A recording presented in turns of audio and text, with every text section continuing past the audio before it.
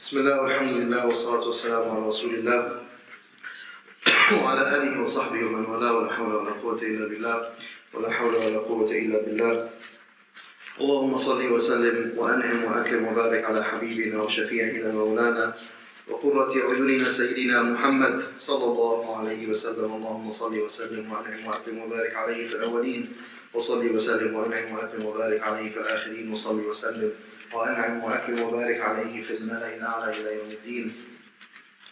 We ask Allah subhanahu wa ta'ala to make this a gathering of knowledge, a gathering of increase, a gathering of light, a gathering of guidance, a gathering of spiritual nourishment, a gathering of fortification of our belief in our iman billah jalla fi ula, and our love of the Prophet Muhammad sallallahu alayhi wa sallam.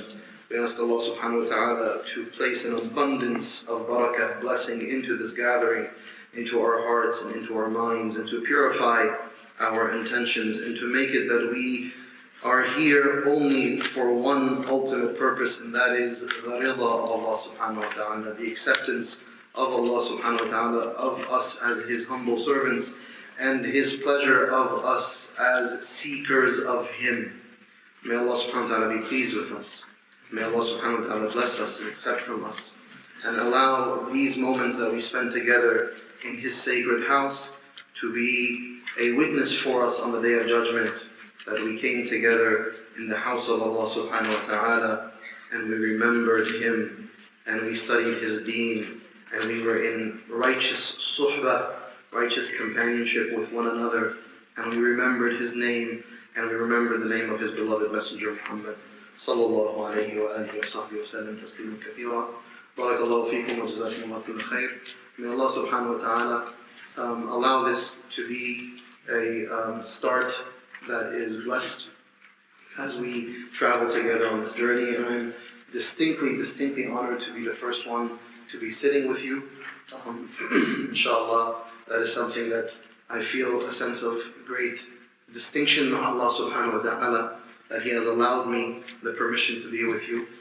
Just one correction from Shaykh Yasir's beautiful introduction. I am not a scholar. Okay, scholars are of a different caliber. I am a student of knowledge. I am a humble student of knowledge, and that is genuinely the case. We are all seekers of truth, seekers of knowledge. Our ulama and our mashaykh, inshallah I can show you pictures of them. The scholars of Islam, the giants of this religion. Those are the people that we sat with, the teachers of Shaykh Yasir, my teachers of Brother Adnan, and the teachers of many of us, mashallah. We know what scholars are. These are people who exhausted their entire lives in the journey of the study of Islam. And we are scratching the surface. We're just saying the of Bismillah, like a child trying to begin to speak. That's the reality of who we are. So may Allah accept us as seekers of the truth and as true students of knowledge. And the Prophet ﷺ, he says, الدنيا ملعونة ملعون ما فيها إلا ذكر الله وعالم ومين ومتعلم. That the dunya is cursed, and everything in it is cursed, except for the remembrance of Allah subhanahu wa ta'ala, the scholar, and the student who is trying to learn. So what we should be, at the very least, is two of these.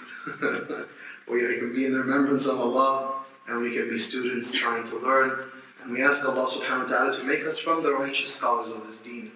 There is no harm in seeking ibtigha al-ma'ali, to seeking the highest of stations. But everyone, as Sayyidina Umar would say, رحم الله امرأ عرف قدر نفسه. رحم الله امرأ عرف قدر نفسه. That may the mercy of Allah subhanahu wa ta'ala be upon the one who knows who they are. Keep yourself humble, idfin nafsaka fi ardi al-khumul, as bury yourself in the dirt of ambiguity. Don't try to be known as something. And ask Allah al-afiyah. Nas'al Allah al-afiyah wa-sitr. May Allah bring us protection. May Allah subhanahu wa ta'ala bring us goodness, because we are nothing without Allah subhanahu wa ta'ala. Barakallahu feekum. I want to begin actually by reflecting briefly on the hadith of the Prophet sallallahu alaihi wasallam before I introduce this class and what we're going to try to accomplish in the next 2 days. Of the hadith of the Prophet ﷺ, where he says, مَجْتَمَعَ قَوْمٌ فِي بَيْتٍ مِّن بُيُوتِ اللَّهِ, that there is no group gathering of people who come together in a house from the houses of Allah to read the Quran and study it, إِلَّا غَشِيَتْهُمُ الرَّحْمَةُ وَحَفَّتْهُمُ الْمَلَائِكَةُ ونزلت عليهم السكينة وذكرهم الله في من عندها أو كما قال صلى الله عليه وسلم. That there are no people who come together in the house of Allah subhanahu wa ta'ala, or a house from the houses of Allah, where they strive to study and learn the Quran and all of its ancillary disciplines. Except that 4 things happen. The sakina, tranquility descends upon them. And they are enveloped in Allah's mercy. And the malaika surround them. And Allah subhanahu wa ta'ala remembers them in His celestial realm. 4 distinct realities. If we were to genuinely appreciate them, we will understand that this journey of talabul ilm and seeking knowledge and seeking understanding is by far one of, if not the most profoundly spiritual journeys that any of us can take in our lives. If you think of any of the challenges that you face in your life today, where is it not being solved in these 4 categories identified by the Prophet ﷺ?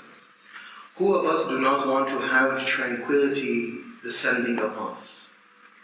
Think of your anxieties, think of your worries, think of your concerns, think of your depression, think of your stress. Is it not tranquility that we desire? Then this is a majlis, bi-idhnillahi ta'ala, of tranquility. Is it not that we want the mercy of Allah to envelop us and our children, our belongings, our hearts, our souls, our bodies? Is that not what we desire every single moment of our lives? It is centered in the idea مَجْتَمَعَ قَوْمٌ فِي بَيْتٍ مِّن بُيُوتِ اللَّهِ, that the condition to unlock the access to all of these profound, divinely ordained realities of tranquility, of rahmah, of having the malaika in our presence. Having the malaika, these beautiful nurani creatures, these creatures that are the essence of surrender and worship and dhikr, in our presence, hafatum, and they are around us. They protect this gathering with their beautiful nurani power and strength, indebted to them by Allah subhanahu wa ta'ala. And then most illustriously that Allah subhanahu wa ta'ala mentions us. And He does dhikr of us. ذَكَرَهُمُ اللَّهُ فِي مَنْ عِنْدَهُ. Allah subhanahu wa ta'ala will mention us in His celestial realms. The realms that we can only begin to try to fathom of what they may even possibly be, but we will always fall miserably short. But what we know is that Allah will give us access to that realm, and He will remember us. With all of this is the condition that we gather in the house of Allah subhanahu wa ta'ala. So what I want to encourage all of you as you begin this journey for the next 2 years, and inshallah for the next 4 years, and inshallah for the next 80 years, for the next 100 years, until the last breath comes out of your soul, is that don't ever neglect the opportunity to have these realities come upon you by simply coming to the gathering of ilm. Shaykh Yasin's classes, Shaykh Ja'far's classes, the visiting teachers and ulama. Come to every and any of them all the time. Don't put arbitrary conditions like, I already studied that. No. These are from the tricks of the shaitan I know that hadith. I've already heard this story. You know, there are these realities that we've convinced ourselves because we've taken ilm as being a form of intellectual entertainment, something that tantalizes the mind. Oh, that's a really entertaining talk. Or that was a really interesting point. All of those things, they are not the maqsad. That's not the goal. It's not about being entertained, and it's not about being intellectually tantalized. It's about garnering this divine bounty that Allah can shower His ibad with if they have sidq tawajjuh, if they are sincere in their pursuits. So my sincere, genuine advice is, don't ever miss the opportunity to be in a gathering of ilm in the house of Allah subhanahu wa ta'ala. Bend your schedules, bend your timetables, alter whatever you need to alter to not miss. Place every single metric that you can to ensure that you are here just for these 4 things that I mentioned that the Prophet ﷺ promises. And if you gain a piece of extra information, alhamdulillah. If all of what you study is tadhkirah, then that is even more beautiful. فَذَكِّرْ فَإِنَّ الذِّكْرَ تَنْفَعُ الْمُؤْمِنِينَ. Remind, for verily remembrance benefits the believer. Like when Sayyidina Umar was sitting in a majlis, and someone was mentioning a riwayah, and the riwayah was an Umar. Okay, so Sayyidina Umar is sitting where you're sitting. And someone is sitting here saying, on the authority of Umar, as Umar said. And Sayyidina Umar is sitting. So the companion next to Sayyidina Umar says, he's relying on your authority. He's speaking. And so you know what Sayyidina Umar said to him? He said, Wallahi, it's as if it's the first time I've heard this riwayah. It's as if it's the first time I hear this narration. Because his heart was where? Ma'Allah. His heart was connected to Allah and the desire for truth. So when he is hearing the hadith of the Prophet ﷺ, he's insignificant in the equation. It's not about him. It's about, hold on, I'm going to listen to the hadith of the Prophet ﷺ.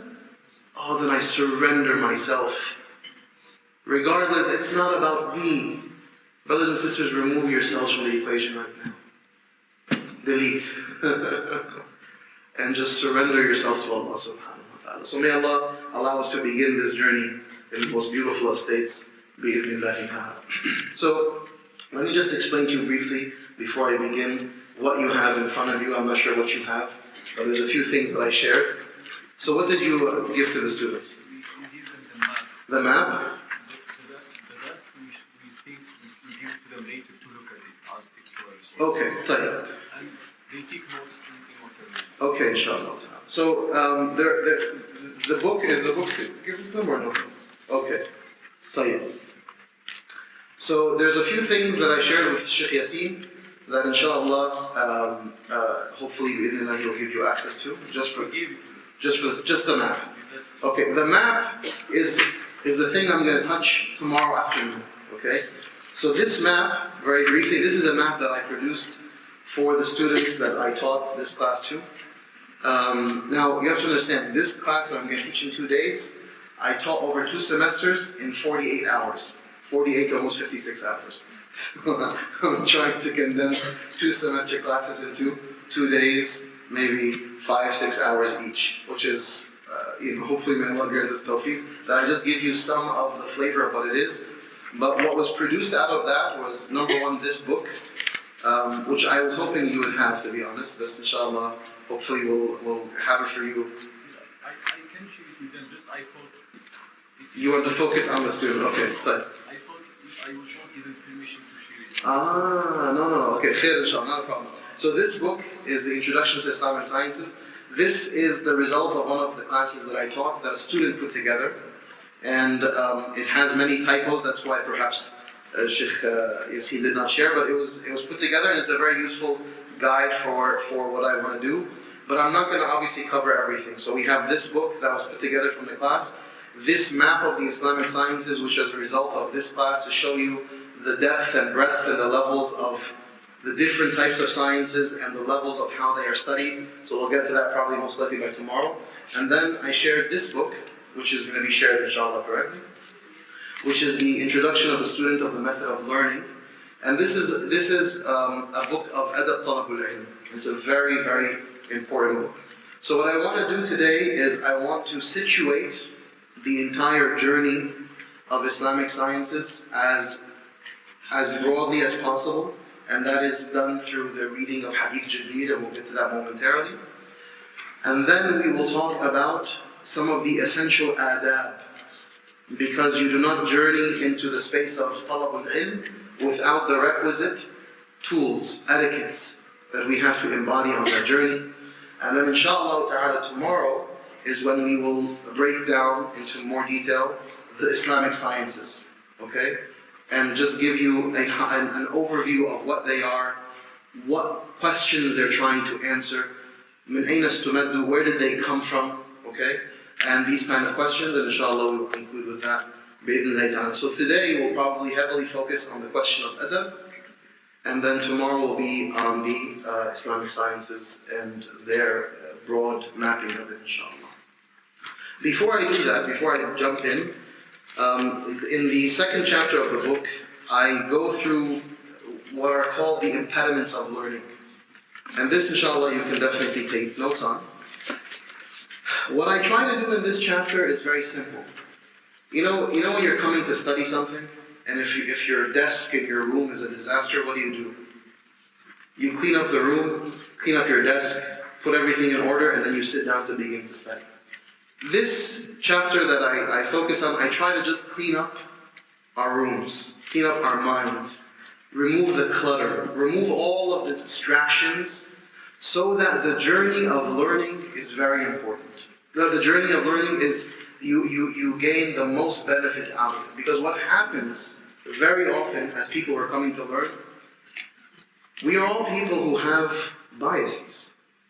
We have baggage. We're carrying a lot of thoughts and opinions. And sometimes, or very often, what limits our ability to learn is because we keep on projecting our biases, our assumptions, onto what we are taking. And that very often deprives us. So I want us to begin by clearing the room a little bit of that, and that's by room I mean our uqul, our minds, and inshallah hoping that our journey is as beautiful and as nourishing as can possibly be by the permission of Allah subhanahu wa ta'ala. So this is the chapter on the impediments to learning.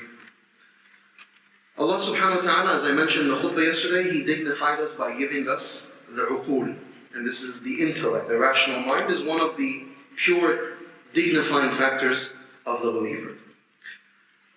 The four fundamental steps to processing any information, the four mechanisms that we have to process information are: number one, sama', which is hearing and perception, so the intake. The second is fahm, understanding. So when you take information in, your capacity to understand. Number three is being convinced, or having conviction, which is al-iqtina', to be convinced of what you're hearing. And number four is al-istifada, which is to benefit from what you're hearing. So you see, if you think of what is the basic process of learning something, it goes through these four elements: perception, hearing; number two, understanding; number three, believing and convicting, having conviction; and number four is al-istifada, to benefit from this knowledge. Now, what are the impediments to these things? So if these are the four things that we need to process, what are the things that very often impede this process? Okay? So the four impediments to number one, sama', which is perception and hearing, is jumud, stubbornness. So this is the first impediment to sama'. And this is what is known as blameworthy taqleed. This is at-taqlid al-a'ma, just blindly taking what you have been programmed with and not considering anything beyond it. This is what I found. هذا ما وجدنا عليه آباؤنا. This is what I found my forefathers doing. This is what society is telling me is truth. You know, today what we have is in society, in the public sphere, there's been a lot of programming about what is a good human being. So through forms of secular humanism and liberalism and all sorts of other isms, there are what have become to know as common sense truths. So for example, essentially, everything should be about me, my well-being. This has become an ideology that many of us are very stubborn about, and we believe is the epitome of any type of pursuit in the human condition. And so when I take that, because social media has taught me that's the truth, philosophers in universities, professors have taught me that's the truth, media and the social spheres tell me that's the truth, and I take that as the haqq, mubin, ideas that are in the public sphere, and then I take that and I impress it upon everything else that I'm studying or reading from the Quran and Sunnah or otherwise. That is jumud. It's being hard-headed. It's not willing to consider the fact that actually your assumptions are wrong. What you perceive to be the truth is not the truth. And so beware of the impediment of jumud. وَإِذَا قِيلَ لَهُمْ اتَّبِعُوا مَا أَنزَلَ اللَّهُ قَالُوا بَلْ نَتَّبِعُ مَا أَلْفَيْنَا عَلَيْهِ آبَاءَنَا. Right? When they are told to follow the way of Allah subhanahu wa ta'ala, they said, no, we will follow that which we found our fathers doing. The second impediment to hearing. Now, by the way, this is just the impediment to sama', to hearing. I'm not talking about the other three yet. So number one, stubbornness. I don't want to hear. This is nonsense. Who are these shuyukh? Who are these people? These people from the religion, they're all backwards. I don't want to hear in the first place. Number two is arrogance, right? Which is closely linked. This is to perceive that I am above listening. Who are you to teach me? Okay? Don't you know who I am? I have studied these works and these books and these people. I am above listening to you. So I won't even give you the opportunity to be listened to in the first place. And this is from the disastrous realities that impede us from learning. And that's why Allah subhanahu wa ta'ala, the Prophet says, لَا يَدْخُلُ الْجَنَّةَ مَنْ كَانَ فِي قَلْبِهِ مِثْقَالُ حَبَّةٍ مِنْ خَردَلٍ مِنْ كِبْرٍ. You won't enter Jannah if you have an atom's weight of kibr. Because arrogance prevents all the khayr from coming into your life. So, be willing to listen to those who are younger than you. Be willing to listen to those who are older than you. Be willing to listen to those who are men or women. Be willing to listen to anyone and everyone all the time. Open up your senses. Be willing to process and consider. Take it in and put it on the shelf and see where it may fit. But have that willingness all the time. Don't sit with your guards up like this.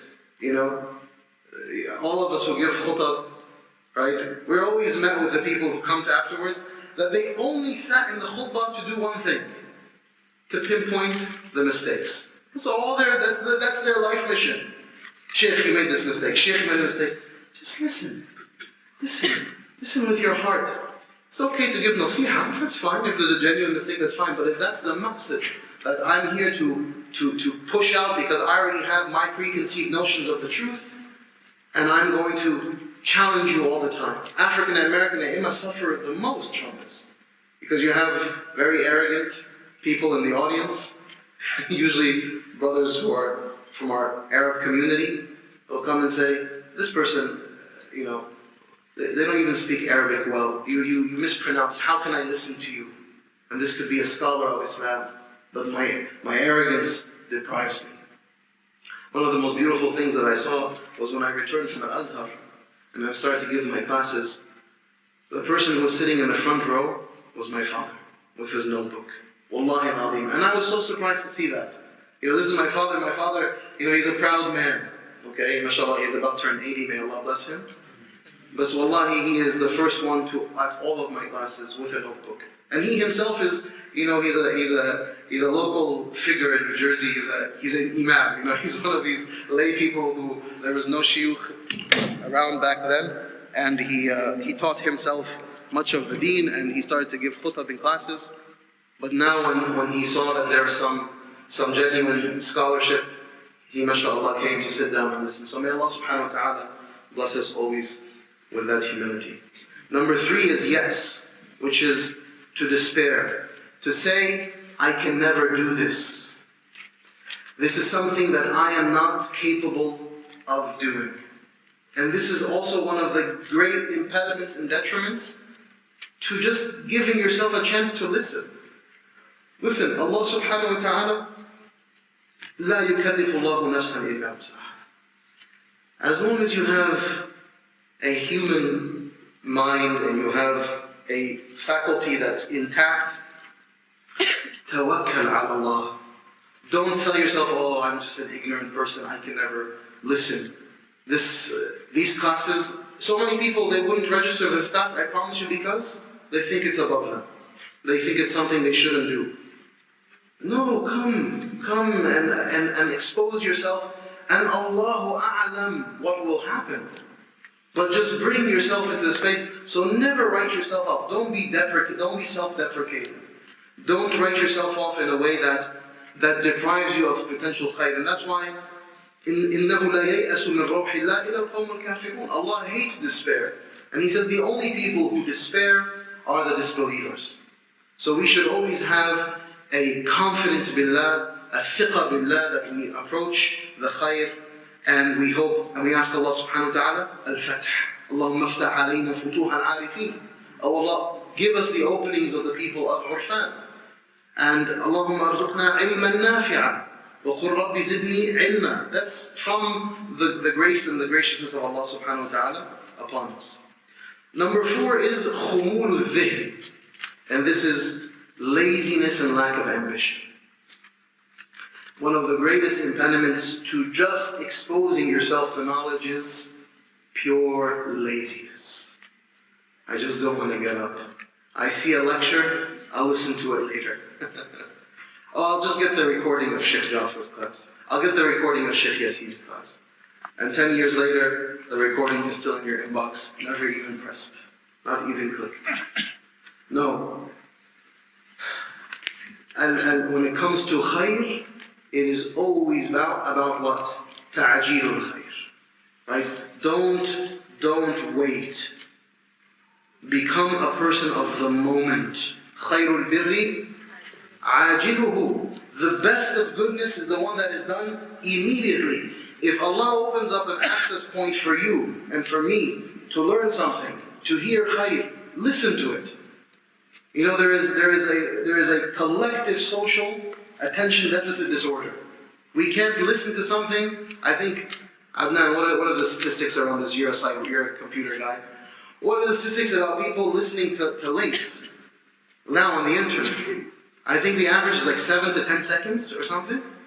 Something like that, It's a ridiculously small amount of time that people, when it comes to a 5-minute clip, on average they'll listen to something like 7 to 10 seconds.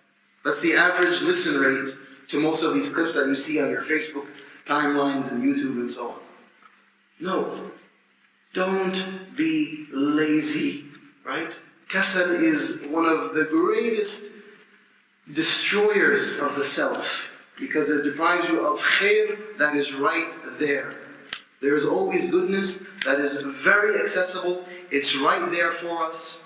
And if the only thing is my nafs, then I can rid myself of my nafs and push myself for some khair.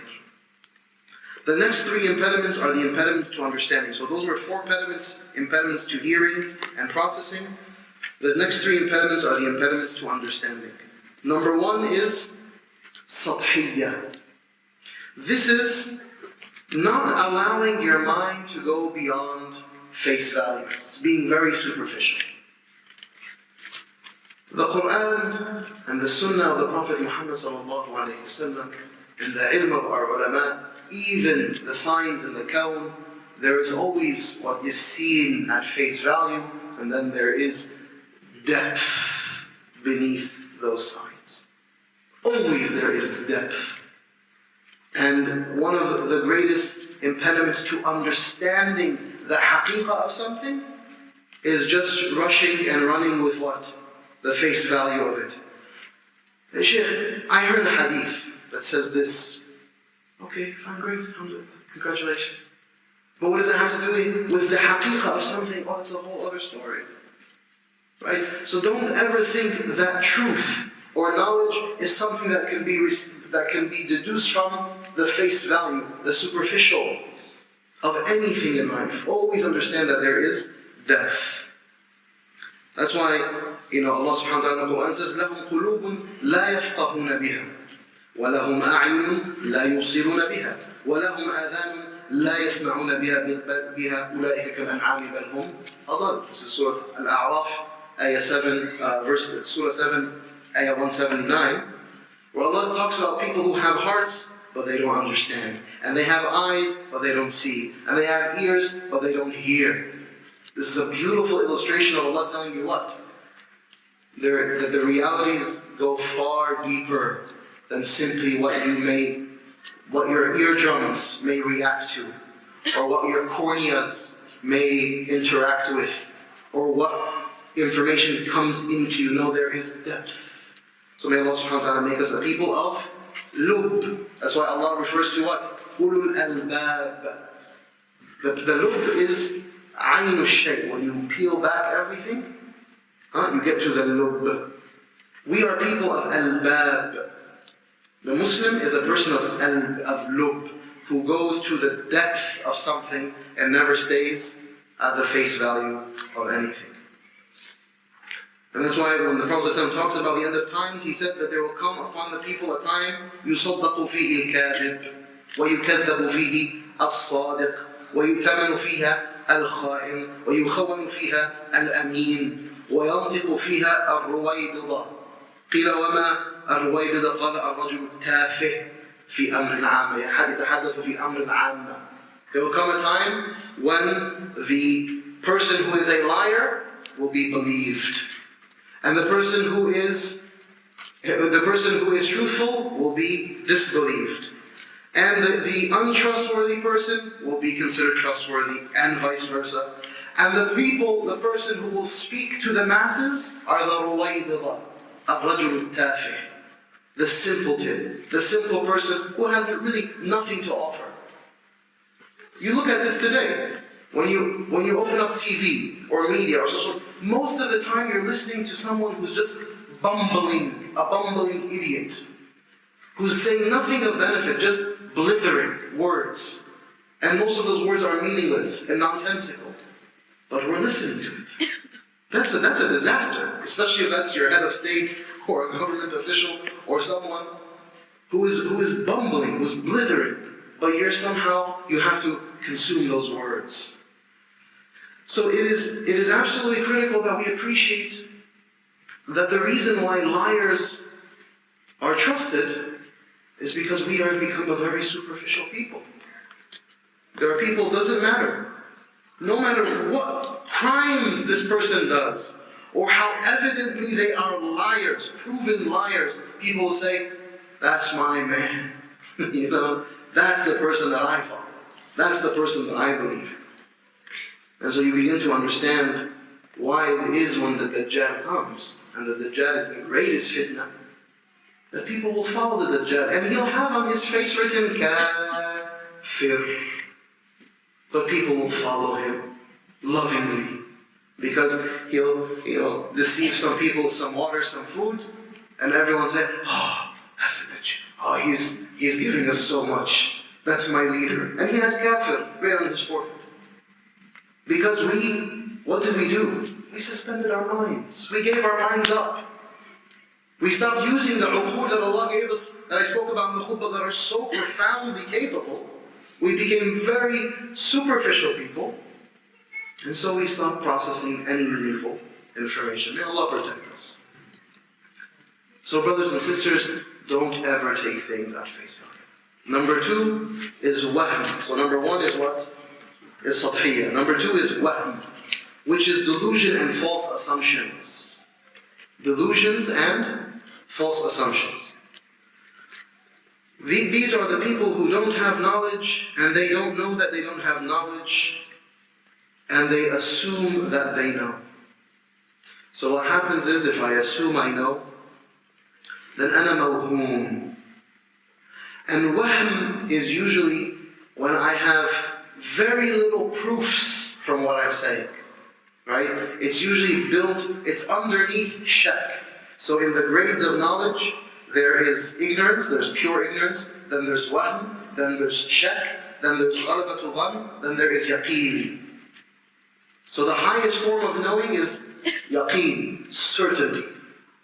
The one underneath it is ghalabatul dhann, that most likely, after processing and detailed analysis, most likely this is the truth. Then there is shaykh, 50-50, I'm not sure whether it is or is not. Underneath shaykh is wahm. It is the opposite of having ghalabatul dhann. It is when I have very little data, very little information, I arrive at a conclusion, and that becomes the finality of that truth. So we do this all the time. Allah doesn't really care about how I dress. Allah doesn't care about, if I wash my feet a certain way. That's just, that's nonsense. That's not something. Islam is about far deeper, more impressive things, not these superficial things that you're talking about today. So I have an idea, okay, that may sound okay, but I take that as the haqq and the truth. فَأَنَا مَوْهُومٌ. I have a false assumption, and I take that and I allow it to deprive me from the possibility of understanding the truth of something. Number 3 is ضعف الذهن. ضعف الذهن, which is a weak mind. And this goes back to understanding what we spoke about, and that is رحم الله امرأ عرف قدر نفسه. Not everyone is qualified to be a scholar's scholar. The Shaykh of Islam, the alim of the ulama, the scholar of scholars, those are always going to be in the few. So that doesn't mean that I shouldn't learn. I should study and learn, but I should also realize my inherent limitations and my lack of ability. And if I reach a certain point in life and I'm not a scholar and no one has identified me as such, then I should be someone who is always, as Shaykh Mukhtar would say, at the bottom of the hill, not at the top of the hill. Have you heard Shaykh Mukhtar say this? Shaykh Mukhtar always talks about this. Always stay at the bottom of the hill. Don't stay at the top of the hill. Because if you're at the bottom of the hill, what happens? Everything that's coming down, you'll get some of it. But if you're at the top of the hill, what happens? You get nothing. Because you're at the top of the hill. Now, Allah will that there are some giants who will be at the top of the hill. And they send down some khair. And then there are those at the mid-level of the hill, and they'll continue, and they'll carry some more. But always stay at the bottom. So you realize, there's always something that I need to be receiving. And by the way, the people at the top of the hill, they know this the most. They are the most faqir. The true faqir is the one who is truly at the top of the hill, who knows, Allahumma ahini miskinan. The Prophet ﷺ, that was his dua. Oh Allah, make me in this life a miskin. وَحْشُرْنِي فِي زُمْرَةِ الْمَسَاكِينَ. And allow me to be in the afterlife with the masakin, the people who are in need. All of us, our haqiqah is that we are masakin. We are fuqara ilallah. Muhtajeen. We are in need. Once you begin to think that you are need-free, that's where the disaster begins. That's where you see corruption. That's where you see harm, trauma, pain, lies. You see all of the fasad that you see is because of that. The next 4 impediments to the benefit, are benefiting from your knowledge. So we said the first 4 impediments were about hearing. The second 3 impediments were about what? Understanding.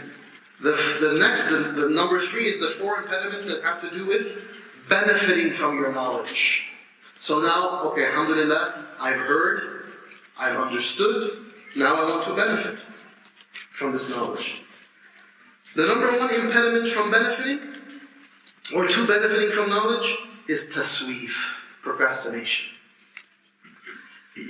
All of us know that, for example, we have to have more greens in our diet, and we have to work out a little bit more. So I heard, I know, but I don't do. Why? Because inshallah, inshallah I will start praying as soon as I make Hajj. No, this is the thing. You ever hear this? Inshallah, as soon as I make Hajj, I'll start praying. As soon as I make Hajj, I'm going to wear my hijab. As soon as I make Hajj, I'm going to grow my beard. As soon as I make Hajj, I'm going to start paying zakat. What does Hajj have to do with these things? This is an arbitrary marker. We think that when we make Hajj, now it's time to do the khayr. No. Do the khayr immediately. And sawfa is sahmun min sihami iblis. The word sawfa, which I will, is from the arrows of the shaitan that always deprive us. So, when you hear the khayr, when you hear the truth, act on it immediately. That's why Imam al-Bukhari, in his bab of ilm, he says bab al-ilm, or al-ilm qabla al-amal. Right? Or iqtida'u al-ilmi bil-amal. That always in Islam, knowledge is immediately superseded with what? Or followed by what? Action. فَاعْلَمْ أَنَّهُ لَا إِلَهَ إِلَّا اللَّهُ وَاسْتَغْفِرْ. So Allah says, know, and then act. Make istighfar. So now you know Allah, what do you do immediately? Astaghfirullah. You have to do an immediate act of istighfar. Number two, the second impediment to benefiting is tashdeed, which is being scatterbrained. Tashdeed, scatterbrained, meaning that you're trying to juggle 1,000 things.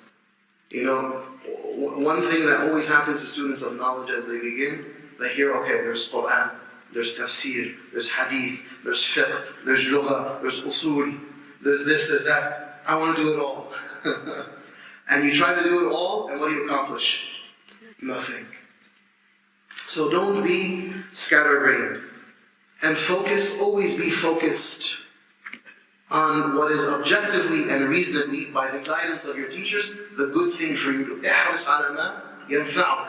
Focus on that which is of immediate benefit to you. And from the hadith that support this, من حسن إسلام المرء تركه ما لا يعنيه. From the perfection of the Islam of the human being, of the individual, is what? Is leaving that which is not your concern. You're studying, we come to the masjid, we come to worship, correct? Why is it, and let's be very honest about this, why is it that the masjid becomes a place of endless gossip? He said, she said, the Shaykh, the Imam, the board, this person, the mu'adhin, the I don't know what. Did you see? You saw what she was wearing. You saw what she wasn't wearing. He wasn't here. He came here. What we all become mukhabarat. We all became agents, sitting there, just like taking notes. Just be quiet. Mind your own business. Why are you in the house of Allah? Face the Qibla and surrender. That's why you come to the house of Allah. No other reason. Right? But you know what happens? We come to the house of Allah, we busy ourselves with everything but the remembrance of Allah. And the salah is the thing we try to finish the quickest. And Allah, there's an athar that says when the person completes the salah and rushes off, Allah says, to whom are you rushing other than me? And who are you hurrying towards other than me? How could you go, Sa'ido? Ila afdalu minni? Allah says, Ila afdalu minni? Is there someone better than me that you're running towards? No.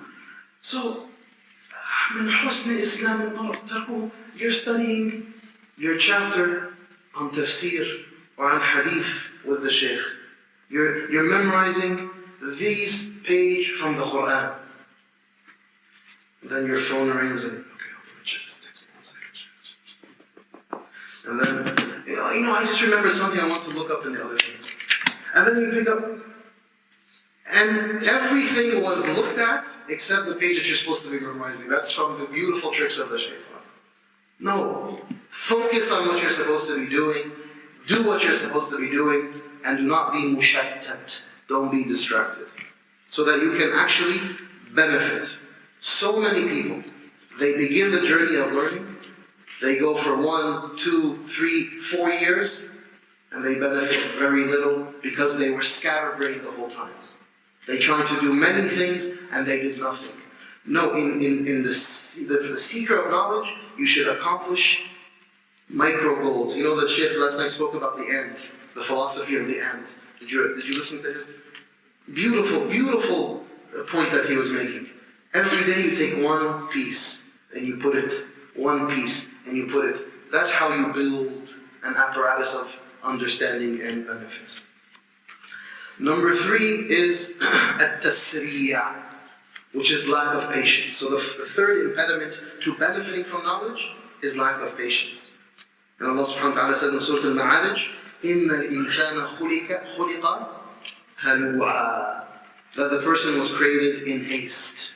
So, and وَالْعَجَلَةُ مِنَ الشَّيْطَانِ, and hastiness is from the devil. And so be very careful of trying to rush things. When I first went to Egypt to study in Al-Azhar, as an American, born and raised, I have this need to finish, right? So, sitting in the class, the Shaykh opens up the book, like this.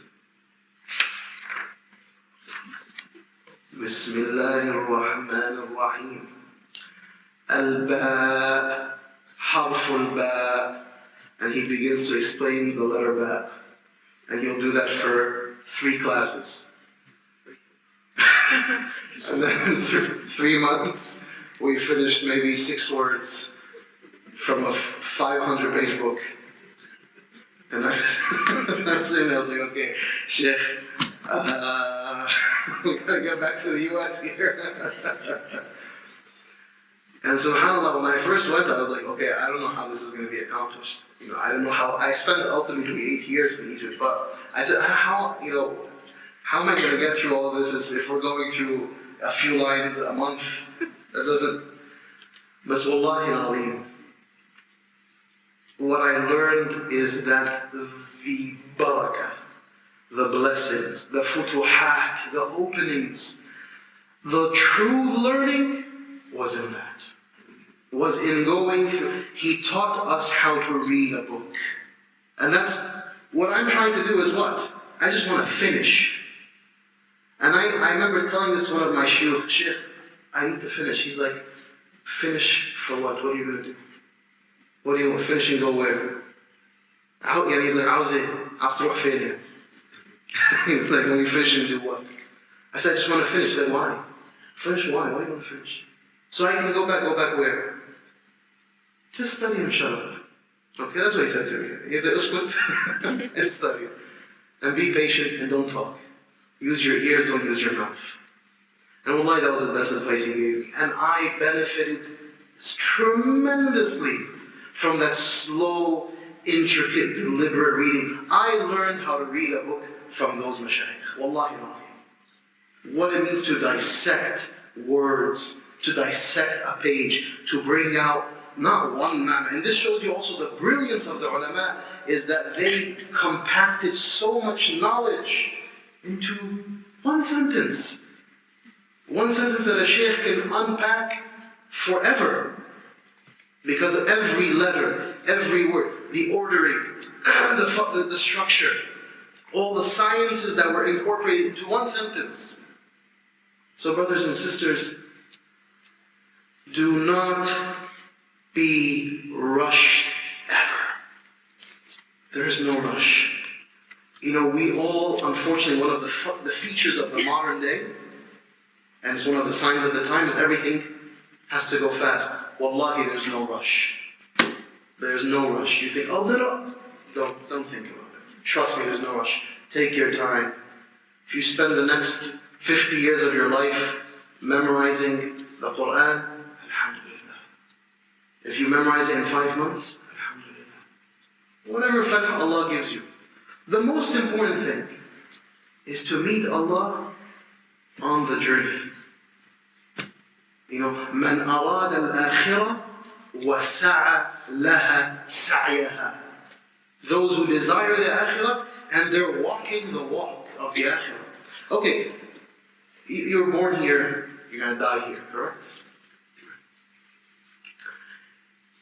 What's the difference if you ran a little quicker and you gained like this much more of the dunya? So, and the net of it is what's enough? Every day, do that which is deliberate, that which is intentional, that which is meaningful, and when you die, you die. Wherever you are. Don't be lazy, don't be lazy, don't be a musawif, don't delay things to other times. Do khayr every single day. Be of benefit every single day. Study and learn every single day. As Ibn Mas'ud said, the worst day in my life will be a day when I don't increase in one piece of knowledge. Then take your time and review and analyze. By the way, most of talab al-ilm, just so that we're clear, is revision. Most of it. You learn, and then you spend most of your time doing what? Revising. Shaykh Yasir, Shaykh Jafar, that's what we do. Muraja'a. You read your book. Shaykh Rayan, who's my Shaykh in the Maliki Madhab, he has been teaching the same book for 65 years. 65 years teaching the same book. This man is a giant. You know, he's a giant. Wallah, he's a giant. May Allah bless him and protect him and increase him. And sometimes in the majlis, because it's such a technical text of fiqh, there'd only be 5 or 6 of us. And he is what? رئيس مجمع اللغة, ورئيس مجمع, ورئيس مش عارف ايه, ورئيس قسم. He is the head and the head and the head and the head of all these departments. And he will sit, and he's wearing his imama, and he's wearing his kakola, and he opens his book. And we are only 5 people sitting in front of him. And he teaches with such dignity and honor. The book that he's taught, at least 20, 25, 30 times in the past 65 years. But he teaches it, and he teaches it like a young, and of course it's not to any way disparage it, like a young boy exploring something new. You know, they say, be childlike, don't be childish. Childlike in your curiosity. You know, kids, their eyes are always open, like, oh. You know, when you grow older, what happens? You start to numb, you become deadened a little bit. It's like, nothing motivates you. So be childlike, don't be childish. Childish is when you have the irascible nature of the child. The aggressiveness and the unwieldiness. No, but be childlike in your curiosity. Wallahi, I watch Shaykh Rayan, I look at his eyes, and sometimes, and we're only 5 people, and it's as if he left the room. Because he read a sentence from the book that he's read probably who knows how many times. And it's as if he's exploring and discovering something brand new. I was like, that's what learning looks like. So don't ever be hasty, ever, inshaAllah ta'ala, in your pursuit of learning. The 4th impediment is hawa, whim and desires, and not wanting to act on knowledge. I know the truth, but you know what? I don't want to do it.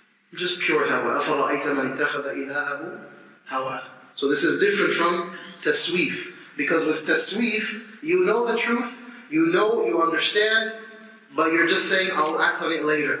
This is, I know what it is, and I understand, and I don't want to do it. Because of my hawa. So somebody say, yeah, taqillah. No, don't tell me, I don't want to say taqillah. I want to say taqillah. Salli ala Nabi. No, I don't want to say salah ala Nabi. Why? Because of my hawa. My ego is... So I know the truth, I know it's the right thing, and I understand it to be the case, but my hawa deprives me. And the result of that, as in Surah Al-Jathiyah, Allah subhanahu wa ta'ala says, وَجَعَلَ عَلَى بَصَرِهِ غِشَاوَةً. Right? That there is a ghishawa now. There's a seal. And that was the disaster of the kuffar of Quraysh, the mushrikeen. They knew the haqq. They all knew the haqq. Al-Walid ibn al-Mughira, Abu Lahab, they knew the truth. But it was their kibr, their hawa, that did not allow them to do what the Prophet ﷺ has. And you know why they didn't want to do what the Prophet ﷺ did? Purely material reasons. This is a question of economics. We get money through this tribal system we have, and these idols. We can't give up our trade, And then this is Muhammad, my young nephew. Why would I follow my nephew? Abu Lahab. He's from Banu Hashim. I'm from Banu Abdul Manaf. Well, how am I going to follow him? Right? So it was ego, it was tribalism, it was economics. That's why for so many of us, alhamdulillah, we are Muslim, but we suffer from the same diseases. I don't want to give up this job because, all my income comes through this, and I know it's haram, but this is my income. And so it deprives me from submitting to the sharia of La ilaha illallah Muhammad Rasulullah. So those are an overview of the impediments that we all have to be mindful of. This is what just to begin the journey of knowledge. Now, in order to have conviction, in order to have understanding of anything, we have to understand that there are tools that Allah subhanahu wa ta'ala has equipped us with to know the truth. Okay, please bear with me. I know this is slightly ephemeral and philosophical, but it is very essential as we're trying to clean up our minds that are very cluttered. I want to know the truth with a capital T, Al-Haq. What has Allah equipped me with to know the truth? Tell me. What do we have to know the truth? You said the aql. Okay, that's one thing. What else?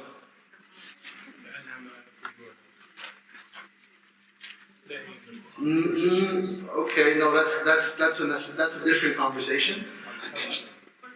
Observation, perception, observation. So observation, explore that a little bit more. What does observation mean? To see physically and then to see the reality in depth, part of the fact. So when you use your senses, your hands, your eyes, you can come to know of truth. Correct? What else? Analytical reasoning, it's a part of the intellect, the mind. What else? The qulub is, let's put it a part of the intellect. So we have the intellect, we have perception, we have the senses. What else? Al-Wahi, Al-Khabar Al-Sadiq, Barakallahu Feekum. Right?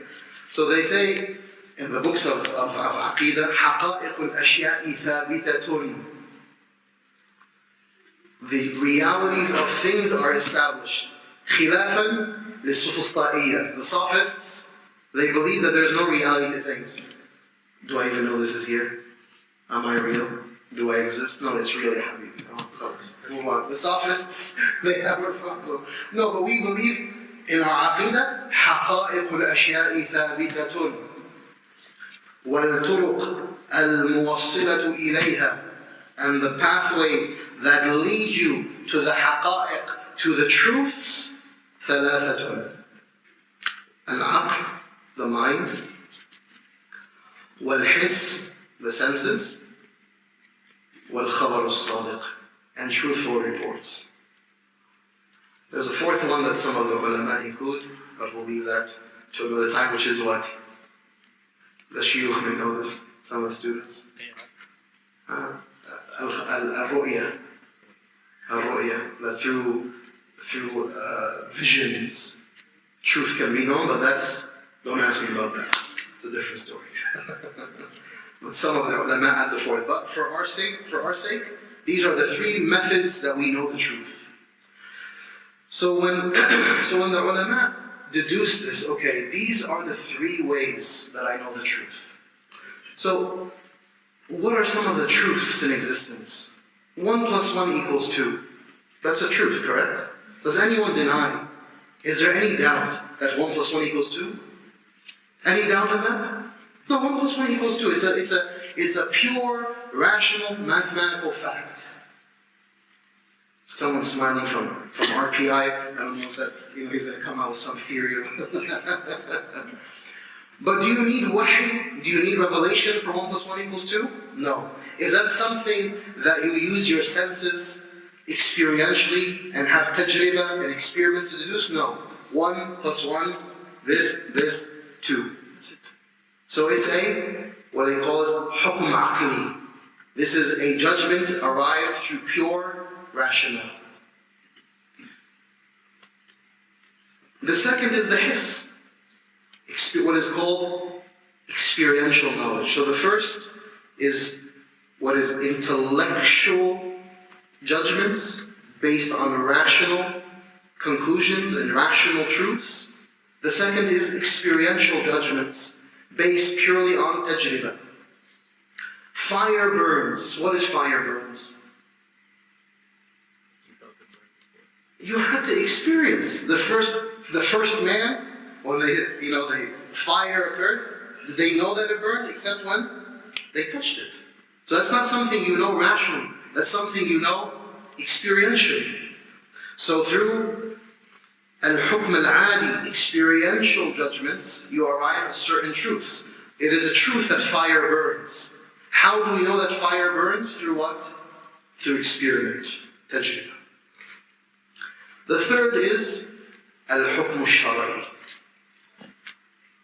Or you can say al-hukm al-mabni ala al-khabar al-sadiq. The judgments that are based upon truthful reports. Meaning that we arrive at truth, haqq, through sound reporting.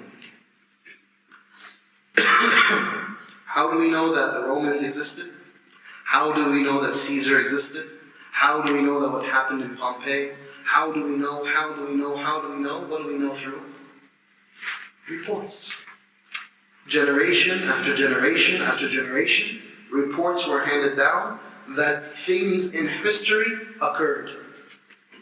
Do any of us deny these things? No. Why? Because we have truthful reports. And very often, much of history, by the way, comes through khabar ahad, like singular reports, very weak reporting. But nonetheless, because of truthful reporting from the past, we have come to know the truth. Why am I saying this? Because as we're beginning the journey of knowledge, we have to understand that there are different methods and means to know the truth. And there are truths that Allah subhanahu wa ta'ala has established in the kawn, and then there are means to arrive at those truths. The reason why this is integral is because most of common sense knowledge today is truth is only rational or experiential, not based on al-khabar al-sadiq. We come and we introduce the truth of al-khabar al-sadiq as being the source from the sources of truth, from the sources of knowledge. So where does that begin to challenge? The unseen. Now, how do we know the existence of angels? How do we know the existence of Jannah? How do we know the existence of Jahannam? How do we know the truth of the buraq that the Prophet ﷺ rode on the Isra wal Mi'raj? How do we know all of those truths? Bil khabar al-sadiq. With truthful reporting from the Prophet Muhammad ﷺ until having arrived at us today.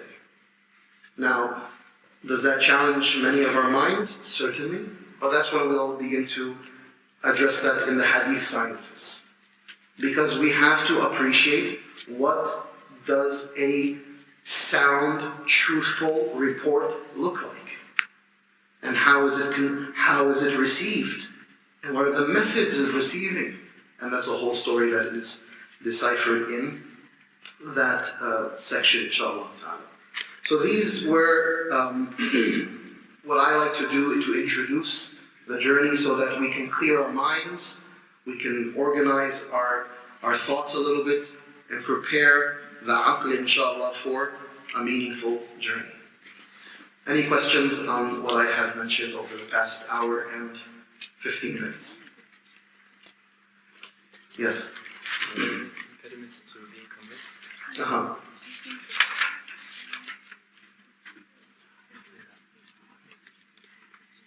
Now, in order to have the conviction, is these things. So it's not appreciating. So the greatest impediment to not having conviction is not appreciating the sources of truth. Because, I should have. This is why this was a little disorienting. So the last four are the impediments towards conviction, right? Because we mentioned that there are four. The impediments towards conviction is not knowing the sources of truth. Because very often the reason we say, I don't believe in that, is because I have already presuppositions, I have assumptions about where truth lies. And so if it's not in accordance with my assumptions around what truth looks like, then I reject it. That's why so many people, I had a person come up to me and say, Shaykh, do you really believe in angels? Like, really? Like, angels? I said, yeah. Do you believe in those things? Yeah, of course. Why not? He said, but they've never been discovered in scientific exploration. And rationally speaking, you can't really rationalize the potential of that. I said, oh really, you can't rationalize? I told him right now, in your mind, can you imagine an angel that's never been existed? He said, yes, that's a possibility. And this is, by the way, it's a pure philosophy. By the way, in human history, philosophically speaking, people never had a problem with the possibility of something. As long as the human mind can imagine it. And if I tell you, a unicorn. Have you ever seen a unicorn? No. But everyone in their mind, when you think of a unicorn, you think of something. Something with colorful and a nice silver or gold horn, or whatever the case is, right? So is a unicorn possible? Yeah, why not? It's going to be imagined in the human mind. Imagination was always a philosophical possibility. It's only as of 150 years ago, with Jean-Jacques Rousseau and others, who began to say that truth is only experiential. So that's what you can deduce through the senses. That's what common sense rationale is. No, that's not. Even as far back as Aristotle and Plato, and this is a completely other class, but we'll wrap this up. Even as far back as Aristotle and Plato, philosophically what was possible was far broader than what can be materially or experientially deduced. So the greatest impediment to conviction is I don't have qabiliyah, I don't have acceptance of the possibility of that being a truth. So what do? You reject all of the unseen. Much of our deen is what? Al-Ghaybiyat. You open up any book of Aqidah, what does it say? Al-Ilahiyat, wal-Nubuwat, wal-Sam'iyat. Stuff that talks about Allah, talks about the messengers and the prophets, and the Sam'iyat. We have an entire branch of our Aqidah that has to do with as-Sam'. And that's all of the unseen, the ghaybiyat, the akhirah, the malaika, all of that. Right? So this is the greatest conviction, impediment to conviction. Barakallahu feekum for pointing that out.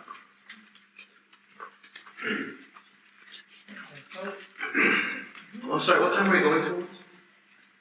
If you want to have a break in between, but Salat Dhuhr is 12:30. 12:30, okay.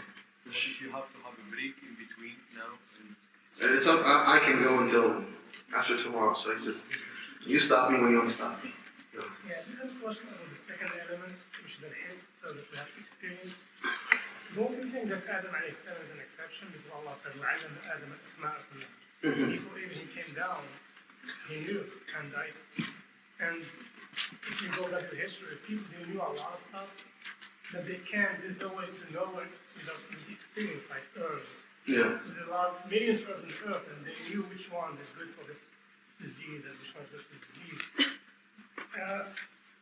Both we inherited something from Adam alayhi salam. Oh, 100%. Nothing, none of what I'm saying contradicts that. What I'm saying, the ulama say, حقائق الأشياء ثابتة والطرق الموصلة إلى الحقائق. So al-haqa'iq are of different forms. That's why I said 1 + 1 = 2 is purely a rational conclusion. Okay? It's not a hissi conclusion. There are things that are, so you're saying all these a'shab and people knowing from the villages, you take this plant and this tree and you crush it up and you drink it. That's all tajriba. It's all experiential. And Adam was taught by Allah subhanahu wa ta'ala, وَعَلَّمَ آدَمَ الْأَسْمَاءَ كُلَّهَا. That's the way in which he knew truth. Allah subhanahu wa ta'ala taught him. So I'm just indicating that in creation, as human beings, there are pathways to knowing the truths of the dunya. And it's not that all three have to stamp their approval on every single truth. Right? So for 1 + 1 = 2, the Sharia does not have to confirm that. No, 1 + 1 = 2 stand alone. It doesn't require wahi to say, and we don't say, no, it's not 1 + 1 does not equal 2 until Allah sends revelation telling us that's the case. No, that's not, that's you got what I'm saying? So it doesn't contradict what you're indicating. Yes. Where does wisdom fit into where you know? What do you mean by that? Because, like, so you mentioned the 4 categories of ru'ya. Mm-hmm. So I feel like, at times a person can know something about something, like intuition or insight, even though they necessarily didn't have that experience. Yeah. Well, that's a very good question. The question of intuition, the question of wisdom, the question of I know something but I never really received. That's a much broader question because it has to do with human psychology and whether it is truly just something that is intuition or it's something that was actually taught to you and you have come to know of it. And that's why I'm saying I don't want to mention that I shouldn't have mentioned it. But the category of al-ru'ya as-sadiqa as being a source of knowledge, this is a very broad and detailed technical discussion amongst the ulama, right? But for our sake, all we have to know is that truth comes in different forms, and these are the 3 fundamental pathways. And wisdom can come from a combination of the intellect and the sharia, and the hiss. Wisdom can be ma'ruf. There are plenty of. You go into Bedouin societies. They're the wisest of people, but they're unlettered. But they have inherent hikmah, wisdom. It's a combination of the hiss and how they've experienced creation in the world. It's a combination of inherited wisdom and passed down traditions. It's a partially, obviously, intellectually inspired. So that's a much more convoluted reality. In terms of, but don't forget, we are identifying truth with a capital T. Because, see, one of the important principles that the ulama teach us is that there's a difference between the cause and the hikmah. عِلَّةُ الشَّيْء وَالْحِكْمَةِ فِي شَيْء. So, for example, Allah subhanahu wa ta'ala, there are certain things that He has made haram bi'illah. He's given the clear, rational, the clear reasoning, the logic behind it. And then there is some of the hikam, some of the wisdoms that go around that hukum. So, for example, this happens all the time with so many ibadat. Oh, we fast because of the poor. We fast because of the nafs. We fast because no. We fast because Allah said fast. That's the illah, that's the reason. The hikmah, which are all these other things, that is from the wisdom of that, but that's not the reason we fast. And so the ulama say, al-hikmatu tufrak wa la tud'ak. Al-hikmatu tufrak wa la tud'ak. Meaning that, this happens a lot with hijab. Okay, well, if hijab is about modesty, then who cares? Because no one cares about the hijab any day, and the hijab is irrelevant, and it's not a sign of, the hair is not tantalizing to men. And so you start to hear this stuff, so the hijab is irrelevant. No, the hijab is, the illah of hijab is not because of modesty. No, the illah of hijab is because Allah said wear the hijab. Modesty is from the hikam, from the wisdoms of hijab. And so they say, don't rub hikmah too much, because if you rub something too much, what happens? It goes away. Tufrak. You just scratch at it. You understand that? If you put a marker on your hand, right, and you scratch at it, it doesn't go. But if you rub it, it goes. Al-illah is the thing that you can rub and scrub and it never goes away, which is the ruling from Allah subhanahu wa ta'ala. That's the haqq. The wisdom of something, it may come and go. It may come and go not in the haqiqah of it, but in the perception of it. So it's not to say that modesty becomes irrelevant, or that the poor becomes irrelevant, but it may become irrelevant to me experientially in the moment because I just don't care about poor people. Okay? But will the reason for fasting ever cease to exist? No, because خطاب الله المتعلق بالفعل المكلف. This is the discourse from Allah that is attached to the action of the believer, and that khitab will never cease to exist. Okay. Yes, sister. Oh, sorry, I pointed at that, sister. I'm so sorry. Yeah, go ahead. Just understand, to have conviction, these things and the way you list them are all connected and connected in that order. Mm-hmm. Because if you don't have aql, Yeah. a mind, Yeah. you can't experience and you can't have wahi, and you're not going to get down to Yeah. everything else. Yeah. So my question is, can you give another example for aql other than 1 + 1 = 2? Because when we go to teach children, it is experiential Mm-hmm. before it becomes aql.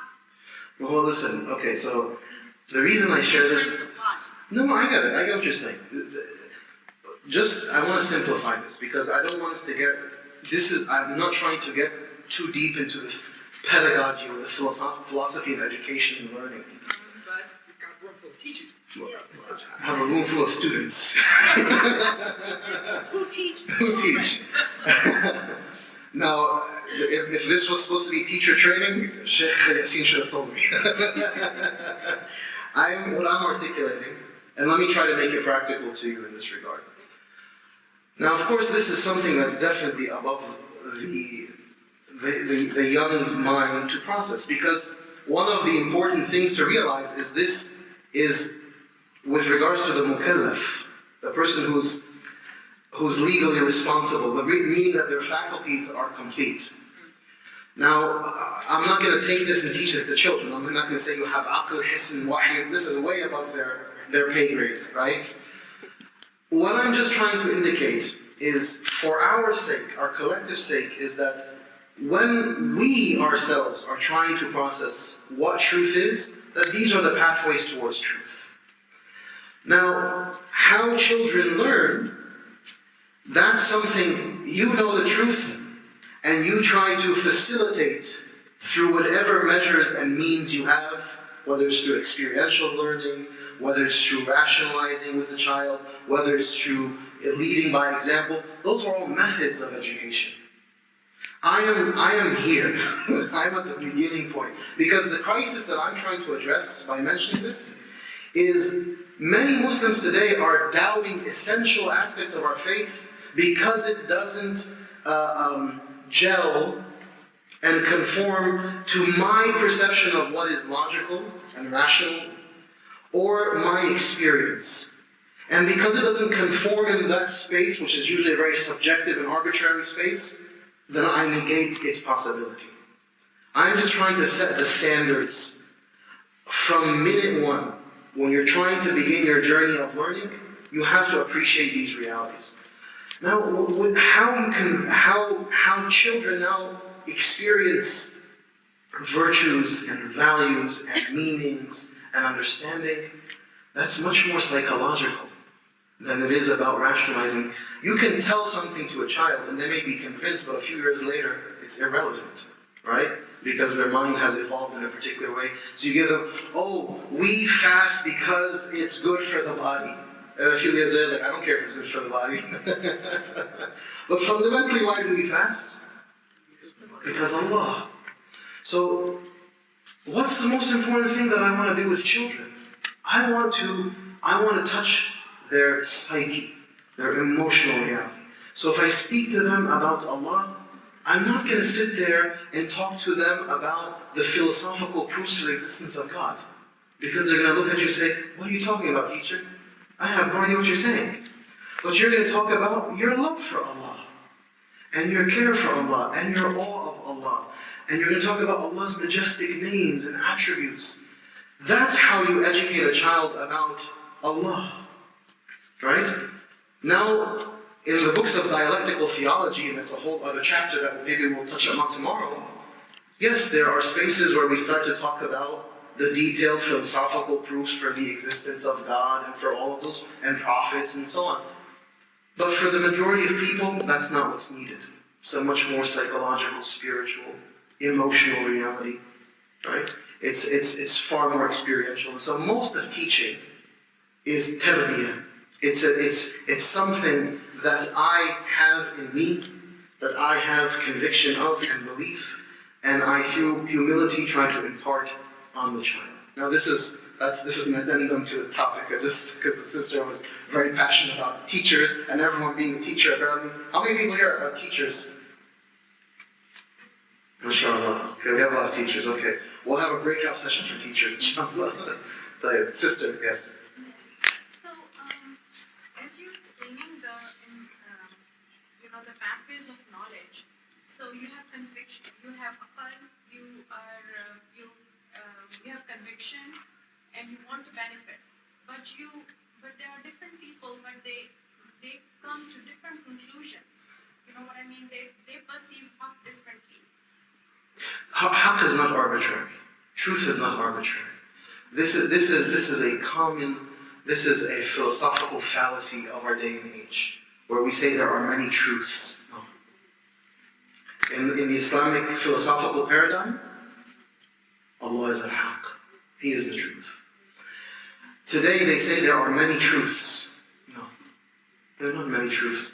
There are many subjectivities, yes, I agree. Subjectively, that's cool. What you think, and subjectively, that's what you think. Subjectively, that's what I think. Yeah. That's your subjectivity, your subjectivity, your subjectivity. But are there many truths? No. Now what I'm saying is very problematic, by the way. Take this into a university setting and they'll throw a stick at you. But it's okay, I'll take that challenge any day. I teach at Harvard, by the way. And I say this in Harvard. Right? Because, no, we believe in haqq. And there are pathways to knowing haqq and truth. And there is academic rigor that is applied to knowing truth. And by the way, it's not as if people who, in philosophers or people in academia reject this. No, they absolutely embrace this concept. Go into the medical industry, the medical field.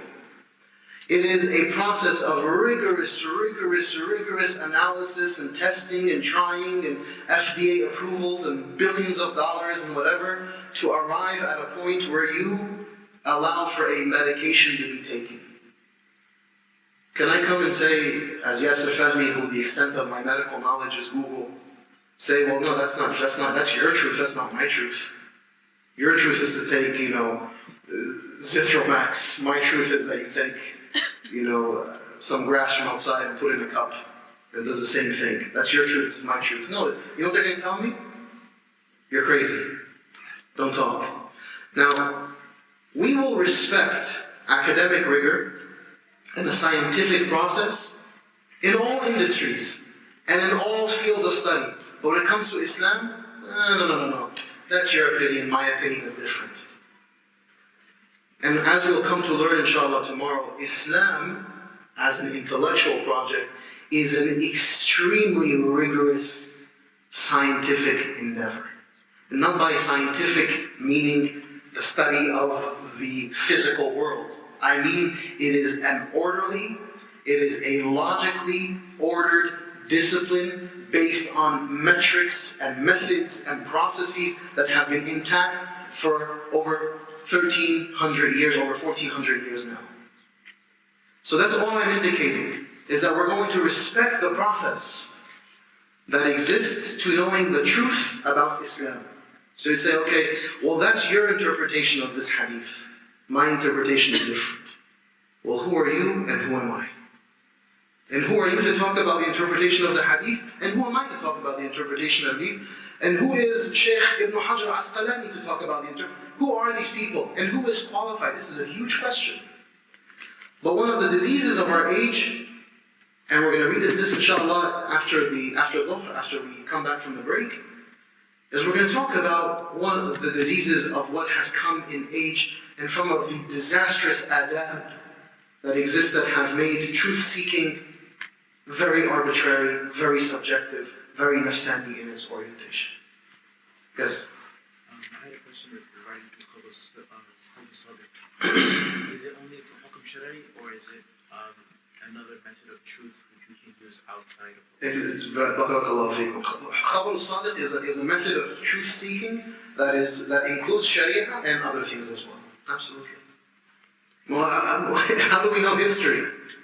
We can't deduce history through the rational mind or through experience. It has to be through Khabar al-Sadiq. So all of history is a production of what? Al-Khabar al-Sadiq. And yet, yes. What is that? Sorry, that's yes, the four impediments to the benefiting from knowledge. Yes, tasweef, tasriya, and hawa. Number 4 is hawa, desiring him. My question is about the three. Yeah. Yeah. How to balance between that? Because, for example, if we not rush things, we end up procrastinating. And so, what's your advice on balance between them? So the sister is asking, how do we balance between tasweef and tashdid and tasriya, because she feels that they're somehow interconnected, that if I don't move fast, then I'll become a musawifa or something along those lines. All I'll tell you is this: any discipline in life, any measure of any act that I want to do that is of benefit or of measure requires a methodology, an approach, a strategy, a regiment, a schedule. Everything of benefit requires that. So you don't do things arbitrarily. That goes for spiritual cultivation. It requires that you have an approach, a methodology towards spiritual cultivation. It's not arbitrary. So most people fail miserably short in cultivating their spirituality because they don't know what they're doing. Right? If I go to the gym and I'm like, all right, today's the day, inshallah. I go to the gym and I pick up a 1 pound dumbbell and I'm just like, Allahu Akbar, inshallah. I go home and then after a month I'm like, I think I gained a few pounds. But I've been going to the gym every day. They're going to say, what have you been doing at the gym? I've been pumping that 1 pound like there's no tomorrow.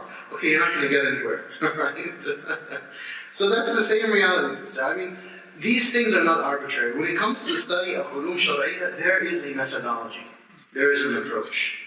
There is focusing on that which is of benefit to you. And that's why every student of knowledge is going to be different, because it depends on what your maqsad is. It may be that you see all of these sciences, but you know what, for the next 3 years, you're not going to touch any of them. Except you're going to memorize the Quran and study the Arabic language. And we'll get to that at the end of inshallah, the class tomorrow. And for some, it's going to be, what's beneficial for you is you study the seerah of the Prophet ﷺ. And for some, it's going to be, what you need to do is you have to study this matn in the fiqh, and this matn in usul, and this matn in mustalah. Everyone's different. And that's why, فَاسْأَلُوا أَهْلَ الذِّكْرِ. Ask the people of knowledge, ask your mashayikh to give you a regiment. What should I be doing? And at what rate should I be doing this? And how fast should I be moving? right? You can memorize something, you can sit down for 10 hours and memorize 10 pages. And then tomorrow you forget them all. Or you forget half of them and you don't revise them. The Shaykh may say, no. Okay, maybe today you just memorize a page. Then you review it tomorrow, and after tomorrow you memorize another page, and you review that. Then after 5 days, you're going to review 5 pages, because it's going to be much better for you than spending 10 days today, right? This is all, it needs coaching and mentorship and guidance from a person of knowledge. Yes? Any last questions before we continue? Yeah. Excuse me, my question is, you said that Allah said to the hijab, okay, it's in Quran, but is there a point where that comes in your age or in your life that you don't have to wear? These types of questions, we'll do them off together, because I just want to focus the class. The sister is asking about the obligation to wear hijab, and when do you wear hijab and not hijab, and at what age. And that, if I get into that, we're not going to get... Yeah, okay. Only reason why I'm asking that is because I'm Muslim for a very long time. And so, in the 70s, when the Iranian crisis came, I was on a train, and this white lady, she started beating me, cursing me, and telling me to go back to my country, and I'm American, right? Yeah. But I didn't fight back. Yeah. Then my cousin was in Imam. He said, if anyone hits you, fight as hard as you can, because you don't know what you're going to do. Okay, so then I was working in the honor school, and my car got totaled in 2008. So I had to take the bus every day because I was frightened to drive. So that year, I was attacked by men, slapped on the bus, hit with the briefcase. One guy took out like 2 daggers, and he was pointing, done. I was sitting there. This is in upstate New York? This is right here. Allahu Akbar. On the 55 Central Avenue bus. He was saying, and I was thinking, am I gonna, is he gonna kill me before I get off the bus? Or what, right? So anyway, I just forgot about it. I just kept on. And then, when you take the same bus every day, you see the same people. There was like an Indian guy, Pakistani or something. And so every day when I would get off, he would yawn. One day I got off the bus, and he got off, and I know he didn't get off. So I started walking fast, he started walking fast. So I started running, and he started running, right? So he chased me to the school, and I couldn't imagine for the life of me, what in the world is wrong with these people? So that's why. So, number one, may Allah subhanahu wa ta'ala protect you always, sister, and give you strength, and may He protect you from all harms and all evil. And what you're talking about is the fact that in the dunya there is evil that exists, and there is harm that exists. And we should protect ourselves from harm. And we should protect ourselves from harm physically, and we should protect our harms from ourselves from harm spiritually. There's one conversation about the obligation of an act. That's one conversation to be had. Then there's a conversation that may exist when something is of dire necessity. And if there is a real, credible danger and threat where the maqasid of the sharia, where the purposes and the wise purposes of the sharia are taken into consideration, and there may be a maslaha mu'tabara, there may be a recognizable benefit to potentially not not doing something. That's a much more involved conversation. Hijab is an obligation, prayer is an obligation, all of these things that we can refer to as obligations are obligations. Now, if there is threats and credible threats, how do we negotiate that? That's a much longer conversation. I don't mind coming back, and we can talk a whole session and a whole lecture just about that question, because it's a question that many people are trying to negotiate. People stop praying publicly because of the potential of a threat. Right? Is that valid? Is that invalid? What kind of threats exist, and where do threats exist, and is it identifiable as such where we may take drastic decisions? These are all much bigger conversations. Certainly I won't do it justice now. So I just wanted to identify that. Yes, sister. The verbal custom. When someone talks, sometimes we can't, I can't hear. Would you mind summarizing what they're asking and speaking about? I will do that, inshallah. Right. Any other questions? Can we continue? Okay. Last question. You said the most important impediment to conviction, right? Can we go over the others? No, so that's the main one that I wanted to mention. That's the main one I wanted to mention. He's asking me about the conviction and the impediments to conviction. That's the main one that I wanted to reference. طيب. Do we need a break? Okay, that was categorical. Yes. The time is short. We have, let me explain. Oh, please explain. Because I don't know, I just, I keep on going, so you tell me. Assalamu alaikum. So we will be finishing inshallah before Dhuhr, 10 minutes before Dhuhr, so we can make wudu and pray Salat Dhuhr. Then we have a break until 1:30. So we pray Salat Dhuhr 12:30, then you have another 45 minutes to go to have lunch, and then 1:30 sharp inshallah will resume. So we have half an hour to go, and then inshallah we'll stop. Is that okay with everyone? Or? Let me just tell you a brief anecdote from when I was studying in Egypt. Once again, my Americanness kind of kicked in when I first went.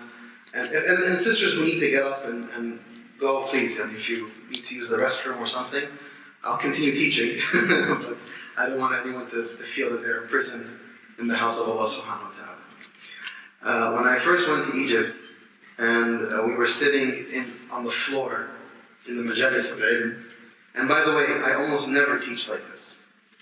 But I found the setup, so I taught like this. But I always sit on the floor or a small elevated platform. But regardless, I remember sitting on the floor for an hour and then 2 hours, and then just fidgeting and my back and my legs and up and down and just doing all sorts of acrobatics on the floor just to maintain the floor seating. And I would watch as a Shaykh who is well into their 80s will sit for 6-7 hours and not fidget. What we have to realize is all conditioning. It's all conditioning. And and we're gonna talk about this when we get into the Hadith of Jibreel. From the etiquettes of learning is learning the etiquette of how to sit. It's learning how to actually sit. Because talabul ilm is a full body experience. It requires a body that is sound and intact, a aql, a heart, a ruh. It requires everything. And you have to condition your body. It took me a long time. It took me at least 6 to 8 months to condition my body to sit down on the floor and to not have to fidget after. And sometimes, wallahi, we would sit for 8 hours. Straight. The shuyukh don't take breaks. And that's what I've just learned. And I appreciate it. I'm not trying to force anything onto anyone. Shaykh Yasir is in charge, so you have a complaint, you take it to Shaykh Yasir. I'm just a guest. Okay, we'll take it to Shaykh Ja'far. I'm a guest. Right? So don't say Shaykh Yasir did, no, say Shaykh Yasir, Shaykh Ja'far did. Let me just, inshallah, accomplish one thing before Salatul Dhuhr, and that is to read Hadith Jibreel. Now, the third chapter is really beginning. Where is the beginning of the journey of Talab al-Ilm? Ultimately, when I'm coming to learn Islam, I'm trying to learn my deen, right? What we as Muslims are affirming is that we have a deen, and that deen is ad-deen al-Islami. And Allah subhanahu wa ta'ala in Surah Al-Ma'idah says, الْيَوْمَ أَكْمَلْتُ لَكُمْ دِينَكُمْ وَأَتْمَمْتُ عَلَيْكُمْ نِعْمَتِي وَرَضِيتُ لَكُمُ الْإِسْلَامَ دِينًا. That today I have perfected for you your religion, I have completed my favor upon you, and I have approved for you Islam as your deen. When the Jews heard this ayah, they told Sayyidina Umar, if we were to have such a verse revealed in our tradition, we would take this day as a day of Eid, a day of celebration. Because Allah has completed His favor upon us, He's completed the religion. So our whole interest and the entire project is trying to understand what is ad-deen al-Islami? What is the religion of al-Islam? That's everything we're trying to explore. And from the great favors upon us, the great ni'am, is that we have a hadith that has inspired and has been at the heart and soul of Islamic scholarship for centuries. And that is the hadith of Jibreel. It is also known as al-Ahadith, the mother of all prophetic traditions. And this is a hadith that is narrated in multiple versions and in multiple texts. But essentially what hadith Jibreel does for us is it lays down the foundation that everything you will study in Islam will be built on. Hadith Jibreel is so the Quran is here, and the Quran says, اليوم أكملت لكم دينكم. And at the end, رضيت لكم الإسلام دينا.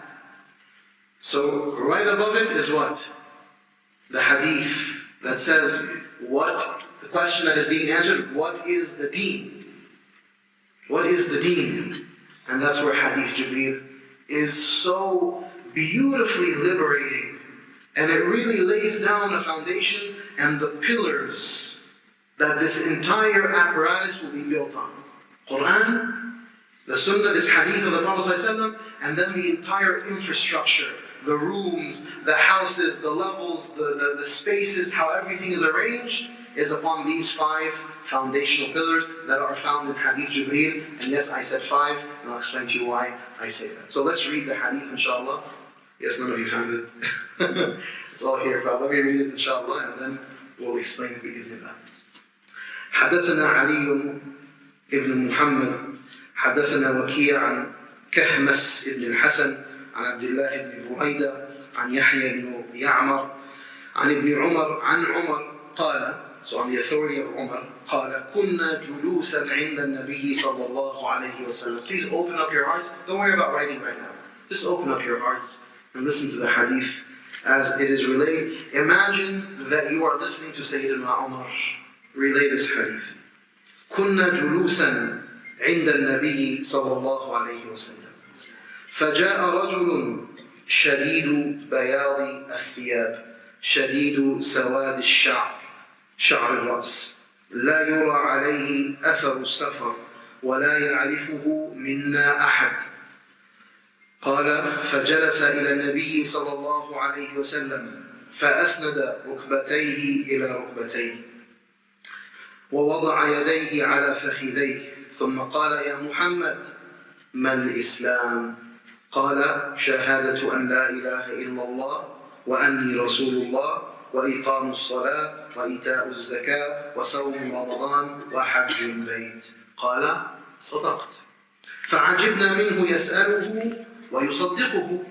ثم قال يا محمد ما الإيمان؟ قال أن تؤمن بالله وملائكته ورسله وكتبه واليوم الآخر والقدر خيره وشره.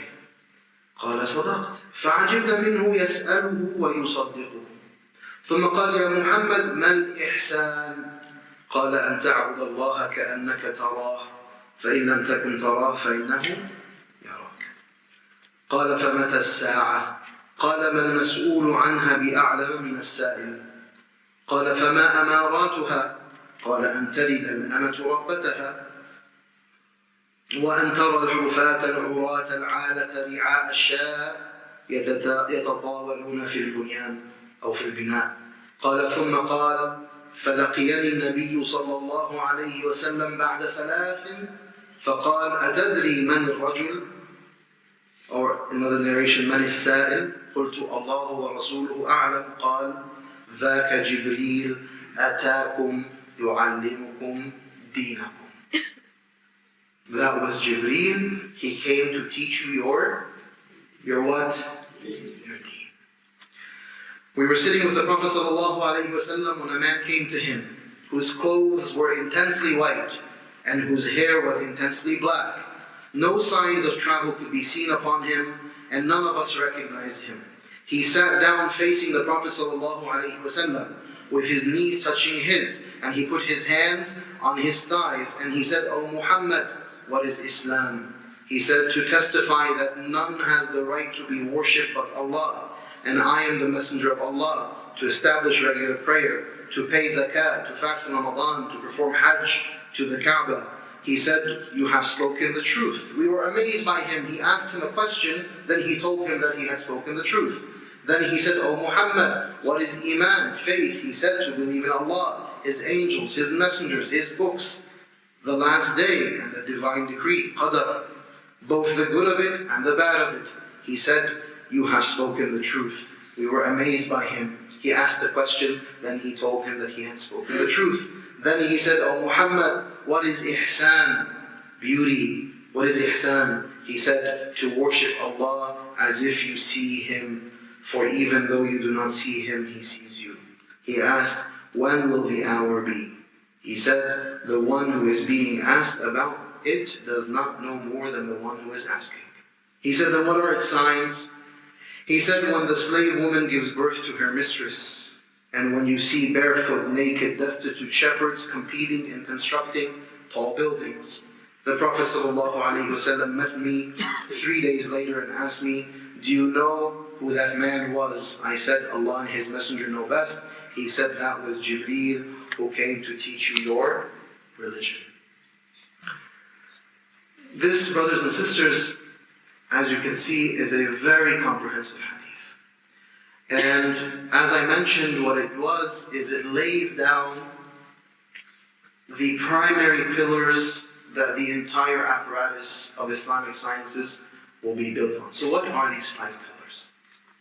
This is when you're going to start reading. When we start the hadith begins and ends in a context, correct? So there's a scene, right? If in the language of playwrights, there is a scene, there's a context that's built out. So you have the scene of the companions sitting together with the Prophet Muhammad sallallahu alaihi wasallam. As they're sitting in this halaqah, this person comes, he's dressed in a certain way, looks a certain way, enters into the gathering, sits a certain way, asks questions in a certain way. The companions are observing in a certain way. And then the scene concludes 3 days later when the Prophet goes to Sayyidina Umar and he asks him, do you know who that was? And so on. All of that context, that scene, and the details of it is the cement that is being poured into the first pillar, and that is the pillar of adab. The first pillar that Islamic sciences are built on is the pillar of adab. And that's why, inshallah, after salah, we will dedicate it all to adab. Because without adab, there is no talab al-ilm. Without adab, there is no learning. Without adab, there is no beneficial knowledge. Without adab, there is no proper ibadah. Adab lays that, and it is the primary key that opens up the doors for ma'rifah. So inshallah ta'ala we'll talk about adab. The second pillar of this hadith is the question of what is Islam. And Islam here is with a lowercase I, not an uppercase I. Put an I like I in the top, don't put uppercase, lowercase. Everyone knows what teachers, we all know what lowercase is. Because Islam with an uppercase is the whole thing. This first question is Islam with a lowercase, meaning that it's one part of the picture. And if you notice, it's all actions. And tashhad. How do you do shahada? You have to use your tongue. Tusalli. How do you pray? You pray with your entire body, but it's evidently a physical act. How do you fast? It's a physical restriction. Obviously, it has inner dimensions, but externally, it's a physical act. How do you make hajj? Physical. How do you give zakah? You give zakah, right?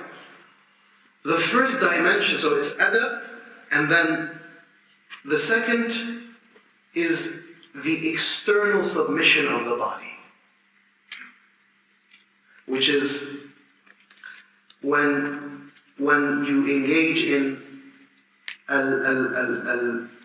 al-khudu' al-jasadi, when the body surrenders itself externally to Allah subhanahu wa ta'ala. And that's one element of the religion. It's the external submission. And that is what the ulama indicate as, generally speaking, to be the sharia. Because it's sharia, haqiqa, tariqa, as they say. Sharia is what you do with your body. The third is the question of what is iman, what is belief. And everything, the 6 pillars that are mentioned, the 6 elements that are mentioned in iman are all what? Spiritual. They're all internal, not spiritual yet. Of course, spirituality has a lot to do with it, but it's what you believe. What your worldview is. I believe in Allah. I believe in the angels. I believe in books. I believe in messengers. I believe in decree. I believe in the afterlife. So that is internal submission. So it's adab, it's external submission, then it's internal submission. That's the submission of the mind. So the first was is lowercase Islam, khitab Allah al-muta'allaq bi fi'l al-mukallaf. It is the discourse of Allah subhanahu wa ta'ala that has to do with the actions. And then the second, which is iman in this context, is khitab Allah al-muta'allaq bi bi'uqul al-mukallafin.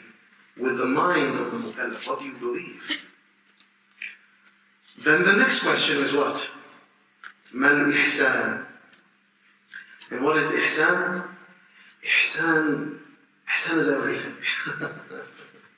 Ihsan is the beautification of the internal and the external. Ihsan is the perfection and the perfecting of the internal and the external. So one way you can look at this is, if Islam with a lowercase I is the horizontal dimension, and then Iman is a vertical line, it's a dimension. Ihsan is depth, it's what encompasses all of it. So if you have horizontal line, a vertical line, so you have this. Ihsan is what fills all of this and makes it a complete whole. And if I have a board, I could show you how I like to draw this out. When you look at the totality of the Quranic discourse and divine discourse, and that's why the third, ihsan, is khitabullah muta'allaq biqulub wa bi'arwah al-mukallafin, with the hearts and the soul of those who are legally responsible inside of Allah subhanahu wa ta'ala. You'll see that if you draw concentric circles, I'll use this as my board, Islam with a lowercase I is this, and then Iman is this, and Ihsan is this. Okay? They are 3 concentric circles. Islam with a lowercase I is the smallest one, but it's essential. And Iman is bigger, and Ihsan encompasses the entire project, the entire reality. And then there is a 5th question, or a 5th pillar, which is what? When is the hour? Mata as-sa'a. Mata as-sa'a. And in this context, the Prophet ﷺ says, the one who's being asked is no more knowledgeable than the one being asking in this regard. So this shows you from the beautiful akhlaq and the adab of the Prophet ﷺ, and we'll talk about that inshallah further. But this is inherently a question of what? It's a question of time. It's a question of time, right? So here is adab. Adab starts here, right? And adab kind of showers down this reality. And then you have the realities of Islam, Iman, and Ihsan, which is external, internal, and then comprehensive. And then you have that apparatus in the spectrum of time. In the spectrum of time. Meaning that we realize these realities in the spectrum of the time that we live in.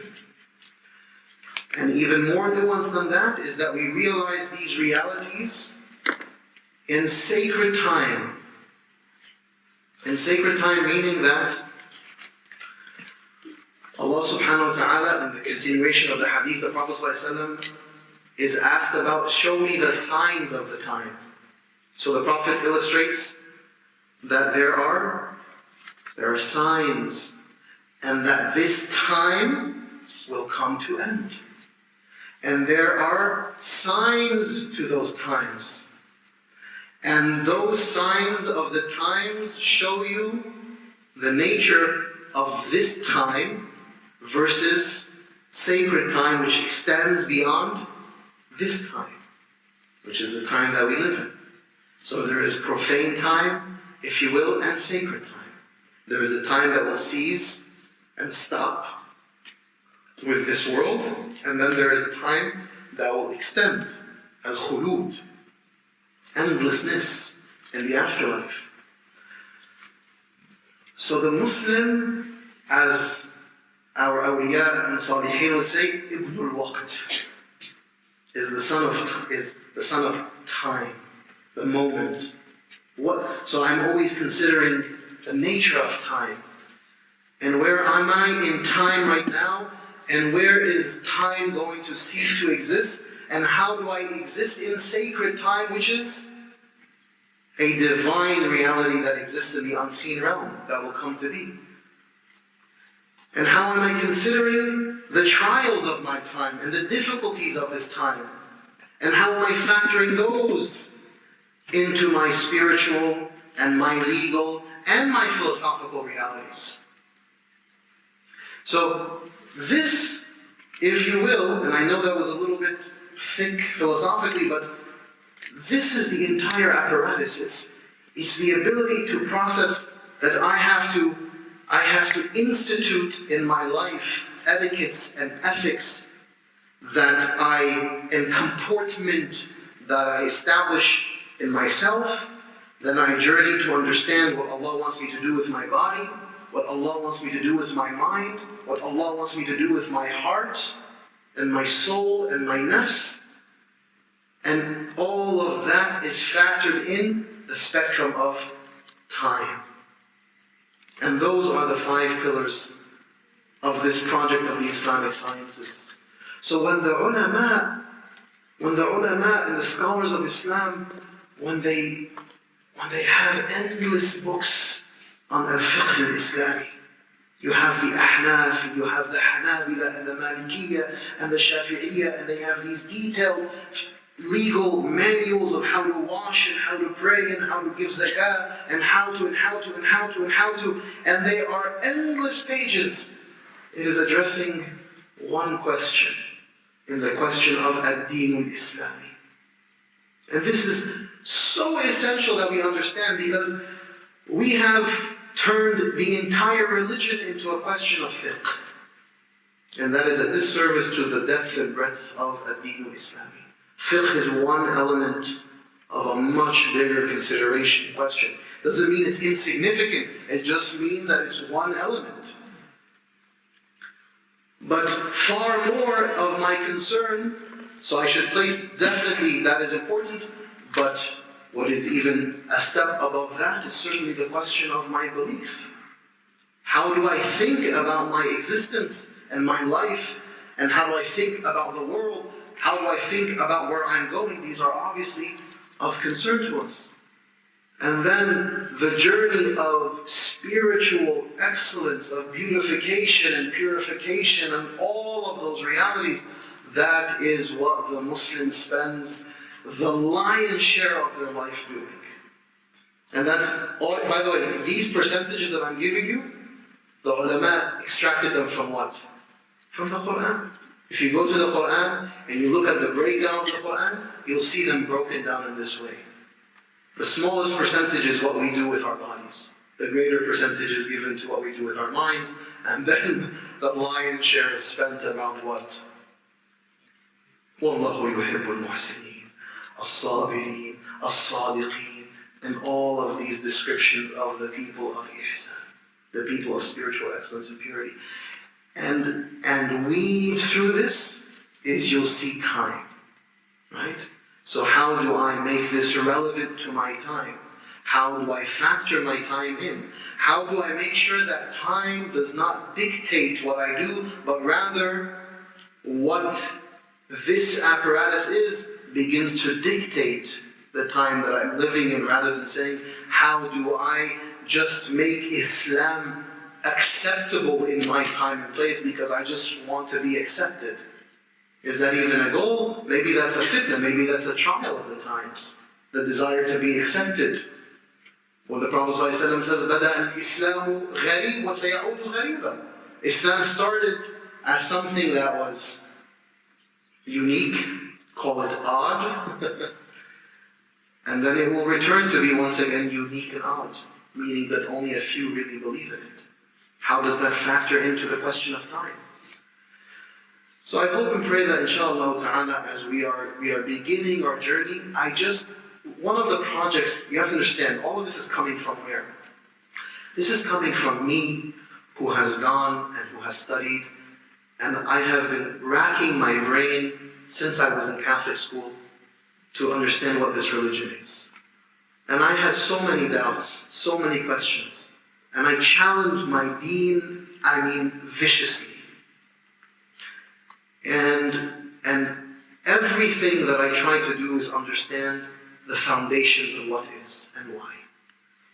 And wallahi, I had to do nothing other than explore and see what the ulama have done. Because objectively, the project of the ulama over 1400 years is by far the most profound intellectual, spiritual, legal, philosophical journey that any civilization has endeavored on. And that is a claim that I make, and I stand by it. You can challenge me all night and all day, but I stand by it. It's not arbitrary, by the way, that Western academia, and academia in general from east to west, have spent millions and hundreds of millions of dollars of academic departments that study the Islamic intellectual legacy and heritage. It's not arbitrary.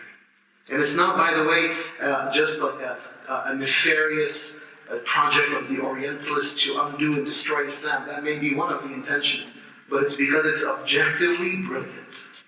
Our ulama were brilliant, and they covered grounds that are profoundly large, and they attained excellence in all of these disciplines. And you'll see, inshallah, when I begin to get into this, you'll see the depth and breadth and why all of this was constructed in the first place. And you'll see the meticulousness that was put into this project and how it really addresses the entire human condition, the human body, the human spirit, the human soul, the human heart, and the reality of time as we exist within it. So I hope and pray that as you're journeying into Islamic sciences, you have this in the back of your mind and in the front of your mind. You keep it with you, because at the end of the day, we're trying to do one thing. We're trying to understand the deen of Allah. That's all it is. The Prophet told what Sayyidina Umar, ذَاكَ جِبْرِيلٌ جَاءَ يُعَلِّمَكُمْ دِينَكُمْ. Sisters and brothers and sisters, it's all about understanding the deen of Allah. And by the way, the journey of Talabul Ilm is a journey of discovery and uncovering the truths. Because trust me, what our ulama have done, and I know these are claims, these are my claims that I make after, and Shaykh Ja'far would make even more of a claim because he's been at this much longer than I have, but these are claims that we make. But these ulama, they have gone far and wide and deep and left and right, because it's objectively magnificent. It's what you see in their production that you'll be mystified and dumbfounded. And most importantly, you'll be humbled. And we will stop this empty business of saying Islam is an antiquated project. These are ulama, these simple people who don't know much. Where is the sophisticated, enlightened minds that I find in the Western academic space? and these just simpletons who just blindly follow some, dead men from the past. All of this characterization and this charactering of the Islamic intellectual legacy is not one that's even believed by non-Muslim academics who spend their entire lives studying one element of one part of a madhab. My wife, she's wrapping up her PhD at Harvard. Her advisor, his name is Professor Barbara Johansson. This man he's 87 now. He has spent since his 20s until today doing one thing, studying the Hanafi madhab. He's not a Muslim. But he is enamored by the Hanafi madhab. This is one piece of a giant puzzle. And he is Professor Emeritus, Ferritus, Veritus, all the eritises that you need in Harvard. And he's only spent studying the Hanafi madhab. And then we as Muslims, we come and say, Islam, scholars, beard, men, women, some hadith, simple minds. I want enlightenment over here. Do I know what this is to negate it? Okay, fine, okay. Before you deny it or negate it, see what it is. And wallahi, by the way, I'm talking to myself because that's how I was over 20 years ago.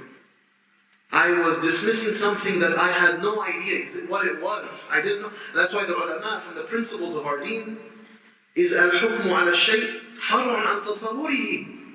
That I can't judge a given matter until I actually perceive what that reality is.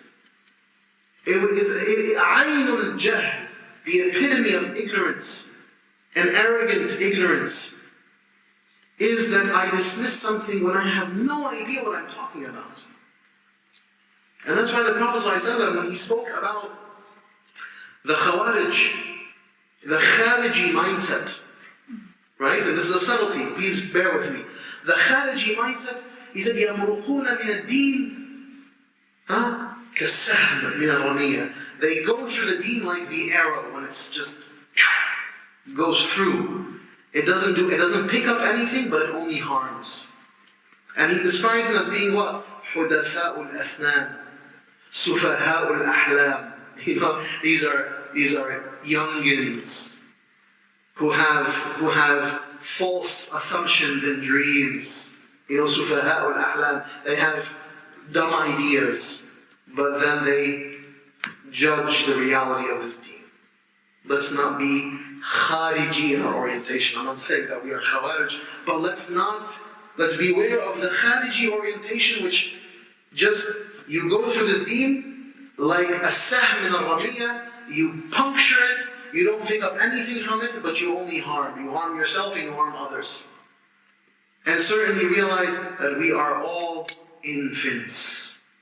We are all intellectual infants who are just trying to crawl to get ready to journey through this space. And that's why, inshallah, in closing, from the athar is what? إِنَّ هَذَا الدِّينَ مَتِينٌ. إِنَّ هَذَا الدِّينَ مَتِينٌ فَأَوْغِرُ فِيهِ بِرِفْقٍ. This deen is a certainly weighty matter. Traverse it gently. Walk through this deen very carefully. Just, what am I stepping on? Where am I going? No. Be very gentle in your walk. Don't do this. And certainly and the reason why I did all of what I did in the impediments is to say, please, leave your baggage at the door. If at the end you don't believe in me, or you don't believe in, not believe in me, you don't believe in what I'm saying, that's between you and Allah, don't worry. No one's going to compel you to believe anything. But at least give your deen a chance. And certainly don't fall prey to what others have said about this deen. Have your own journey through the deen of Allah, through the deen of Muhammad sallallahu alayhi wa sallam. At least give it that. Don't judge it based on what some person at your university or in the public sphere or some public intellectual, or some nincompoop on TV tells you what Islam is. Give your deen some dignity for yourself. Al-aqal ma'Allah. So that when you meet Allah subhanahu wa ta'ala, say, Ya Allah, I genuinely tried to study your religion. And at the end, this is what resulted. Meet Allah with that, and inshallah, that will be khair. May Allah subhanahu wa ta'ala bless us all, increase us all, guide us all, forgive us all. May Allah subhanahu wa ta'ala beautify us with beneficial knowledge. May He use us to serve His deen and to follow in the footsteps of Muhammad sallallahu alayhi wa sallam. Wa akhiru da'wana alhamdulillahi.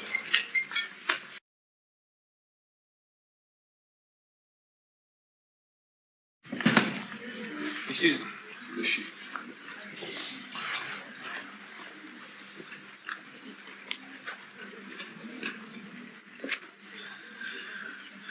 Assalamu alaikum. How's everyone doing? Inshallah, it seems like a lot of people ran away after the first session. Was I too much? No. Was it too heavy? Was it too philosophical? Still on lunch break? It's okay, we usually lose people.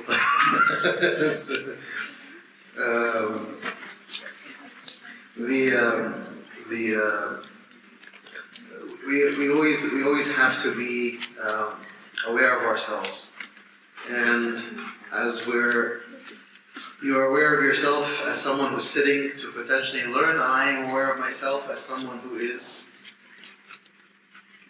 claiming to have something that I have to offer. And we are all just simple beings who are trying to attain Allah's pleasure. And if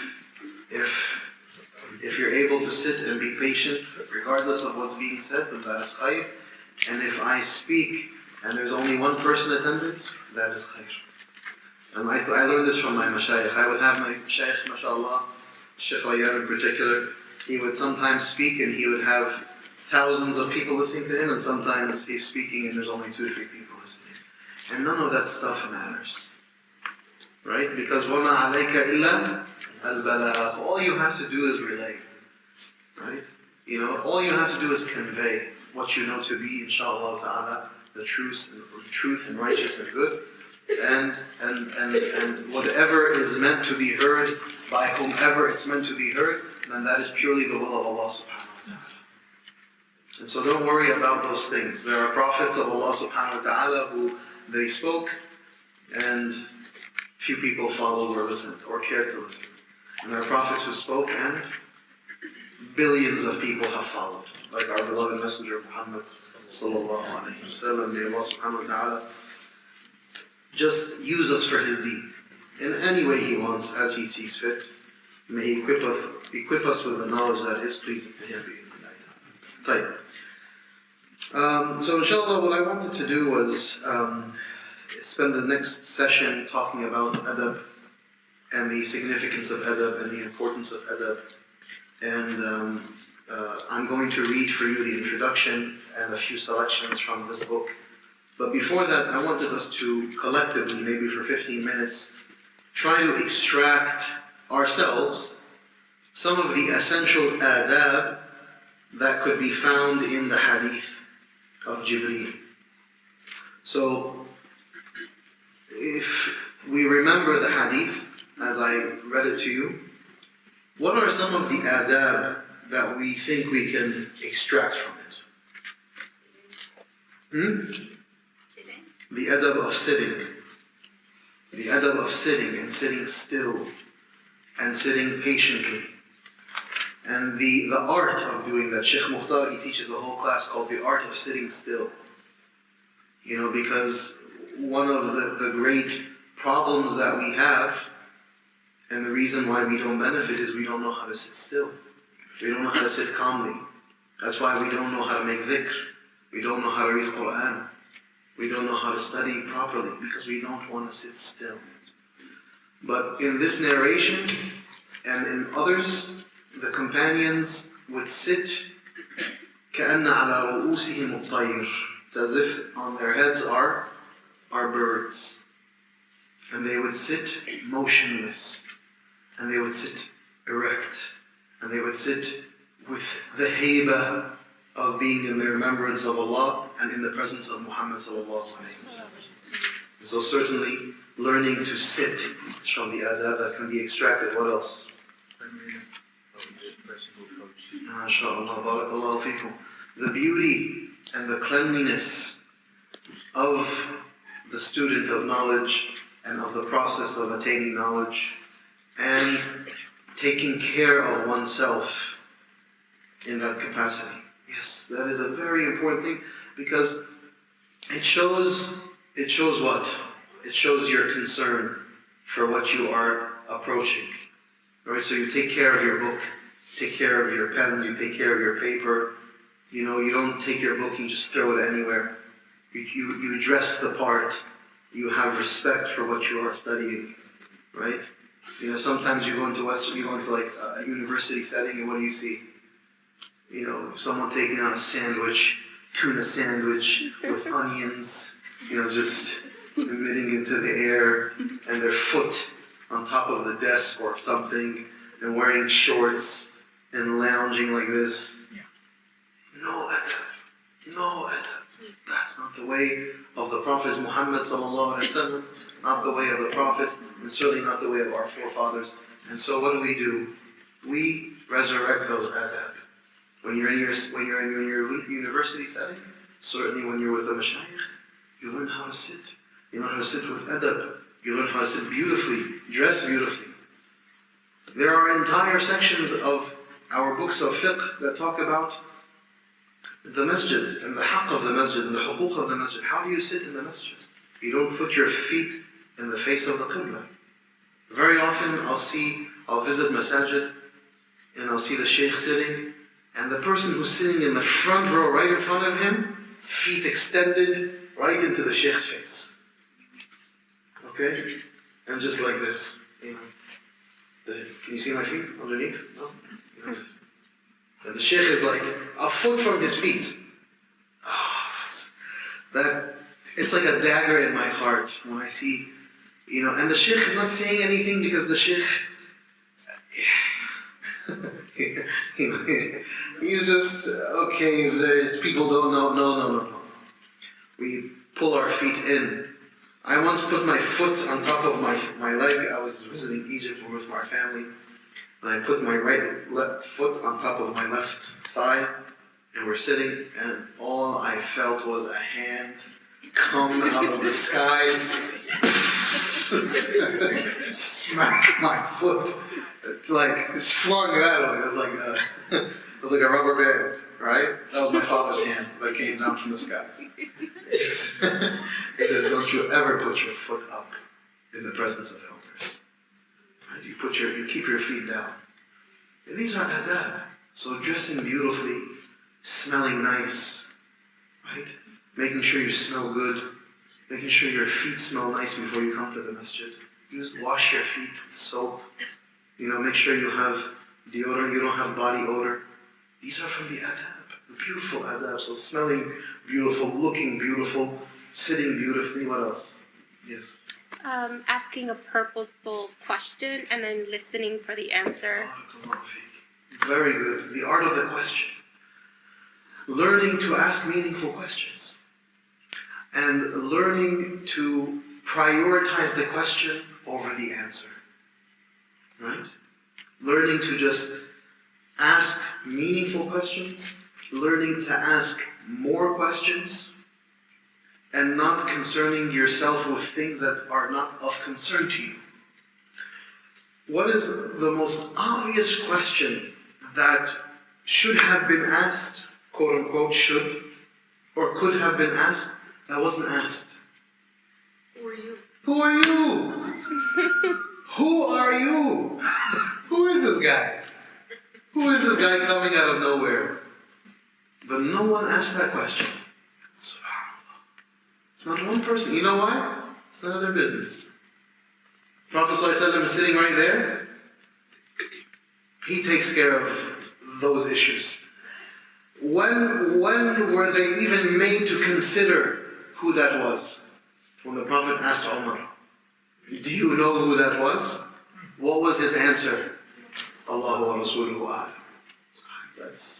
it wasn't of importance to me. So Allah wa Rasuluhu a'lam. And so he told him who that was. So it's asking questions that are of meaning. One of the problems in the Muslim community is we have the shahwa of ma'arif. We just like, it's like, Shaykh,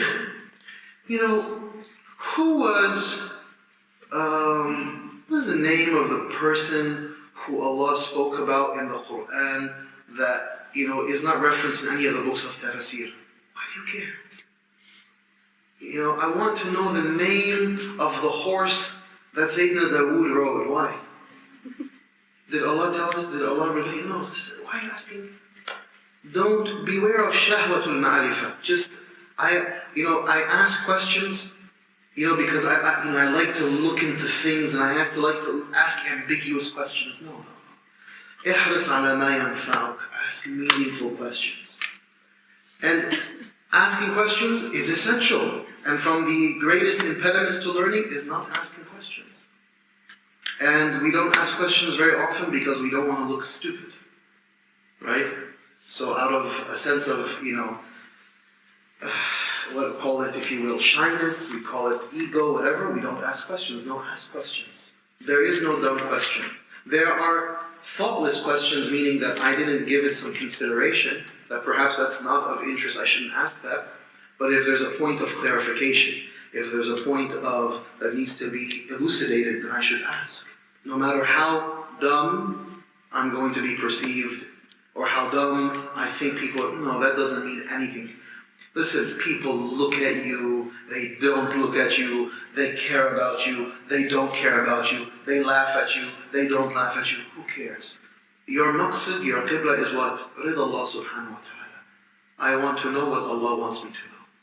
And if I don't know, there's no haraj. Even if I'm well into my 60s or 70s or 80s, I ask questions. So the art of asking questions, how to ask questions, when to ask questions, that's a whole adab in of itself. What else? Not interrupting the discussion. Huh? Not interrupting the discussion. Not interrupting. Right? Not having an itch to interject or to inject yourself into a conversation. Right? You're not essential. I'm not essential. Wherever we're sitting, and we're taught this now socially, that you are important. And your presence is important. And you being visible is important. And you being heard is important. Not for the companions of the Prophet Muhammad sallallahu alaihi wasallam. What was important was what? That they learned, that they benefited. Right? So they could have been flies on the wall. So that's a very important point. Don't inject yourself into everything. No, majority of things require that we remain silent and that we listen patiently. What else? Yes, sister. I'm sorry? Yes. The art of saying I don't know. I gave my whole talk last night on that. It was from the essential adab of the Hadith of Jibreel, fundamentally articulated by who? Our beloved Messenger Muhammad sallallahu alaihi wasallam. Like I said, he was the first person to say I don't know. From the beginning of Revelation to this Hadith, he sallallahu alaihi wasallam said I don't know. If he sallallahu alaihi wasallam can say that, then certainly we have to take that as what? Huh? Be more than a habit. We have to take it as a form of aqeedah, if you will. That's hyperbole, okay? No one say the Shaykh said aqeedah, no, but we have to take it as very essential to our habits and our practices. Yes?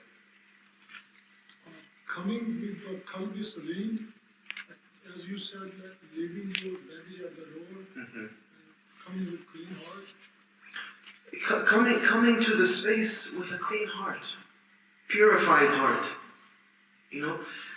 All of these companions that were sitting in the presence of the Prophet ﷺ, these were men who had their standing amongst their people. But they had been conditioned and trained by the beauty of the Prophet ﷺ to sit there to be honest receptors, receivers of just truth and information. right?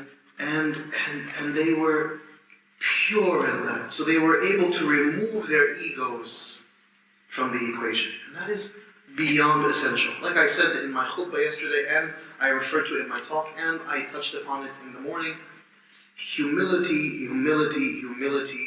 is the majority of this journey.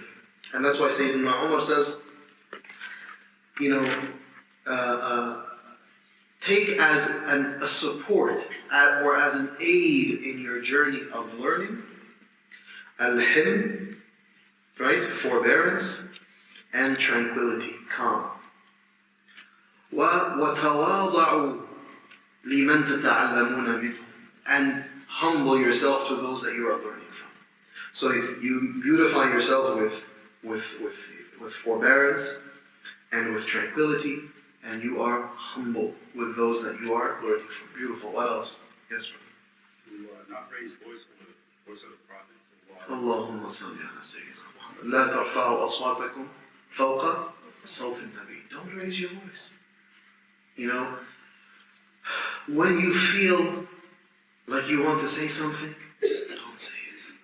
When your shahwa is itching to say something, don't say it. Sometimes people in the middle of the khutbah will jump up. Ya Shaykh! Shaykh, the time. We've all had Shaykh. Every imam has had this. The time, Shaykh. It's like, you jumped up in front of 1,000 people. And in a sacred moment of the khutbah, which is something that is from the sharia, from the sha'air, from the sacred rituals, and you disturb the house of Allah by raising your voice. What kind of desecration of the sacred is that? Where I had to hear my voice asserted in the space. So speaking calmly, modestly, in measure, these are certainly from the adab. And you notice who's being heard in that hadith? The masters, Sayyidina Muhammad sallallahu alayhi wa sallam, and Sayyidina Jibreel. Everyone else is what? Is a bystander. That's where all of us belong. We belong as bystanders, to listen, to benefit. As we listen to the giants and the masters speak about the haqiqah and the realities of this deen. So we are doing a lot more listening than we are certainly doing speaking. What else? Notice how he confirmed that he heard it by saying Is it possible that we could say that he heard it? He confirmed that. To confirm that to confirm, to say sadaqt, and that it's a confirmation, an affirmation of having heard. Yes, that's beautiful as well. What other adab? Yes. When you talk to people and you should talk nicely. Speaking nicely and beautifully, yes. What else? The concentration. He made it a point to sit knee to knee and to put his hands on his thighs. So, nowadays we like text and stuff when people are talking. So. This is a very important point. Excuse me, which is the question of mulazama. Touching, and being in that intimate proximity with the shaykh, with the teacher. And the idea of isnad, of being connected. This is a very essential adab in the journey of learning. Abdullah ibn Mubarak, he says, al-isnadu min ad-din, walawla al-isnad laqala man sha'a man sha'a. That this question of isnad, meaning having connected with someone who's connected with someone who's connected with someone back to the Prophet ﷺ, al-isnadu min ad-din, that from the realities of the deen is isnad. And if it wasn't for the isnad, laqala man sha'a ma sha'a. And if it wasn't for the fact that we have these asanid, these points of direct contact between scholars over centuries, then whoever would want to say in the religion whatever they want to say would say. لَقَالَ مَنْ شَاءَ مَا شَاءَ. Right? And this is something that we have to be very cognizant of, especially in the 21st century, as we're thinking about the question of authenticity and authentic religious discourse. if it's not rooted and grounded in these asanid and chains of transmission and a connectedness to the usul, then this is just subjectivities, rampant subjectivities. Everyone just saying what they want to say. And that's what I was speaking and referring to earlier about the idea of many truths. That's your opinion of religion, that's not mine. So I have my own opinion. I'm an authority. Why are you an authority? On what terms? On what grounds? On what credentials? On what metrics? These are all the questions. So the idea of the isnad is one of them in terms of the connection and sitting with close. But also it's an idea of mulazamat al-Shaykh. As Imam Shafi'i would say that you need 6 things, right? سأنبيك عن he says that you need 6 things. اللهم صل على سيدنا محمد. سأنبيك عن تفصيلها ببيان ذكاء وحسن. What's the beginning of the stanza? Anyone know the beginning of the stanza? أخي لن تنال العلم إلا ب6. سأنبيك عن تفصيلها ببيان. الله يفتح عليك سيدي. أخي لن تنال العلم إلا ب6. My brother, you won't learn knowledge except with 6 things. سأنبيك عن تفصيلها ببيان. I'm going to tell you about the specifics of it, inshallah, manifestly. ذكاء, which is your mental capacity, as we spoke earlier about that. حرص, to be keen on taking the moments of learning and where you can get it from. Ijtihad, which is to struggle. And trust me, the journey of knowledge is a journey of struggle. You know, لا تحسبن المجد تمرا أنت آكله لن تبلغ المجد حتى تلعق الصبر. You know, don't think that greatness is just a date that you pick up and you eat. No, you don't arrive at greatness until you taste a sabira. Sabira is a very bitter fruit. Sabira. You have to taste bitterness to arrive at greatness. And as one of our pious predecessors has said, that al-ilmu لا يعطيك بعضه إلا إذا أعطيته كلك. That knowledge does not give you a piece of itself until you give all of yourself to it. Right? So the seeking of knowledge is not something that I do like this, you know, sitting on my couch, as Shaykh Yasir was saying yesterday, with headphones in my ear, and thinking that I'm seeking knowledge. You know, we want to make sure that, you know, the pursuit of knowledge is very comfortable.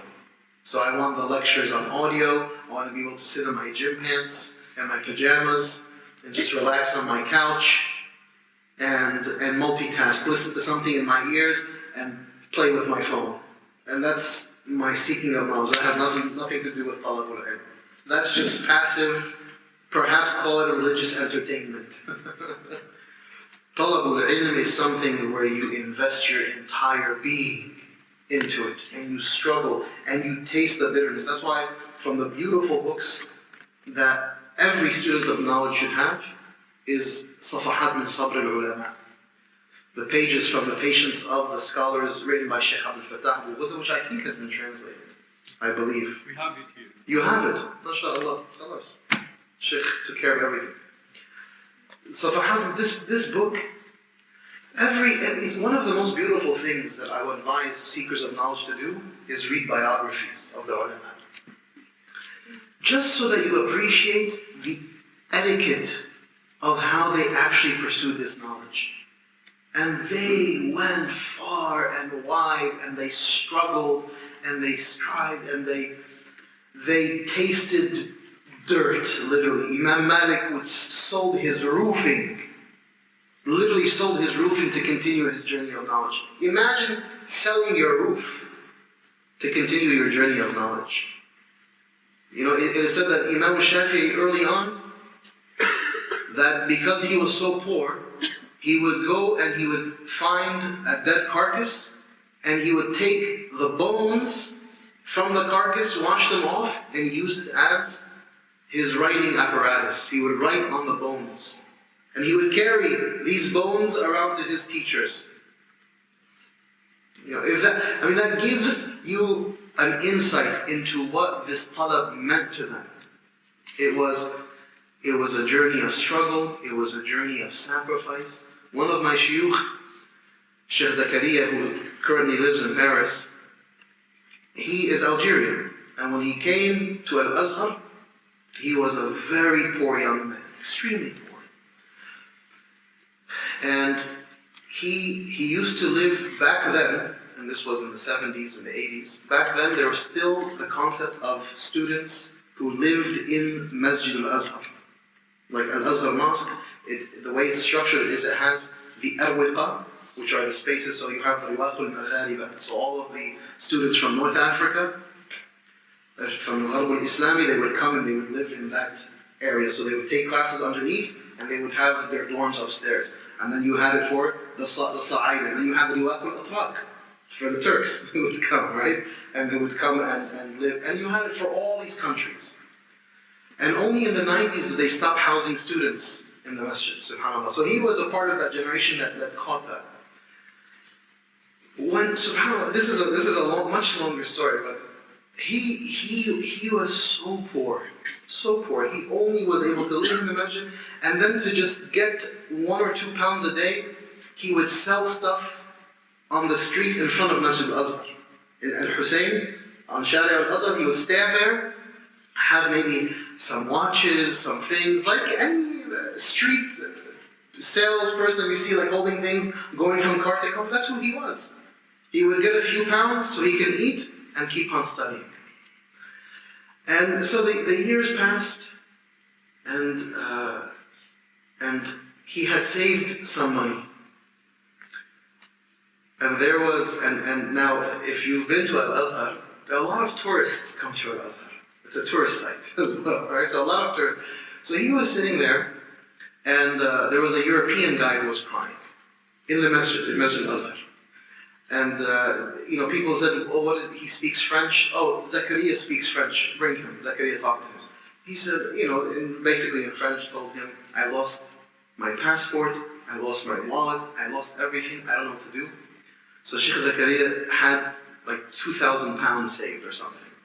He said, take it and go take care of your stuff, and that's his life savings. He has nothing else.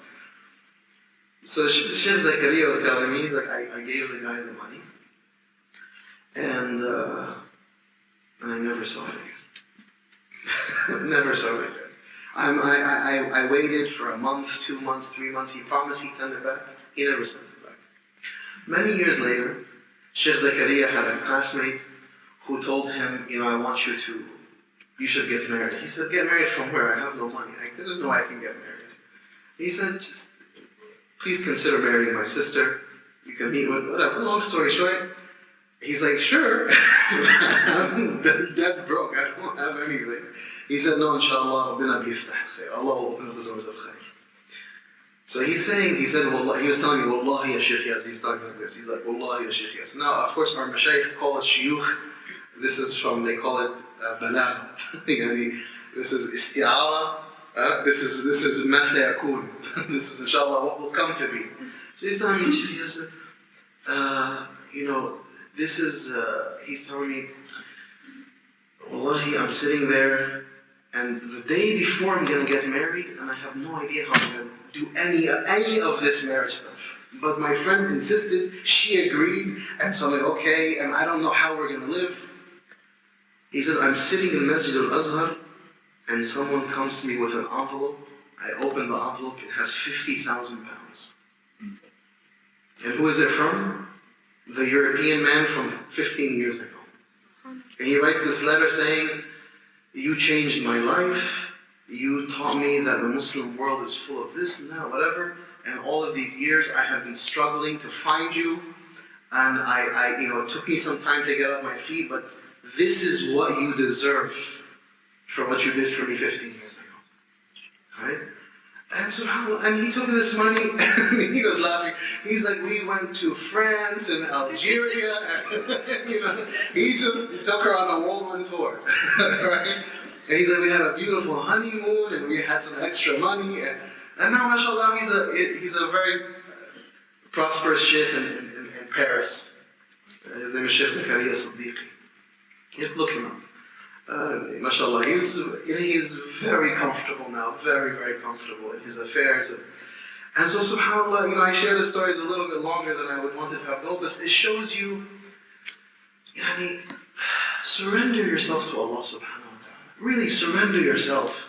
He told me, he said, Wallahi, I would walk around the street selling pencils and selling watches, and all I cared about was getting a few pounds so I can put something in my system and I go back to study. That's all I cared about. When you surrender yourself to Allah subhanahu wa ta'ala fully and completely, then Allah subhanahu wa ta'ala takes care of the rest. But you have to have such a sidq, you have such truthfulness, and you have to have such confidence in Allah that you surrender yourself to Him. Not come and sit in the masjid and be like this and say, Allah, serve me. No, that's just arrogance and ignorance. No, but when you're exhausting yourself and you're pushing yourself, وَأَنْتَ السَّاعِي فِي سَبِيلِ اللَّهِ. That's why مَنْ خَرَجَ فِي طَلَبِ الْعِلْمِ فَهُوَ فِي سَبِيلِ اللَّهِ.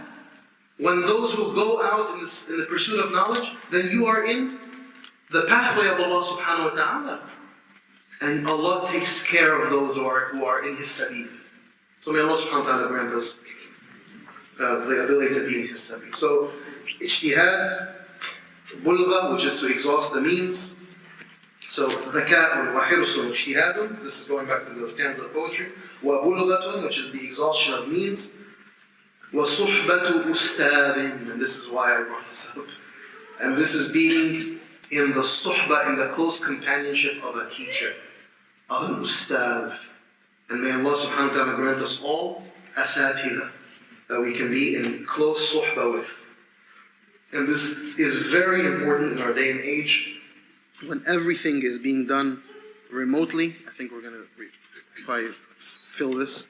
But when everything is done remotely, and everything is done based on what I can get in convenience, no. Find people of knowledge and stick to them.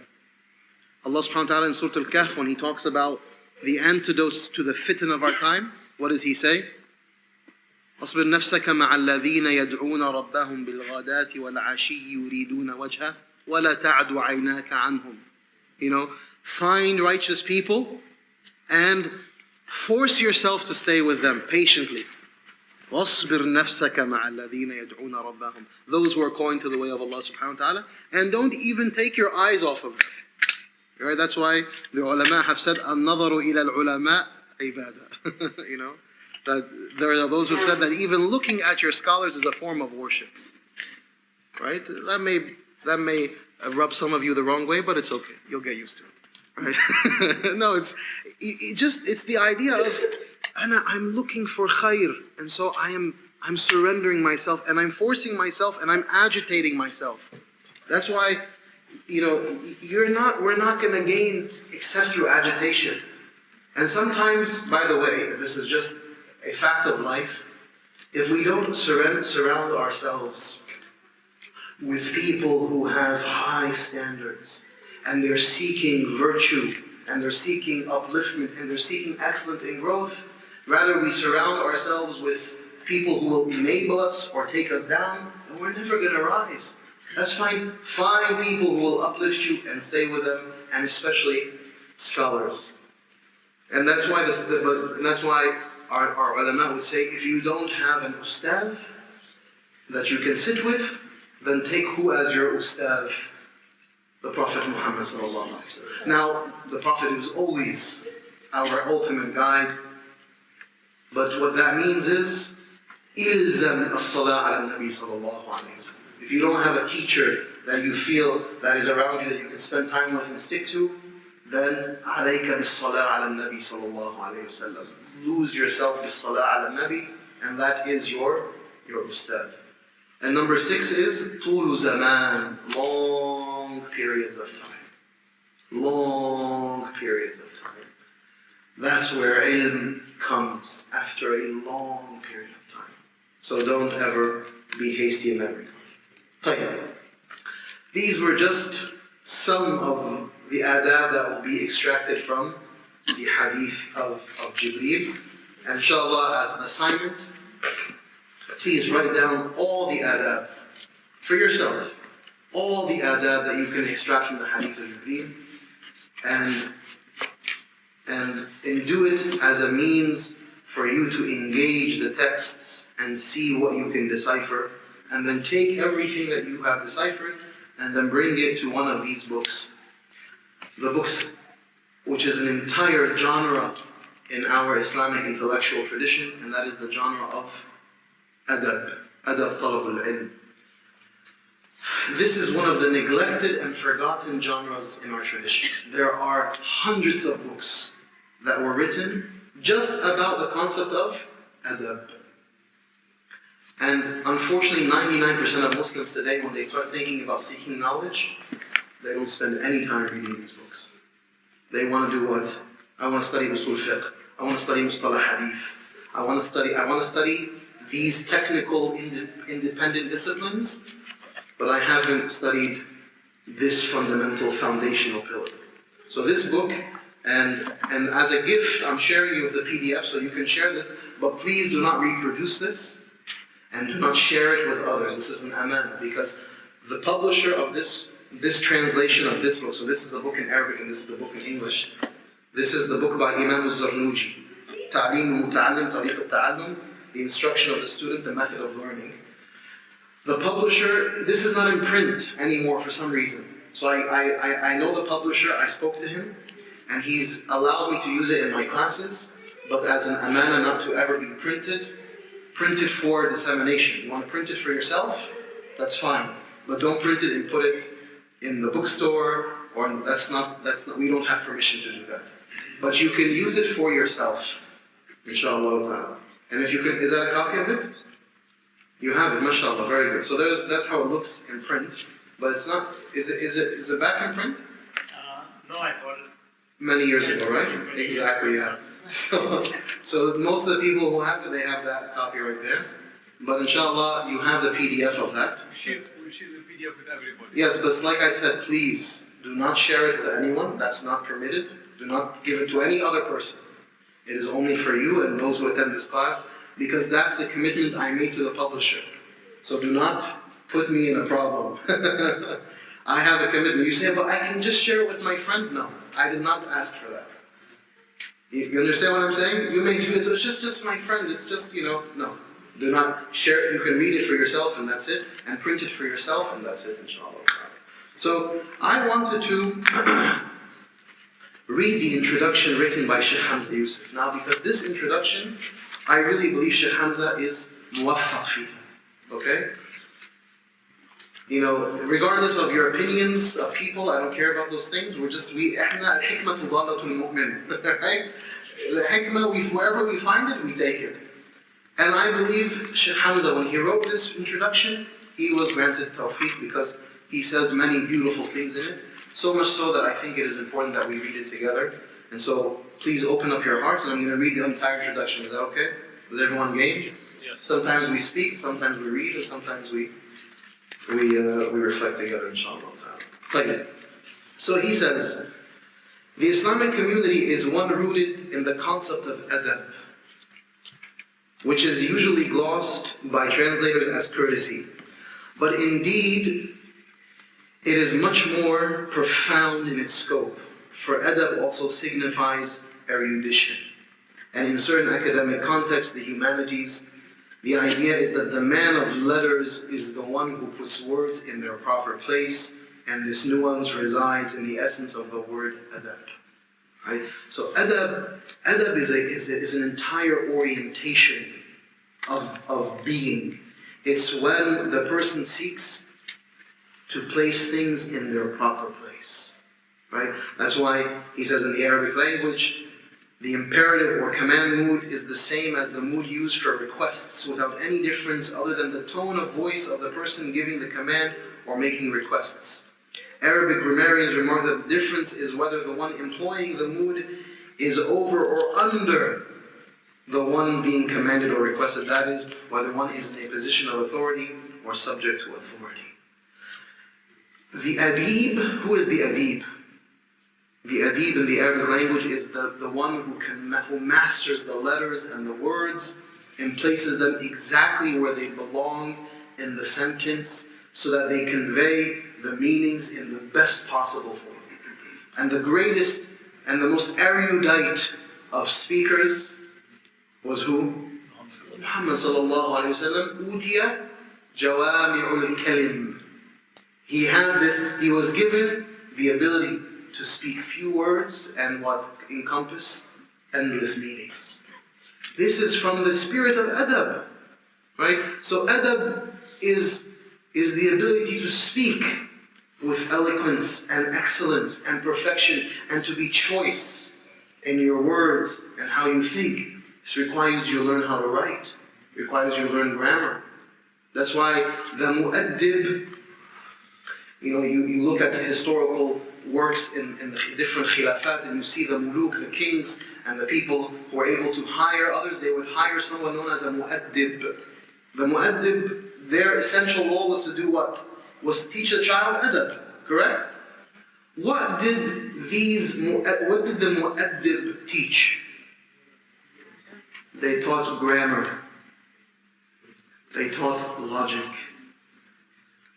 And they taught the adab, the akhlaqiyat, the adab of sitting, the adab of speaking, the adab of listening, the adab of dress, the adab of conduct, the adab ma'al kabir, the adab ma'al saghir, the adab with creation, the adab with the trees, the adab with the animals, the adab that should encompass the being.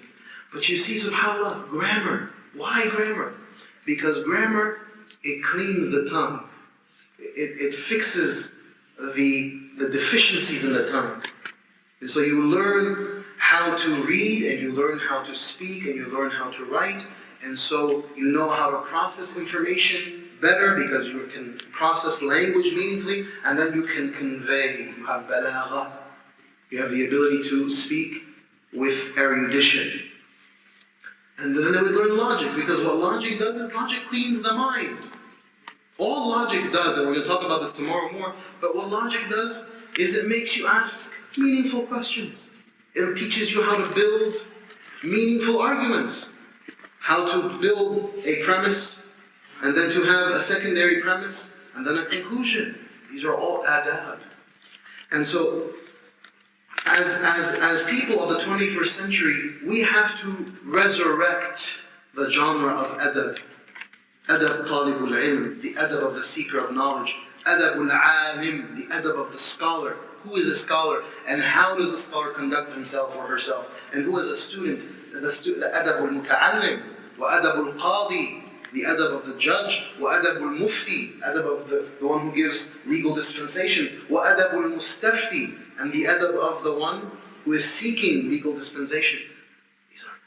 And so if we learn these adab, then what we are doing is we are facilitating for the process of learning and growth to be more direct, more clear, more specific. The road is not going to be, this windy, stumbling thing. No, I'm cleaning the roadway so that I'm getting to where I want to go. Rather than being taken to arbitrary spaces that I never wanted to go to in the first place. So what this implies is that people are aware of their place. He says Arabic grammarians remark that the difference is whether the one employing the mudyas, that is whether one is in a position of authority or subject to authority. What this implies is that people are aware of their place in a hierarchy. We now live in a time when hierarchy is a tabooed word. The ideas of one being over another is an anathema to the modern man. But to the ancients, this was a sign of good breeding. The idea that there is the master, and the one who has mastered, and the one who is the apprentice, the one who is learning from the master, who's apprenticing from the craftsman or the craftswoman. Right? And so there is inherently a hierarchy in this regard. But this is an anathema, as he says to us today, because we reject the idea of anyone being above me. I am me. Who can be above me? I sing to my own tune. No, there are people that, as Imam Ali says, أَنَا عَبْدُ مَنْ عَلَّمَنِي حَرْفٍ. I am the servant of the one who teaches me a letter. Right? Because the maqsid is the learning, is the growth. I'm not saying you should tolerate abuse or trauma or anything. People's minds are, well, how far should I go even if the person is abusing me? No, of course not. But it is the idea that I recognize hierarchy in learning and in adab and in the cultivation of excellence. After all, how could a pious scholar be equated with an ignorant man? The Quran says, وَهَلْ يَسْتَوِي الَّذِينَ يَعْلَمُونَ وَالَّذِينَ لَا يَعْلَمُونَ. Allah makes it very clear, and how can it be that the one knows is like the one who doesn't know? And that's why the Prophet ﷺ says, فَضْلُ الْعَالِمِ عَلَى الْعَابِدِ كَفَضْلِي عَلَى أَدْنَاكُمْ أو كَفَضْلِ الْقَمَرِ عَلَى سَائِرِ الْكَوَاكِبِ. That the standing of the person of knowledge in comparison to the one who just engages in ritual worship is like me and the least amongst you. Me being the Prophet ﷺ. Or another narration, like the moon in comparison to the stars. Right? So the alim, the person of knowledge, is immediately given an identifiable distinction in their specialization, in the adab that has been cultivated in their knowledge of that thing. Now the reason this agitates people is because they say, well, no, the problem is we shouldn't revere these people anymore because they're just humans. And the problem is we revere humans and then they turn out to be people who make mistakes and they commit wrongdoing and whatever. Those are two different things. Taking from someone who has something and is a credible, identifiable scholar, and the consensus is that this person is to be taken from, you take from them. Now, is he or she the deen? No. They are just a vessel that convey the deen. And that is to be respected and revered. Now, a person falls from grace, then they fall from grace. But my deen is attached to who? Allah and His Messenger Muhammad sallallahu alaihi wasallam. But I respect knowledge and I respect the carriers of knowledge as the knowledge itself is deserving of. So Allah, He says that the answer is not given in the verse. هَلْ يَسْتَوِي الَّذِينَ يَعْلَمُونَ وَالَّذِينَ يَعْلَمُونَ. According to rhetoricians, none is needed because the answer is obvious. It's obvious, it's a rhetorical question. Of course the people of knowledge are not like the people who don't have knowledge. Our Prophet ﷺ said, I was commanded to treat people according to their stature. This is in no way negates the statement of the Prophet ﷺ that people are equal like the teeth of a comb. In light of the sacred law, all people are equal, but in their accomplishments and divine success, they differ markedly. So yes, الناس سواسية, he's saying, but إِنَّ أَكْرَمَكُمْ عِنْدَ اللَّهِ أَتْقَاكُمْ. Right, there is distinction based on matters of accomplishments and divine success, and that has to be identified. And should such differences ever cease, then humanity is endangered. As the Prophet ﷺ says, you will continue to be healthy as a society, as long as you have degrees of excellence. But should you all become the same, you will be destroyed. There has to be identifiable degrees of excellence. If we don't have something to live up to aspire towards, and it's just all of us as we are with our nufus and our egos, then we begin to implode upon each other because we don't have standards anymore. There's no standards of excellence, standards of excellent adab or akhlaq or intellect. Imagine there's no more standards in the medical industry, in the medical field. What happens? People are going to start killing each other, right? Because we identify medical excellence or standards in that space so that people, they excel, so that one person will inshallah ta'ala, by the will of Allah, heal and fix, by Allah's permission, of course. Because there's a standard that we've maintained. But if we annihilate all those standards, then what happens? Destruction. This profound hadith implies that the leveling of accomplishments, when we level things like with a bulldozer, leveling of accomplishments, knowledge and talents in a society by its very nature is a sign that excellence is removed from human works. This is the modern age of nihilistic leveling. Today in society, people are taking a bulldozer and just leveling the playing field, saying it's all just the same thing. You're all the same people. And this is fundamentally happening in the space of religion. Right? So everyone is saying, I don't need to take from that person because I have a mind and I can figure this out on my own. So when you have nihilistic leveling, what happens? You have implosion. Excellence is removed from our schools by dumbing down the students and leveling them to functional illiterates. It is removed from our politics because those chosen to lead are mainly those who covet it and not those who are morally, intellectually, and spiritually qualified for office. At the root of the Islamic tradition, however, there is adab. And at the root of adab is knowledge acquired painstakingly at the hands of those who know. This sentence should have 1,000 underlines. It is, let me repeat it. It is, at the root of the Islamic tradition, however, there is adab. And at the root of adab is knowledge acquired painstakingly at the hands of those who know. Muslims, and unlike many modern non-Muslim relativists, believe that knowledge is not only absolute, but it is a gift from God to man. And this is going back to what the brother was indicating earlier. Beginning with the first man and continuing until day in an unbroken chain of prophetic dispensations. وَعَلَّمَ آدَمَ الْأَسْمَاءَ كُلَّهَا. And then prophet to prophet to prophet, and from the Prophet Muhammad ﷺ to us today through unbroken chains. Meaning that there is truth, there is excellence, there is that which is to be sought, and it's up there. It's there, and we have to climb the mountain to get to it. It's special. It's not just something you can download on a file. No, it's there, and it requires the painstaking pursuit.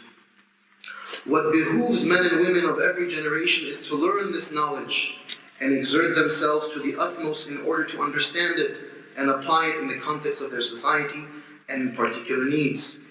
To learn this knowledge, which in itself leads to adab or proper comportment with Allah, His Messenger, and Allah's creation, one requires a modicum of adab at the outset. This is why we begin with adab. Because if I don't have this in the beginning, then the journey will be very faulty. So I have to have adab at the outset. This is the core subject of this book. What a teacher and a student need to know in order to render fruitful the process of learning and teaching. Just as there are adab for the student, there are adab for the teachers. And the teachers have to embody those adab. And if the teachers don't embody them adab, then the students will never learn those adab. So people think it's a one-way street. I am the teacher, just shut up and listen. And the teacher has arrogance, and the teacher does not have hilm or mercy. The teacher is themselves not a person of spirituality and excellence. The person who is teaching is not him or herself a person of beautiful adab. What do we expect from the kids? The kids are only going to be a reflection of us and their parents. Always. Right? We put so much on kids. Look at these bad kids. No, look at these bad parents. And look at these bad teachers. That's what we say to ourselves. Okay? The change always starts where? Here. إِنَّ اللَّهَ لَا يُغَيِّرُ مَا بِقَوْمٍ حَتَّى يُغَيِّرُوا بِأَنفُسِهِمْ. It's not enough to just point and identify all of the wrong that's happening. And the finger is never being pointed here. Right? So, take your hand and you direct it right here. Because this is where the problem is. If each and every single one of us can do that, then things will begin to change. Right? So we need the adab for the teachers, adab for the students, and certainly adab for the teachers. What a teacher and a student need to know. In reality, it is Allah who is the true teacher, And both the mortal teacher and student are indeed learners on a shared journey. The Prophet ﷺ, what did he say about his relationship with Allah? أَدَّبَنِي رَبِّي فَأَحْسَنَ تَأْدِيبِي. أَدَّبَنِي رَبِّي فَأَحْسَنَ تَأْدِيبِي. It is Allah who perfected my adab. He gave me my adab and He perfected my adab. All of those years, 40 years before revelation, what do you think that was all about? Before revelation was revealed, what do you think those 40 years were about? It was about adab. Allah was cultivating adab in the person of Muhammad sallallahu alayhi wa sallam. All the life experiences that he had, all of the traumas and the difficulties and the challenges and the loss and the ups and the downs, it was all the Prophet ﷺ being beautified through adab. And then when Allah finished or completed that first stage of ta'deeb, what happened?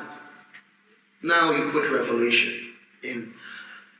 It's exactly like if I have, of course now moving way far away from the Prophet Muhammad sallallahu alaihi wasallam. Because I'm about to say it has nothing to do even remotely close with him. This has to do with us. I am a dirty cup, okay? If I have a dirty cup and I put water into it, what happens? The water gets dirty. And I don't even want to drink it. Because, so what do you have to do to the cup first? You have to clean the cup. Right? I want this knowledge to come into a clean vessel.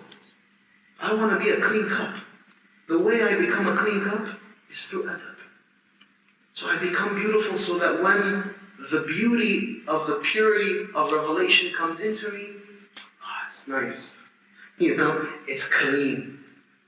Right? But if I am riddled with stuff and I haven't spent time to clean out, then what's going to happen? It's going to pollute. Allahu Akbar. So he says that for the Muslim, knowledge is not ultimately taken from men, but from the Maker of men, and from His beloved Messenger Muhammad sallallahu alaihi wasallam. It's all about Allah and His Prophet Muhammad sallallahu alaihi wasallam, and each and every single human being after that is a student who seeks knowledge from them, who is a man but not like other men, the Prophet sallallahu alaihi wasallam. In the same way, a ruby is a stone but not like other stones.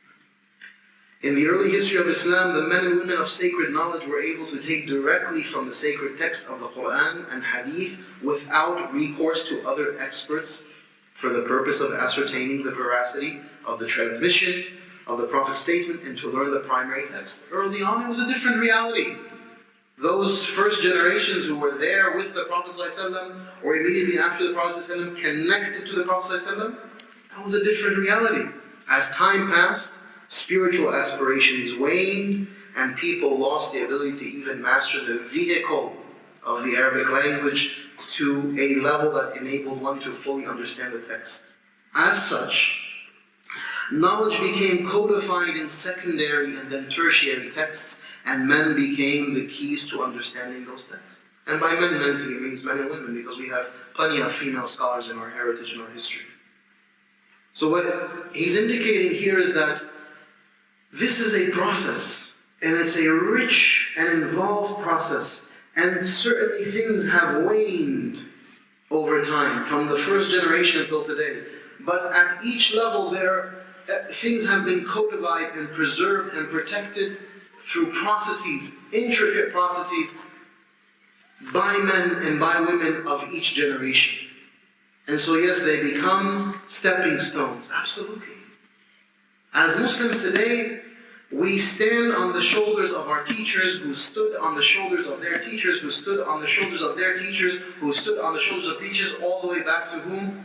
Muhammad sallallahu alaihi wasallam. Once, if we decide to eliminate all of our teachers and say, I don't need any of them over the past 1400 years, I just need to go to the Quran and Sunnah. Who am I? Who are we? Who are we to do that? With what qualifications and what standing? You know, if people want to eliminate the entire body and corpus of Islamic scholarship, and say that that is just unnecessary. I can go and, as a modern person, go back and take care of what I need to take care of as a modern person. Who am I? Right?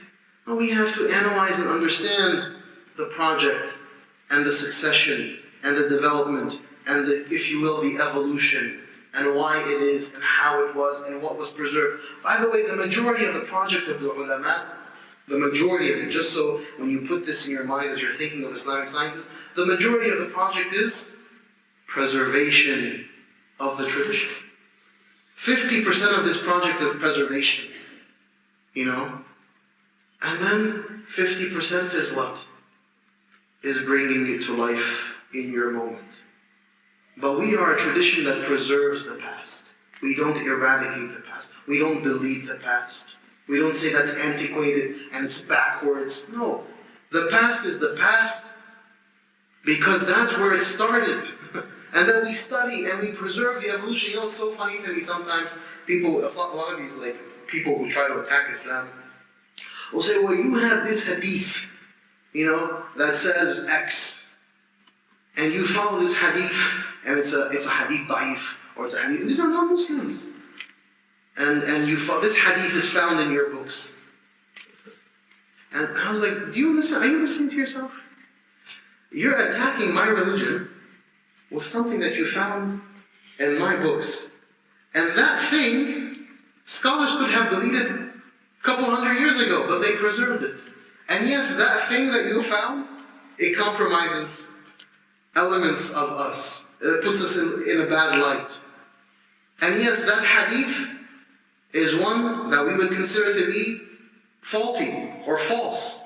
But we preserved it. Like, you were not there 500 years ago following us and saying, I got a bad hadith, I'm going to save it so that in 2019 I'm going to attack you, or 2020 I'm going to attack you with it. No, you filtered through our texts and you found that our scholars preserved all of it, the good and the bad. Because it was from the amana ilmiya. It was from the trust of knowledge.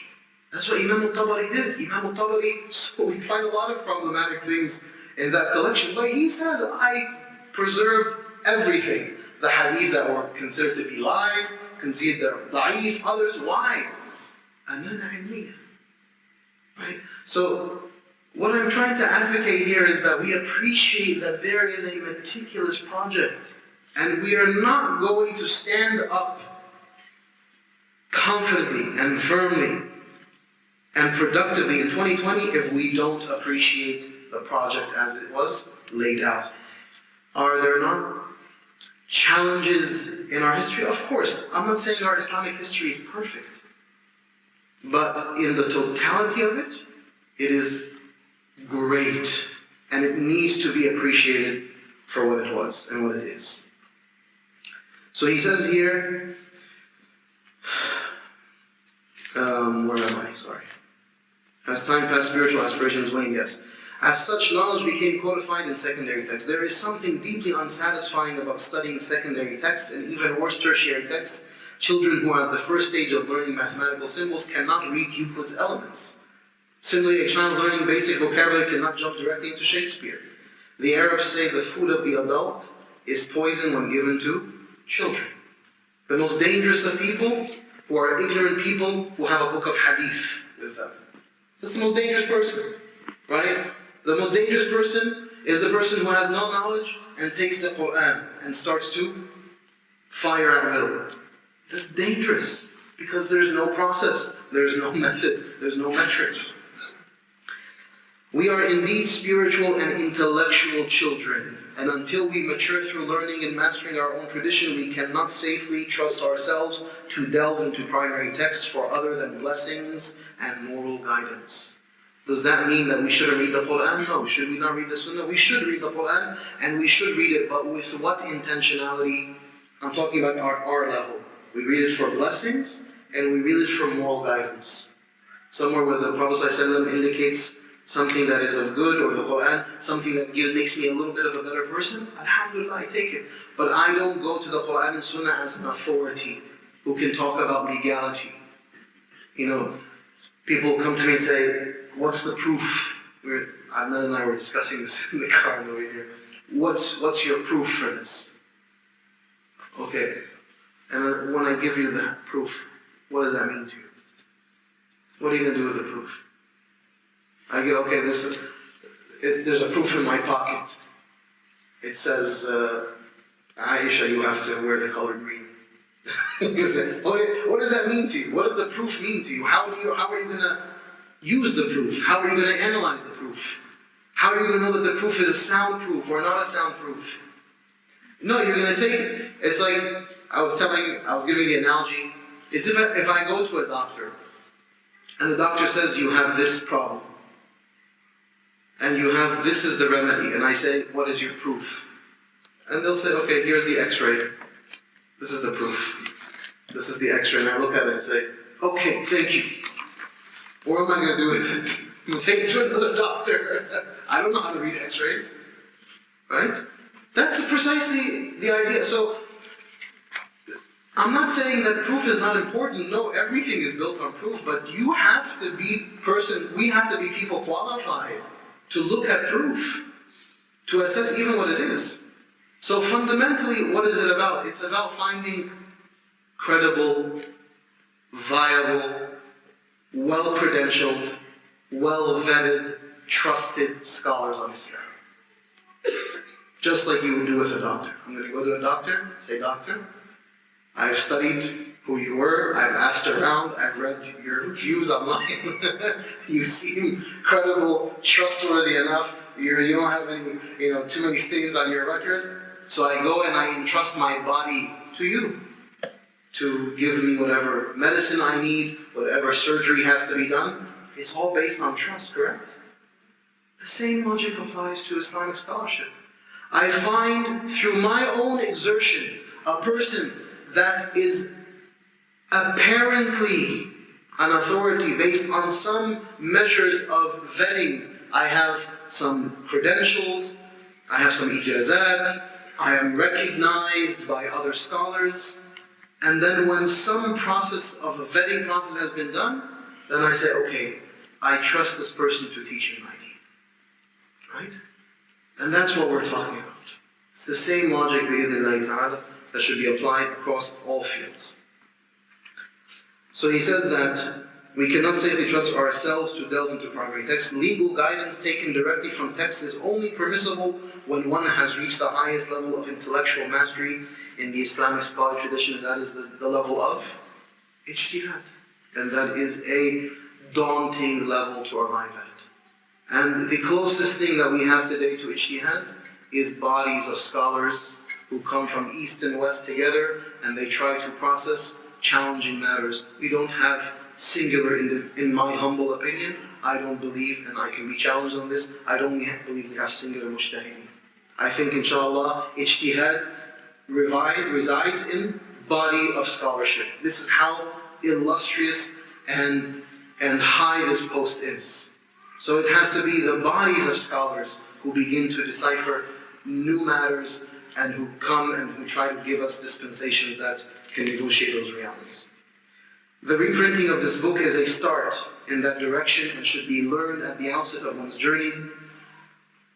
He says that he read this book when he was an early student, and he took it to everywhere he went, from Shinqit to another, and he still reads it from time to time, and he is always reminded of the relevance of the lifelong learner.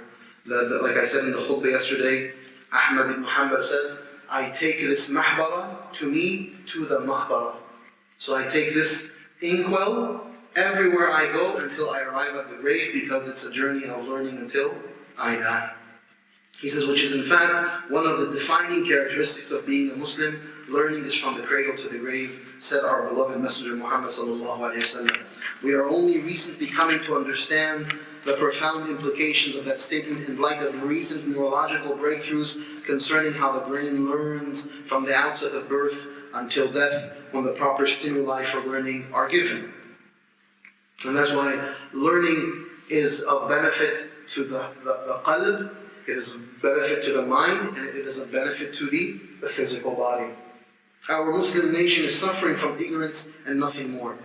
Ignorance, moreover, is a permanent status if adab is lost. That's why I spend so much time talking about adab.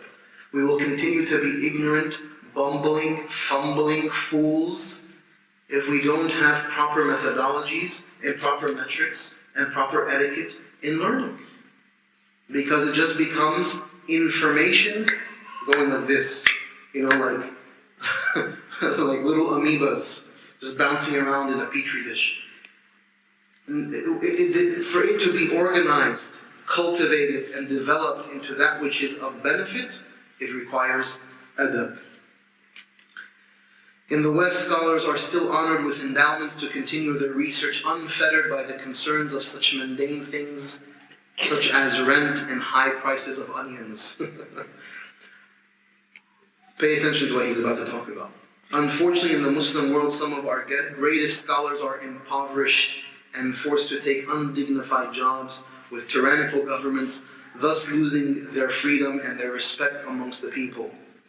Endowments that once acted as social security for students and teachers all over the Muslim world have been usurped by the Ministry of Endowments. Our madrasas are now museums, our teachers are mere employees, and our students of sacred law no longer come from the intellectually gifted sons and daughters of our community, but rather from uneducated families motivated by the possibility of securing the job of imam in a government masjid. This is often coupled with a mentality of extreme poverty and crude desire for the empty stuff of this world. See, what has happened over the past 100+ years is that the entire enterprise of Islamic scholars and scholarship has been desecrated. And it has been turned into an irrelevant, and it is the lowest of the low in terms of standing in many of our societies. The Shaykh is the bumbling idiot. You look at Egyptian melodramas, from the 30s and 40s, the Shaykh comes in disheveled like an idiot, putting his imam back on, coming to do the nikah ceremony. They put some money in his pocket. They pat him, okay, yalla, get out of here, you did your job. You think that's arbitrary? You think that shuyukh to be portrayed as fumbling idiots was arbitrary? No, because these governments, they know the power that existed in the space of scholars and scholarship.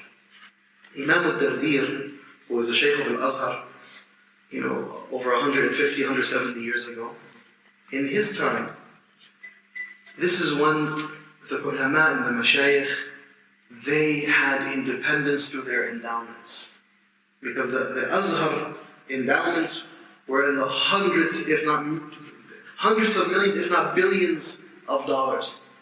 The entire northern coast, many of the farmlands were endowments belonging to Al-Azhar, the scholars and the scholarship.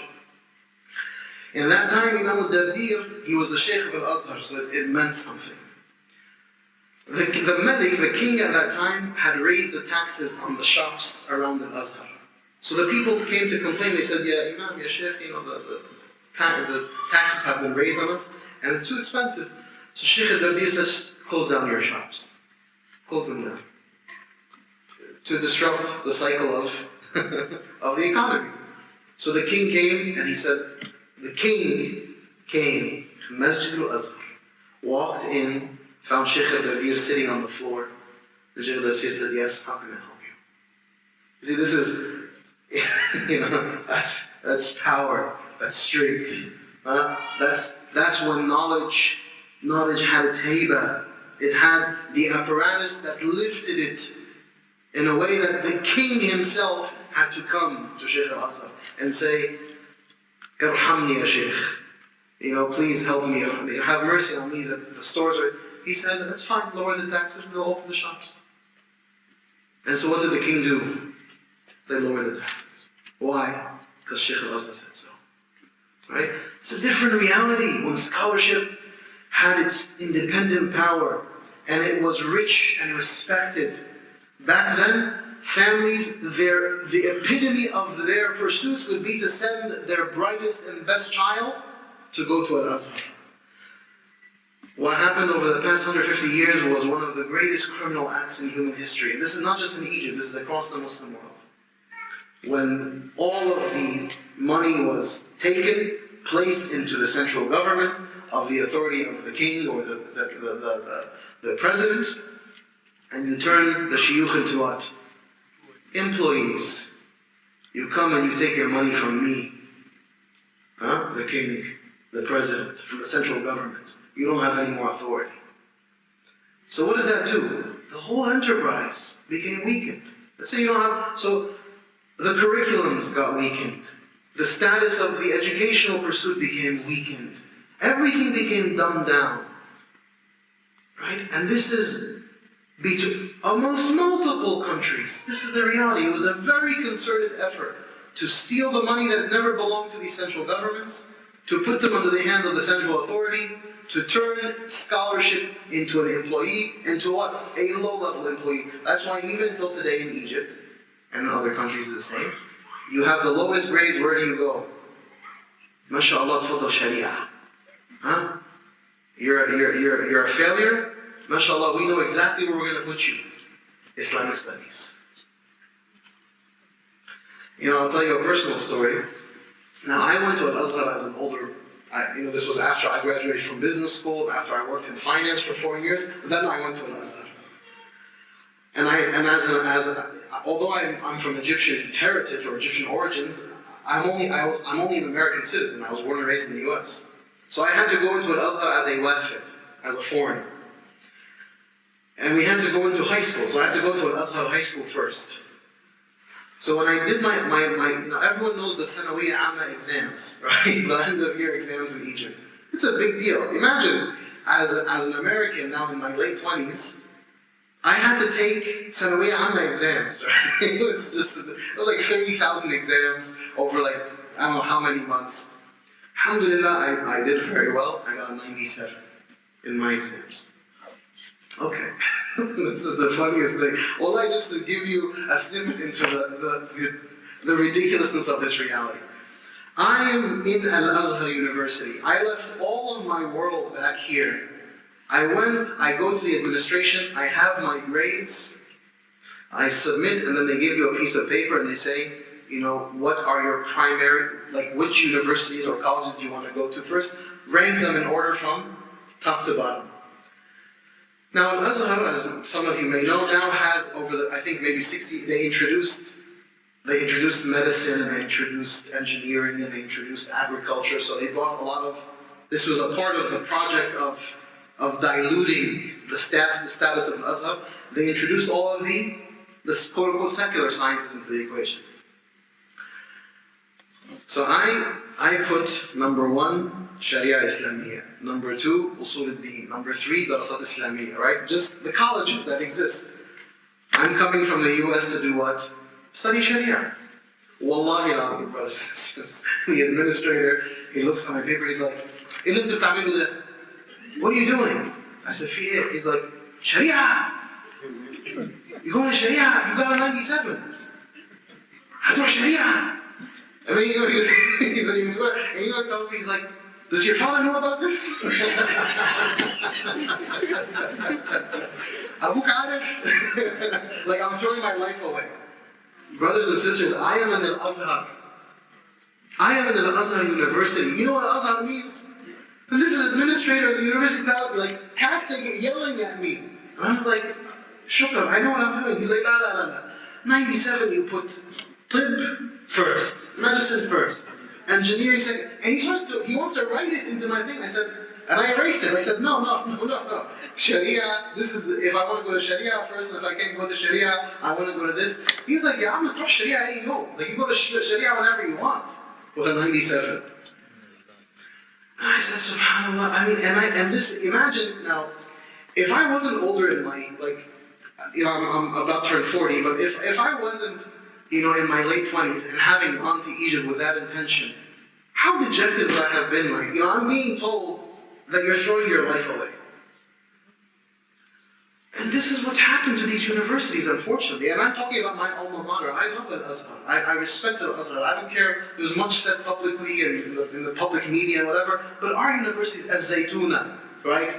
Al-Qarawiyyin, Al-Azhar, these are beautiful, majestic universities, and inshallah, we will revive them by the will of Allah subhanahu wa ta'ala's permission.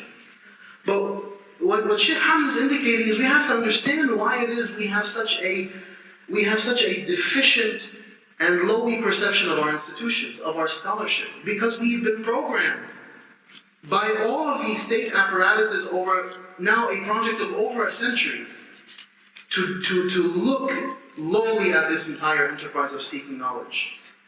All of this is to say what? The most illustrious thing that any human being who says La ilaha illallah Muhammadun Rasulullah can do is seek sacred knowledge. Just because we live in a scientific episteme, what that means philosophically is we live in a time period where it is the material sciences that have the greatest regard. You become a lawyer, you become a doctor, you become an engineer, you become these things, then you are a person of standing. This is one of the greatest tricks played on the Muslim world. Shaykh Abdul Fattah Moro, he spoke about this in a conference that I was at recently. He said this, he said, we the Muslims, we're so proud of ourselves. We go, we take our best and brightest, and we throw them into what? Into the service industry. Engineering, medicine, legal, law, whatever. You're not producing anything. You are serving the powers that be. You're took the whole Muslim world, threw some money in front of them, and what happens? We all did what? Become a lawyer, become a doctor, become an engineer, become a this.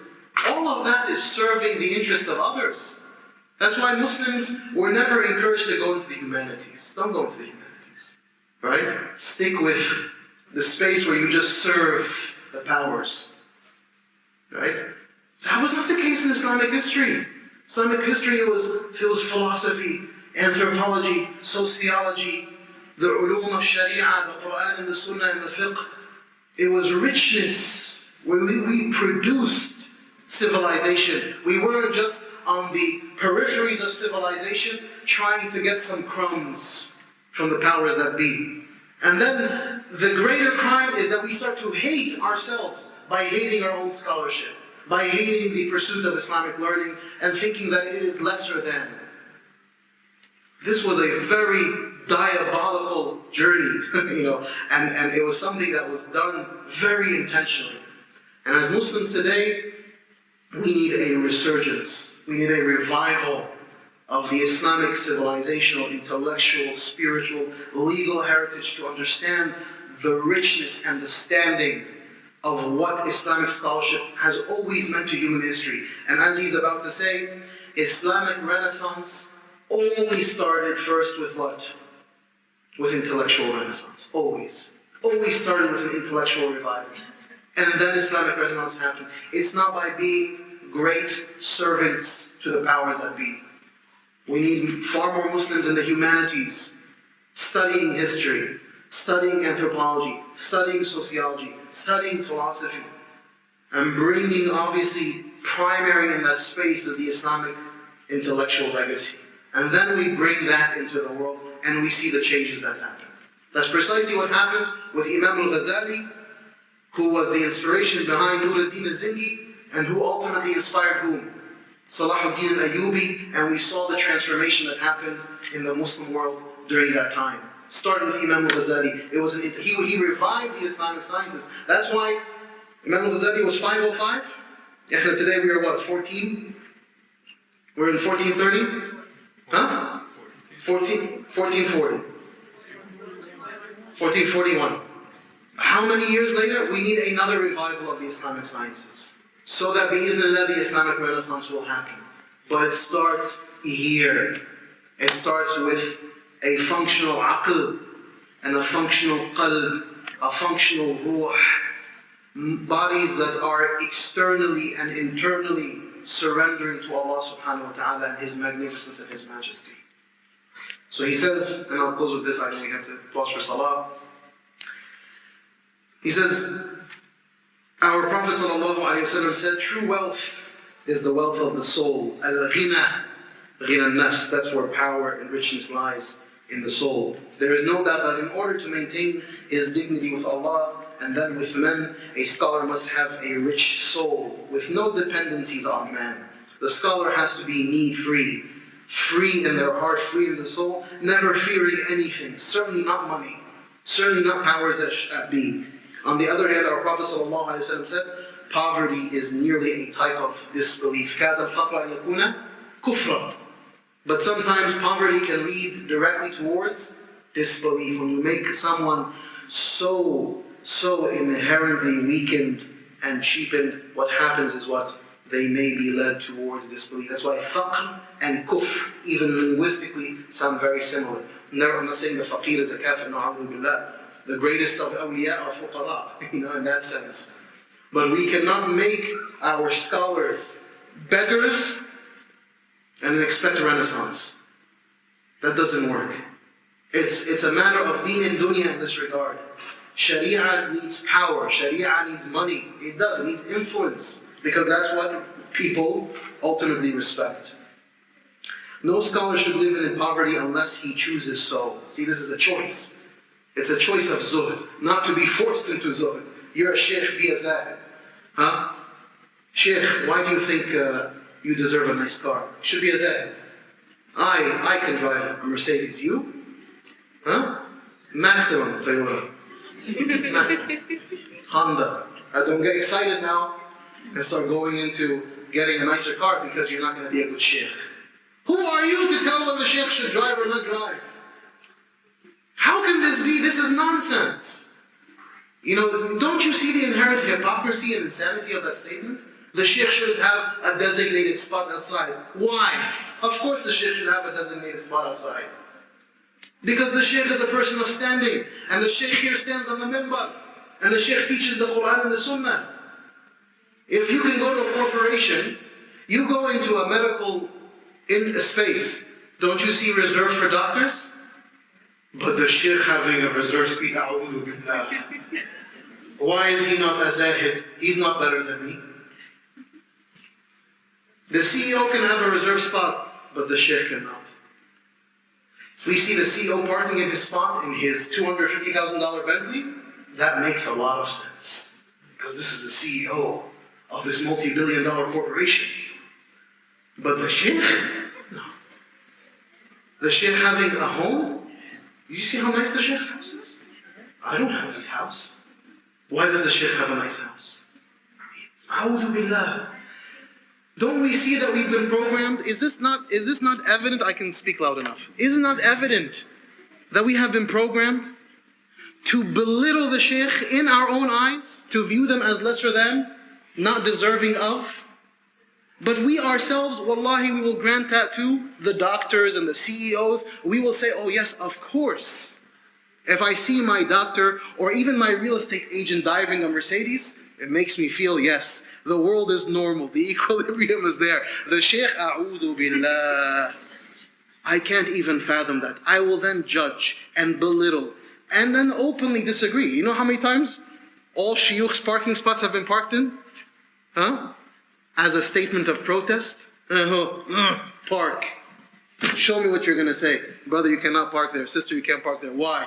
This is a sheikh's spot. Why does the sheikh is not better than me? Okay. Go do that in one of these medical buildings and go to the parking lot and park in the doctor's not better than me. And you know what's going to happen? Your car's going to be towed. And like a little kitten, you're going to go pay the ticket and say, I'm sorry. But here, what do? Sue me. Or you get nothing. Wallahi, brothers, I'm saying this not for any other reason, but to say, I want us to appreciate the inherent hypocrisy and how we've been programmed to hate ourselves and to disrespect ourselves. We have been taught and we have been programmed by powers outside of our tradition to disrespect ourselves. You go into the Jewish community, the rabbis, even if, I'm sorry, I'm delaying Salah a little bit. Please forgive me. Wallahi, there's a Jewish rabbi. He asked me once, he's like, can I ask you a question? How much do you make? I told him how much I made. Okay? He said, I make 6 times the amount of money you make. I said, subhanAllah, 6 times, mashallah. May Allah bless you. Okay? And then he said to me, I was like, why do you ask me that? He's like, because, he's like, in the Jewish community, people, because this is a project of Jewry, it's about the Jewish community, they respect us as rabbis, even if they are kuffar. Yani kuffar in their own tradition. The executive director of one of the biggest synagogues in Boston is an atheist. He's an agnostic Jew. No, yani, in his own tradition, he's a kafir. But you know what he does? He serves his community with vigor because he is invested in the greater project of the Jews as an international project. And he is an agnostic Jew. He thinks what the rabbis are saying are nonsense. But he respects the rabbi. See, I'm using that as an example to say what? That's pure pragmatism. I'm not saying that that's how we should be. No. Yani, فَمَا بَالُكَ, I'm saying. So what about the Muslim community? When the scholars are always the ones that we go and we run and we carry and we hold and we pick their shoes up and we hold during the time of Imam al-Juwayni, there was a scholar of Lugha, I forgot his name. This was just, he had expertise in a part of Lugha. But it was something that Imam al-Juwayni did not have.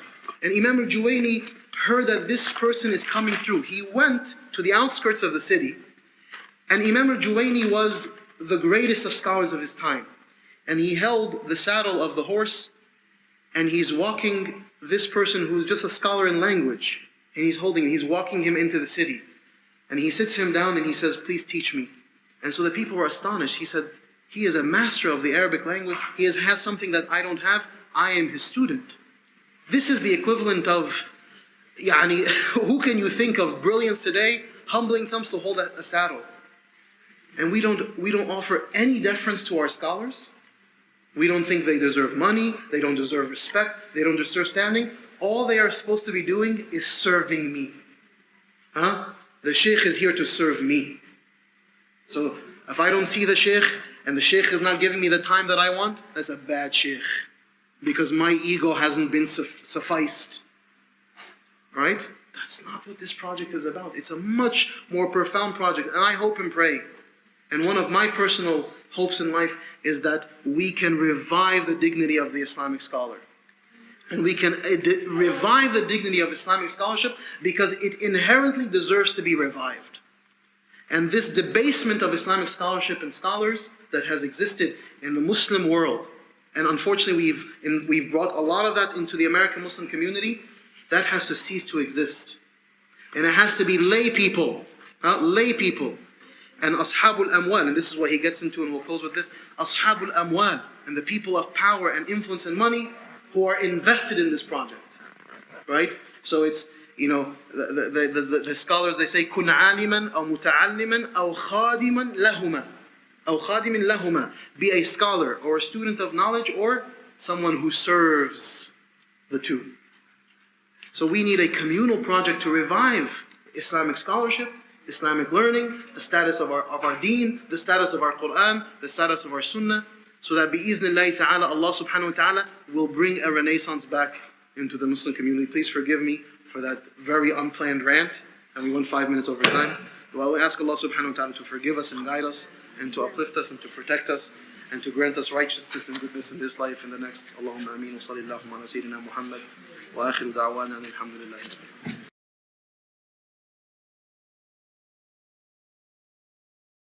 بسم الله والحمد لله والصلاة والسلام على رسول الله وعلى آله وصحبه ومن والاه وبعد.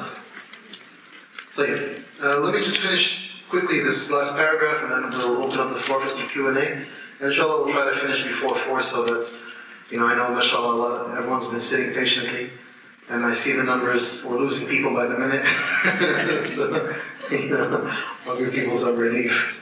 And I promise no more tirades on my part, okay? I get a little excited. But I'm a passionate guy, those who know me. So no scholar should live in poverty unless he chooses so, and no student sincere in his study should suffer the concerns of material well-being. The way out of this is twofold. First, the teachers and students must purify their intentions and be sincere in making their pursuits purely for the sake of Allah subhanahu wa ta'ala and for the honor of His beloved messenger's community. Allah has promised that those who have piety will be provided for whence they did not expect. This is وَيَرْزُقُ مِنْ حَيْثُ لَا يَحْتَسِبُ. they must also heed the advice of Sidi Ahmed Zarruq, who says in his book of Al-I'ana, never expect anything from the creation of Allah, but rather expect things from the Creator, Allah. Right? And this is al-istighna'u fima inda al-nas, that you have complete istighna', you are free of need from anything that is in the hands of people. Right? And this is just a life principle that all of us should aspire to live by, is that izhad ma fi aydin nas yuhibbuka nas.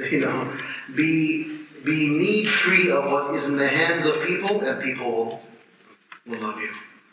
Right? And have confidence and independence, and speak with certainty, and speak the truth as you know it, and people will respect you. Don't ever count out the people. Don't ever try to gain favor of people. Speak the truth as you know it, and ask Allah subhanahu wa ta'ala for tawfiq. Second, businessmen and other people of means must reinvigorate our endowments, particularly in places where the hand of the government cannot reach and does not usurp. This is certainly the case in the West, and this book should be a starting point for the revival of the Islamic intellectual tradition that has always been the preamble to Islamic Renaissance. And we have 1400 years of history to prove this point. Okay, so this is the beginning, this is the introduction by Shaykh Hamza to the book of Ta'aleem al-Muta'allim, Tariq al-Ta'allum, the instruction to the method of learning. Inshallah, I'm going to stop for today with any of this. I'll open up the floor for some Q&A. And then tomorrow morning, perhaps we'll read some brief selections, and then we'll get into the mapping of the Islamic sciences, inshallah ta'ala. So, let me leave the floor open for some questions or conversations, and we'll close.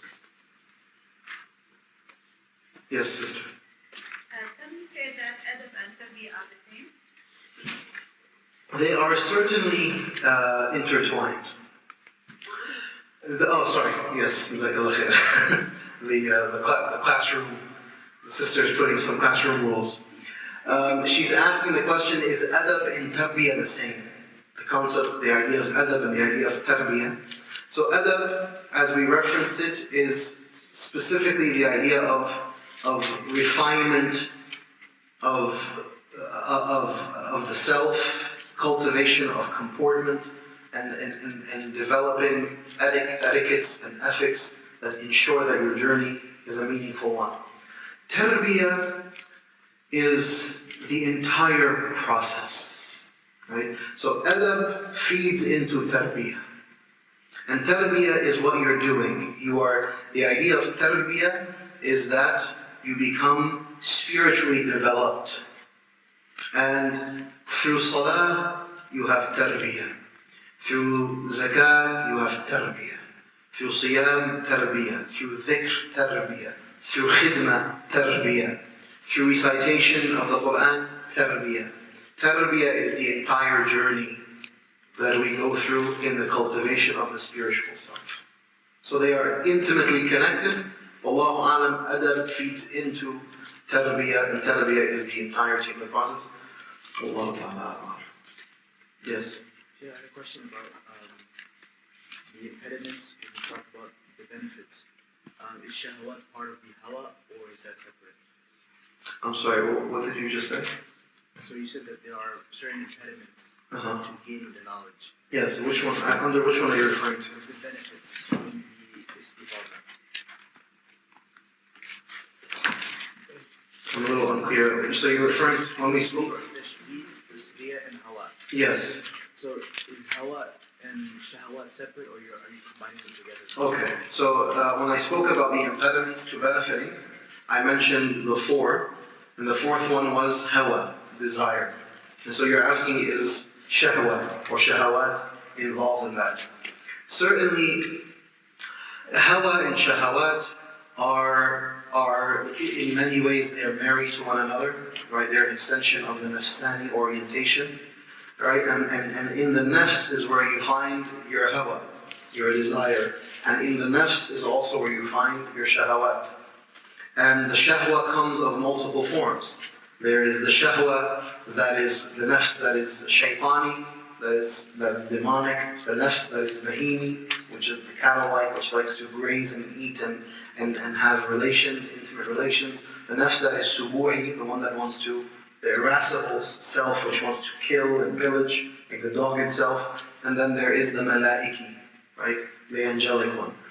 And so you can say that certainly from the impediments of benefit is not just the hawa, but the entire of an-nafs al-ammara bis-su, right? The nafs that implores towards evil and harm.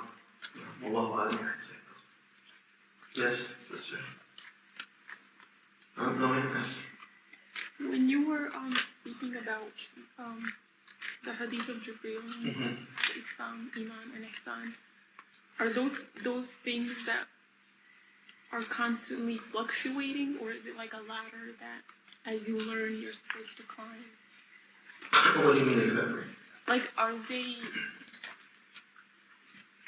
Because it seems kind of like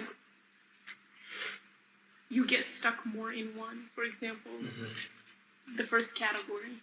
So is it where a person, as you're learning, you're fluctuating, where you're kind of in one category and then you move on to mastering the like ihsan and then mastering iman, or is it, are they all three things that are... Yeah. So this is a very important question. The sister is asking about the question of Islam, Iman, and Ihsan, the tri-dimensional reality of the religion, right? Which is bookended by adab and time. We never want to forget. So it's the tri-dimensional reality of Islam, Iman, and Ihsan, and the book ended by time and adab. Is it one? Is it one or the other? Is it a gradational thing? So I begin with Islam, then Iman, then Ihsan. You know, are they mutually exclusive? Do you graduate from one to the other? No, they should always be moving concurrently, right? Together. And it is from the lopsidedness of the Islamic discourse that we have become hyper-focused on the question of Islam, with a lowercase I, which is the question of fiqh, right? So we turn everything into a fiqhi issue. You know, I'll have people sitting in the audience. I love these questions. Shaykh, and listen to the question. Can a mother-in-law order her daughter-in-law to do this? Like, it's like a fiqhi. But I was like, your problem is not fiqhi.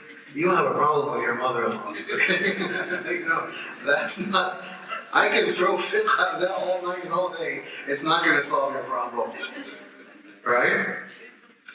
So we think all of our problems are fiqhi. You know, I'll give you an example.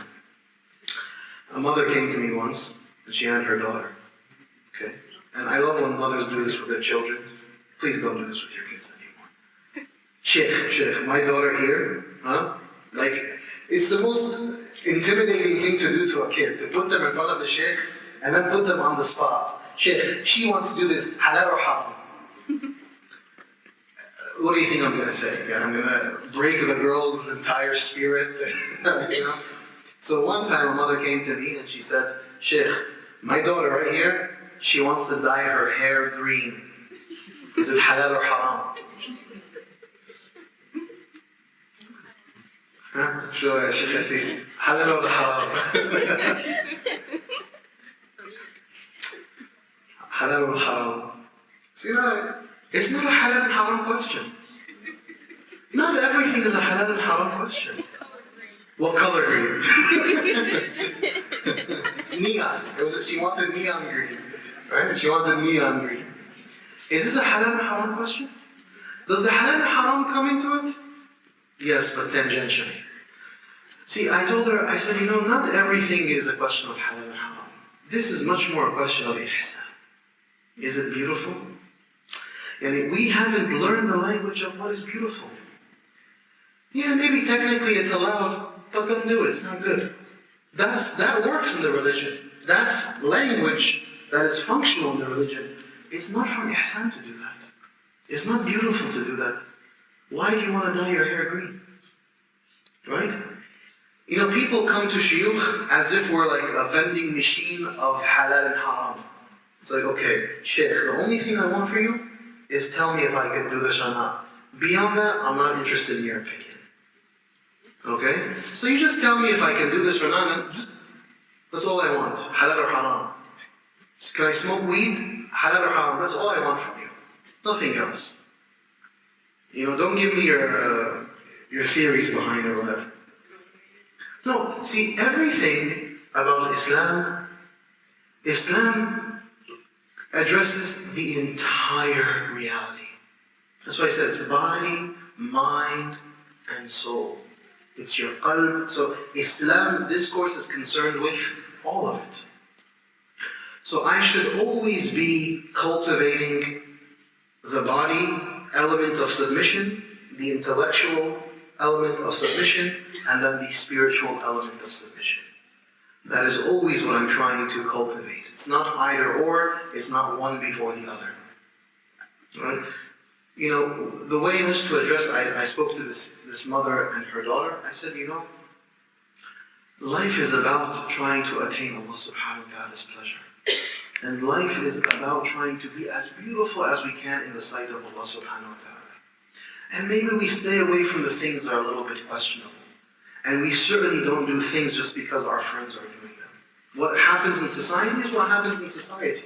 Everyone today is going really left when it comes to many things.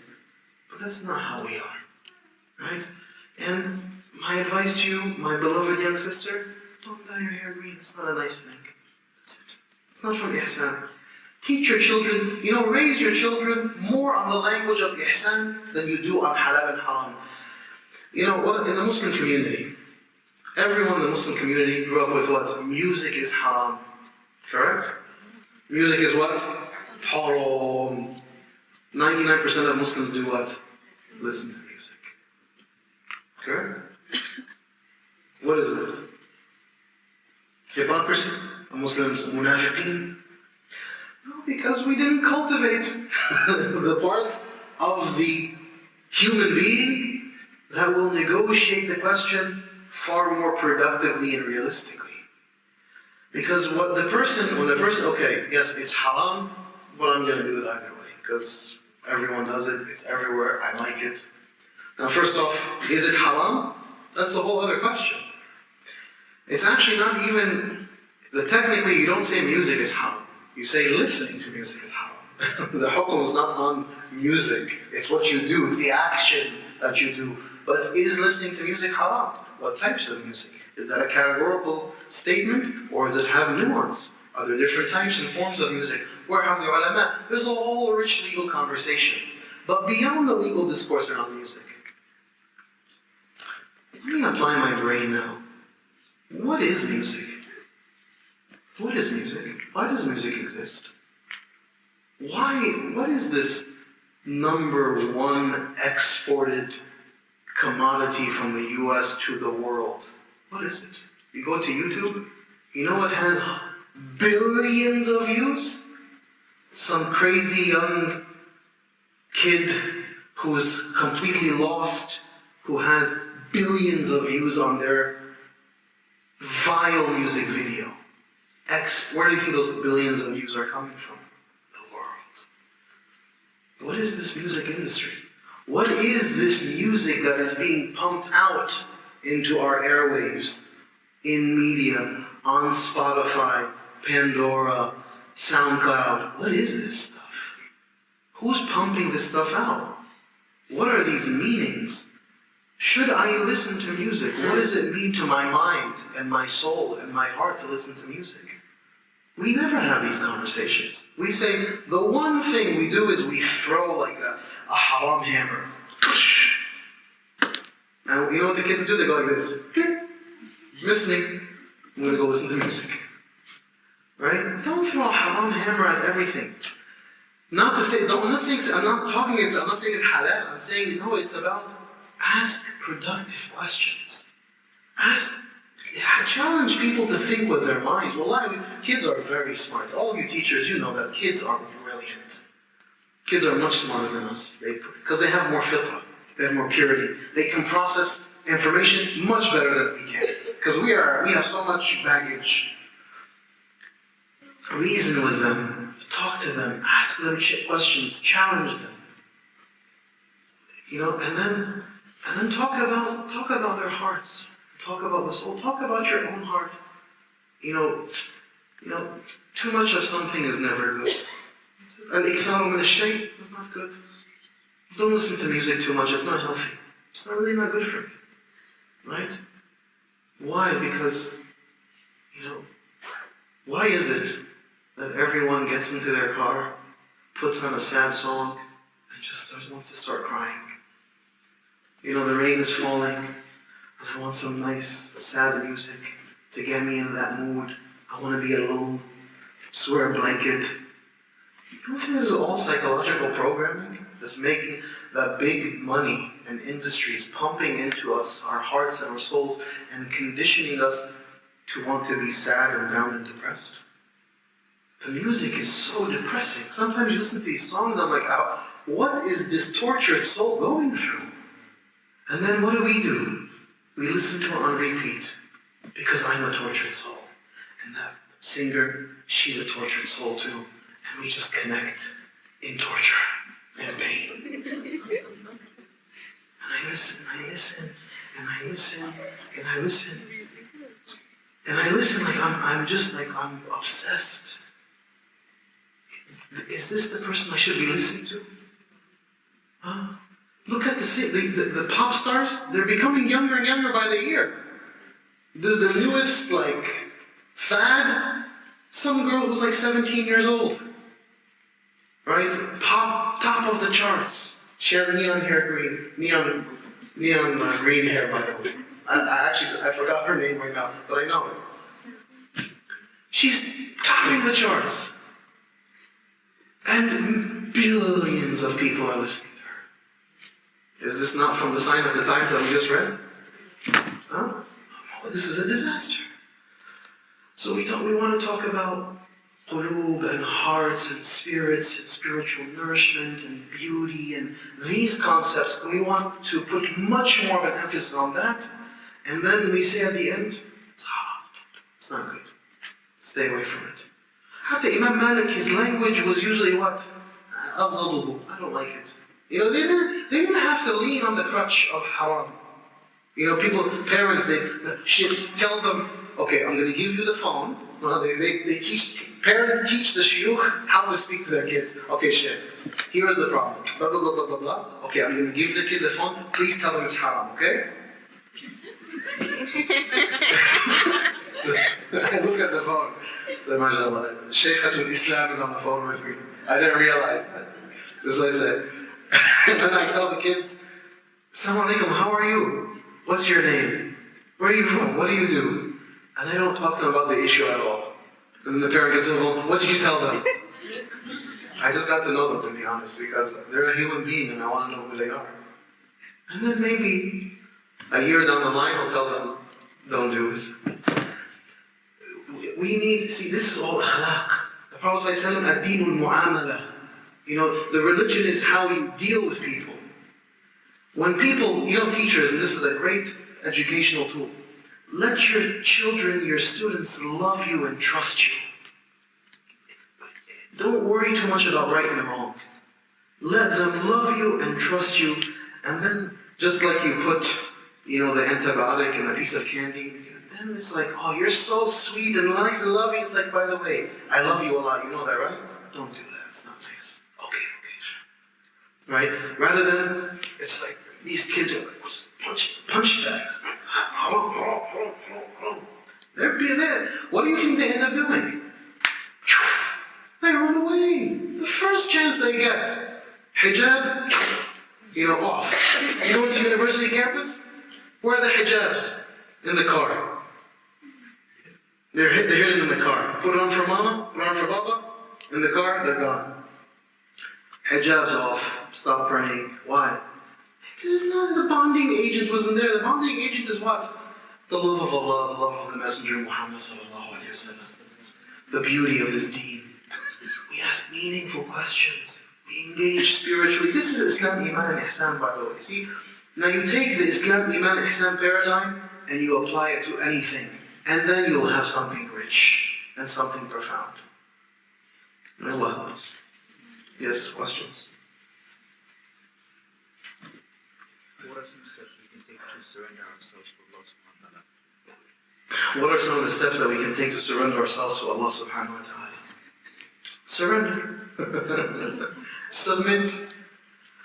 Realize that you are nothing, and I am nothing, and we are insignificant, and we are small, and you know what? We're not special. I know that we've been taught, you're so special. You're not special. I'm not special. None of us are special. We have the potential to be special. Billah. But it's just like, oh, you are so special. You're the best. That's just nafsani. No, you have the potential to be very special. Billah subhanahu wa ta'ala. By Allah, when Allah subhanahu wa ta'ala, when your ruh connects to Him, you will be the most special.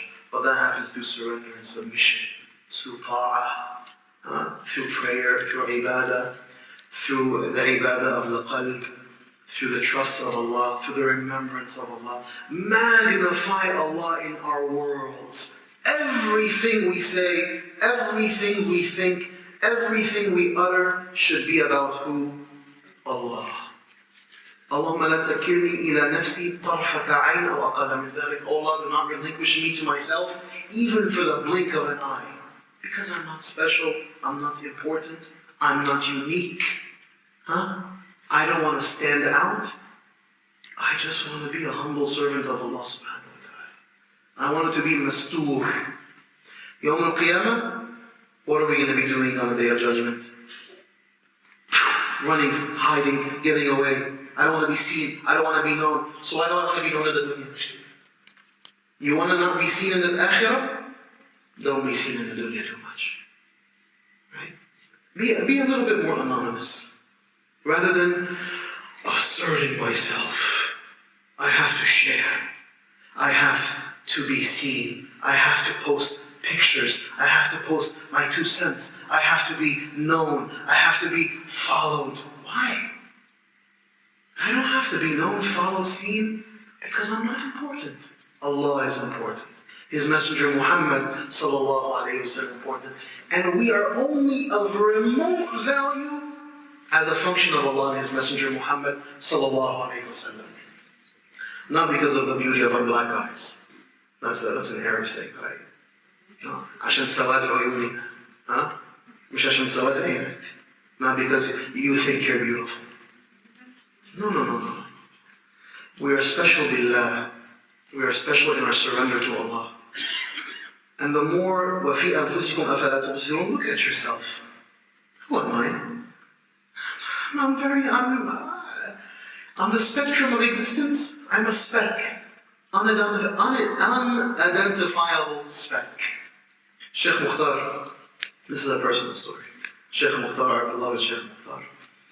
One time I went to him and I was telling him, Shaykh Mukhtar, I went to him in Turkey and we were talking about something. I thought, Shaykh Mukhtar, this, whatever. And he listened patiently. And I was telling him about a big problem that was happening somewhere. And it was with the Muslim community and etc. And he listened patiently. He said, Shaykh Yasir, I'll tell you something. Or no, he calls Akhi al-Habib. Shaykh Yasir, let me tell you something. He said, there are many people in the grave who thought they were important. There are many people in the grave who thought that they were needed. Many people in the grave who thought they are indispensable. Don't ever think you're important. Don't ever think you're needed. Always realize you are dispensable. And subhanAllah, it's a very humbling reality. Just realize, people may think, don't be so self-deprecating. I'm not saying say that you're garbage and that you're worthless, no. But don't assume that you're special. Only realize that your karama is what? It's an association with your taqwa. Inna akramakum indallahi atqakum. It's about the level of your God consciousness, your awareness, your surrender. You magnify Allah. You say, La ilaha illallah. That you negate everything and you affirm Allah, Muhammadun Rasulullah. That's it. Magnify that, affirm that, and what you will find is what? مَنْ تَوَاضَعَ لِلَّهِ هَكَذَا رَفَعَهُ اللَّهُ هَكَذَا. You humble yourself to Allah this way, Allah will lift you this way. That's how, inshallah ta'ala, hopefully, you begin to surrender. Any other questions? Yes. Yeah, can you reinstate the 6 keys again? You said ذكاء وحرص ذكاء وحرص وبلغة وصحبة أستاذ وطول زمان. اجتهاد is the 6th one. What else? Final questions, comments, thoughts? Type. Okay. What do you mean when you ask a slave woman gives birth to her mistress? What is that? So we'll talk about that tomorrow, but that's from the signs of the times. And the ulama have spoken about this in different ways. Some refer to it to the time of the Mamalik, when it was the case that those who were of the servant class, they became rulers and then they gave birth, right? That's one of them, that they gave birth to their master. So here is a slave who used to be from the servant class, who gave birth to who became a master. Some say that that's that. But there is an interpretation by the ulama that is relevant to all times. And I think that this, inshallah ta'ala, قَدْ نُقَدِّمُهُ. And that is that what this is indicating is the inversion of the social order. What that means is, a greatest example of this is you notice how today kids, the way they treat their parents. Just a few decades ago, the child would never ever think of disobeying or disrespecting their parent. Today, may Allah forgive me for uttering these words in the masjid, but shut up, mom. You're stupid. Don't talk, Children are speaking like this to their parents. This is a disaster. This is such an abomination, and it's an inversion of the soul. So it says, أَن تَلِدَ الْأَمَةُ رَبَّتَهَا. It's like an inversion of the reality. How is the woman giving birth to her master? So, when you begin to see the inversion of realities, what should be above is now below, then you see that it's from the signs of the time. And that very much goes in line with what? يُصَدَّقُ فِيهِ كَاذِبٌ وَيُكَذَّبُ فِيهِ الصَّادِقُ وَيُؤْتَمَنُ الْخَائِنُ وَيُخَوَّنُ الْأَمِينُ وَيُنْطِقُ فِيهِ الرُّوَيْبِضَةِ. All inversion of the social order. What should be here is here, what should be here is here. That's, some of the ulama have indicated this, and I find that is a very relevant explanation that applies with time and space. Yes? The signs of judgment of the Hadith of Rasulullah, the tall, the shepherds who like a fight for the tall buildings. Yeah. This is really mesmerizing. We're living in the time now. I just imagine 14 centuries ago how the companions of those tabi'in have imagined the statements that now it's easy for us to understand. He's referring to the other side of the times, which is the shepherd, the destitute, naked shepherds are, competing in tall buildings. One of my shuyukh. So whenever we hear this, where does our mind go? Dubai, Saudi Arabia, whatever, right? One of my shuyukh in Egypt, this is many years ago, so he's explaining this, he's like, رعاء الشاة يتطاولون في البنيان يعني الأمريكان they were shepherds and now they have tall buildings. Look in New York, Chicago. I said, subhanallah, no one ever thought of it that way, but it's also true. Why does not apply to, and we also apply it to the Arabs. He's like, does any American? They were some shepherds and now they have tall buildings. But subhanAllah, yes, it is from the haqa'iq of our time. And even more disastrous is when we create these realities. You look at, for example, that devastating abomination, the clock tower that is built in Mecca. It's a devastating abomination to be built in such a grandiose fashion, to overshadow the Kaaba. Right? I was in Hajj last year and I watched, subhanAllah, and so painfully, as people turning their backs on the Kaaba to take pictures of the clock tower in the Haram. Yeah, the Kaaba's right there. You give your back to the Kaaba so you can take a picture of a clock that's built by who knows who built it. I think the chief architect was the Shaitan, in my opinion. Right? Don't quote me on that, but that's my opinion. You get mad, that's fine. Deal with it. But who can inspire such a reality other than the Shaitan?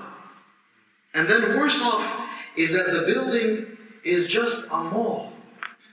It's a big mall. I watch as people in mass droves leave the Kaaba to go into the mall. Like it was such a snapshot of I said, subhanAllah, I'm watching people in droves. There's some points that are elevated, and you can watch literally people exiting the King Fahd gate and just pouring into the mall to go shop and buy. There used to be a lingerie store there. What? And there used to be, I'm not sure if it's still there, but all sorts of shopping and food, and it's just people sitting down with bags, and the Kaaba is feet away. I mean, really, it's like we are trying to like put this, press the gas on the ants that are coming. It's like, what an abomination. And I say this as we close. Wallahi, brothers and sisters, I say this because I want us to be more aware of ourselves and more aware of what's happening. This is from the spirit of adab. Is to analyze and critique. Don't just, someone builds a tall structure, you don't just fill it. Question, why did you build this? By the way, anytime I do Umrah, anytime I do Hajj, I tell the organizers, do not put me in that structure. I don't sleep there. I won't. I just won't, on principle. For hundreds of years, the Muslim Ummah would be terrified of building a structure that elevated over the Kaaba. This is a reality of only the past 100 years, that you see the Kaaba drowned to this small thing in the space of a sea of massive structure. Someone was telling me, well, Shaykh, it's because, we have a lot of people who want to make Hajj. So what, the buildings have to be on top of the Kaaba? Okay, build them a mile away. No, but it's consumer culture and people want convenience. I want to be able to wake up and walk down from my 6-diamond or 7-diamond luxury Fairmont hotel and just walk into the Haram. I don't want to walk a mile. And we just surrender to these things, and then we demand them. We say to the companies, this is what I want. I want front row hotel. I want a front row tent to the Jamarat structure. I want front row. I want buffet. SubhanAllah. Last year, there was a sushi bar in one of the tents in Mina. A sushi bar. Hand-rolled sushi. In Mina. In Mina, there's sushi being rolled. This is really what we need in Mina. We need sushi being rolled. And we just surrender to it's the consumer culture. We just surrender to it. Brothers and sisters, be critical, be choice, be scrupulous, be thoughtful. Challenge this. Don't accept things for what they challenge. Challenge ideas. By the way, even if you stand alone and everyone looks at you as crazy, that's fine. بَدَأَ الْإِسْلَامُ غَرِيبًا وَسَيَعُودُ غَرِيبًا. I don't care if you think I'm crazy. Genuinely, if all of you think I'm crazy, fine. That's fine. I'm okay with that. But if we're not going to apply our minds and our hearts and begin to critique and analyze these realities for what they are, And at least, as the Prophet ﷺ said, مَنْ رَأَى مِنْكُمْ مُنْكَرًا فَلْيُغَيِّرْهُ بِيَدِهِ فَإِنْ لَمْ يَسْتَطِعْ فَبِلِسَانِهِ فَإِنْ لَمْ يَسْتَطِعْ فَأَضْعَفُ الْإِيمَانِ is you do what? You hate it with your heart. At least you say, Ya Allah, I don't like that. I don't like that your Kaaba was desecrated. Show that to Allah at the very least. Meet Allah with that. Instead of what? Just being consumed in the status quo. And then being amongst, when you're watching those people in droves go that way, you purposefully go the other direction. Wallahi, I would do that as on principle. Of course, it's just for me, between me and Allah. When I see everyone leaving the haram, I would go to the haram. Because I want to show Allah, Ya Allah, I care about the haram. That's why the Prophet ﷺ would fast in the month of what? Of Sha'ban. Right? Because he would say that I would fast in this month because هذا شهر يغفل عنه كثير من الناس. بين رجب ورمضان, people don't fast in Sha'ban. So he said, I like to fast in that month because that's when people are heedless. And I like to be special in my ibadah. So find the mawatin when everyone is sleeping at night, wake up. Wake up, show Allah, Ya Allah, you know what, I'm going to pray 2 rak'at. Just for you, and I want to be special in your sight. And when everyone's leaving the haram, I'm going to go to the haram. Right? And everyone's running to the buffet, I'm going to run away from the buffet. Right? I'm not going to go down to the buffet, I'm going to have some food with me and that's it.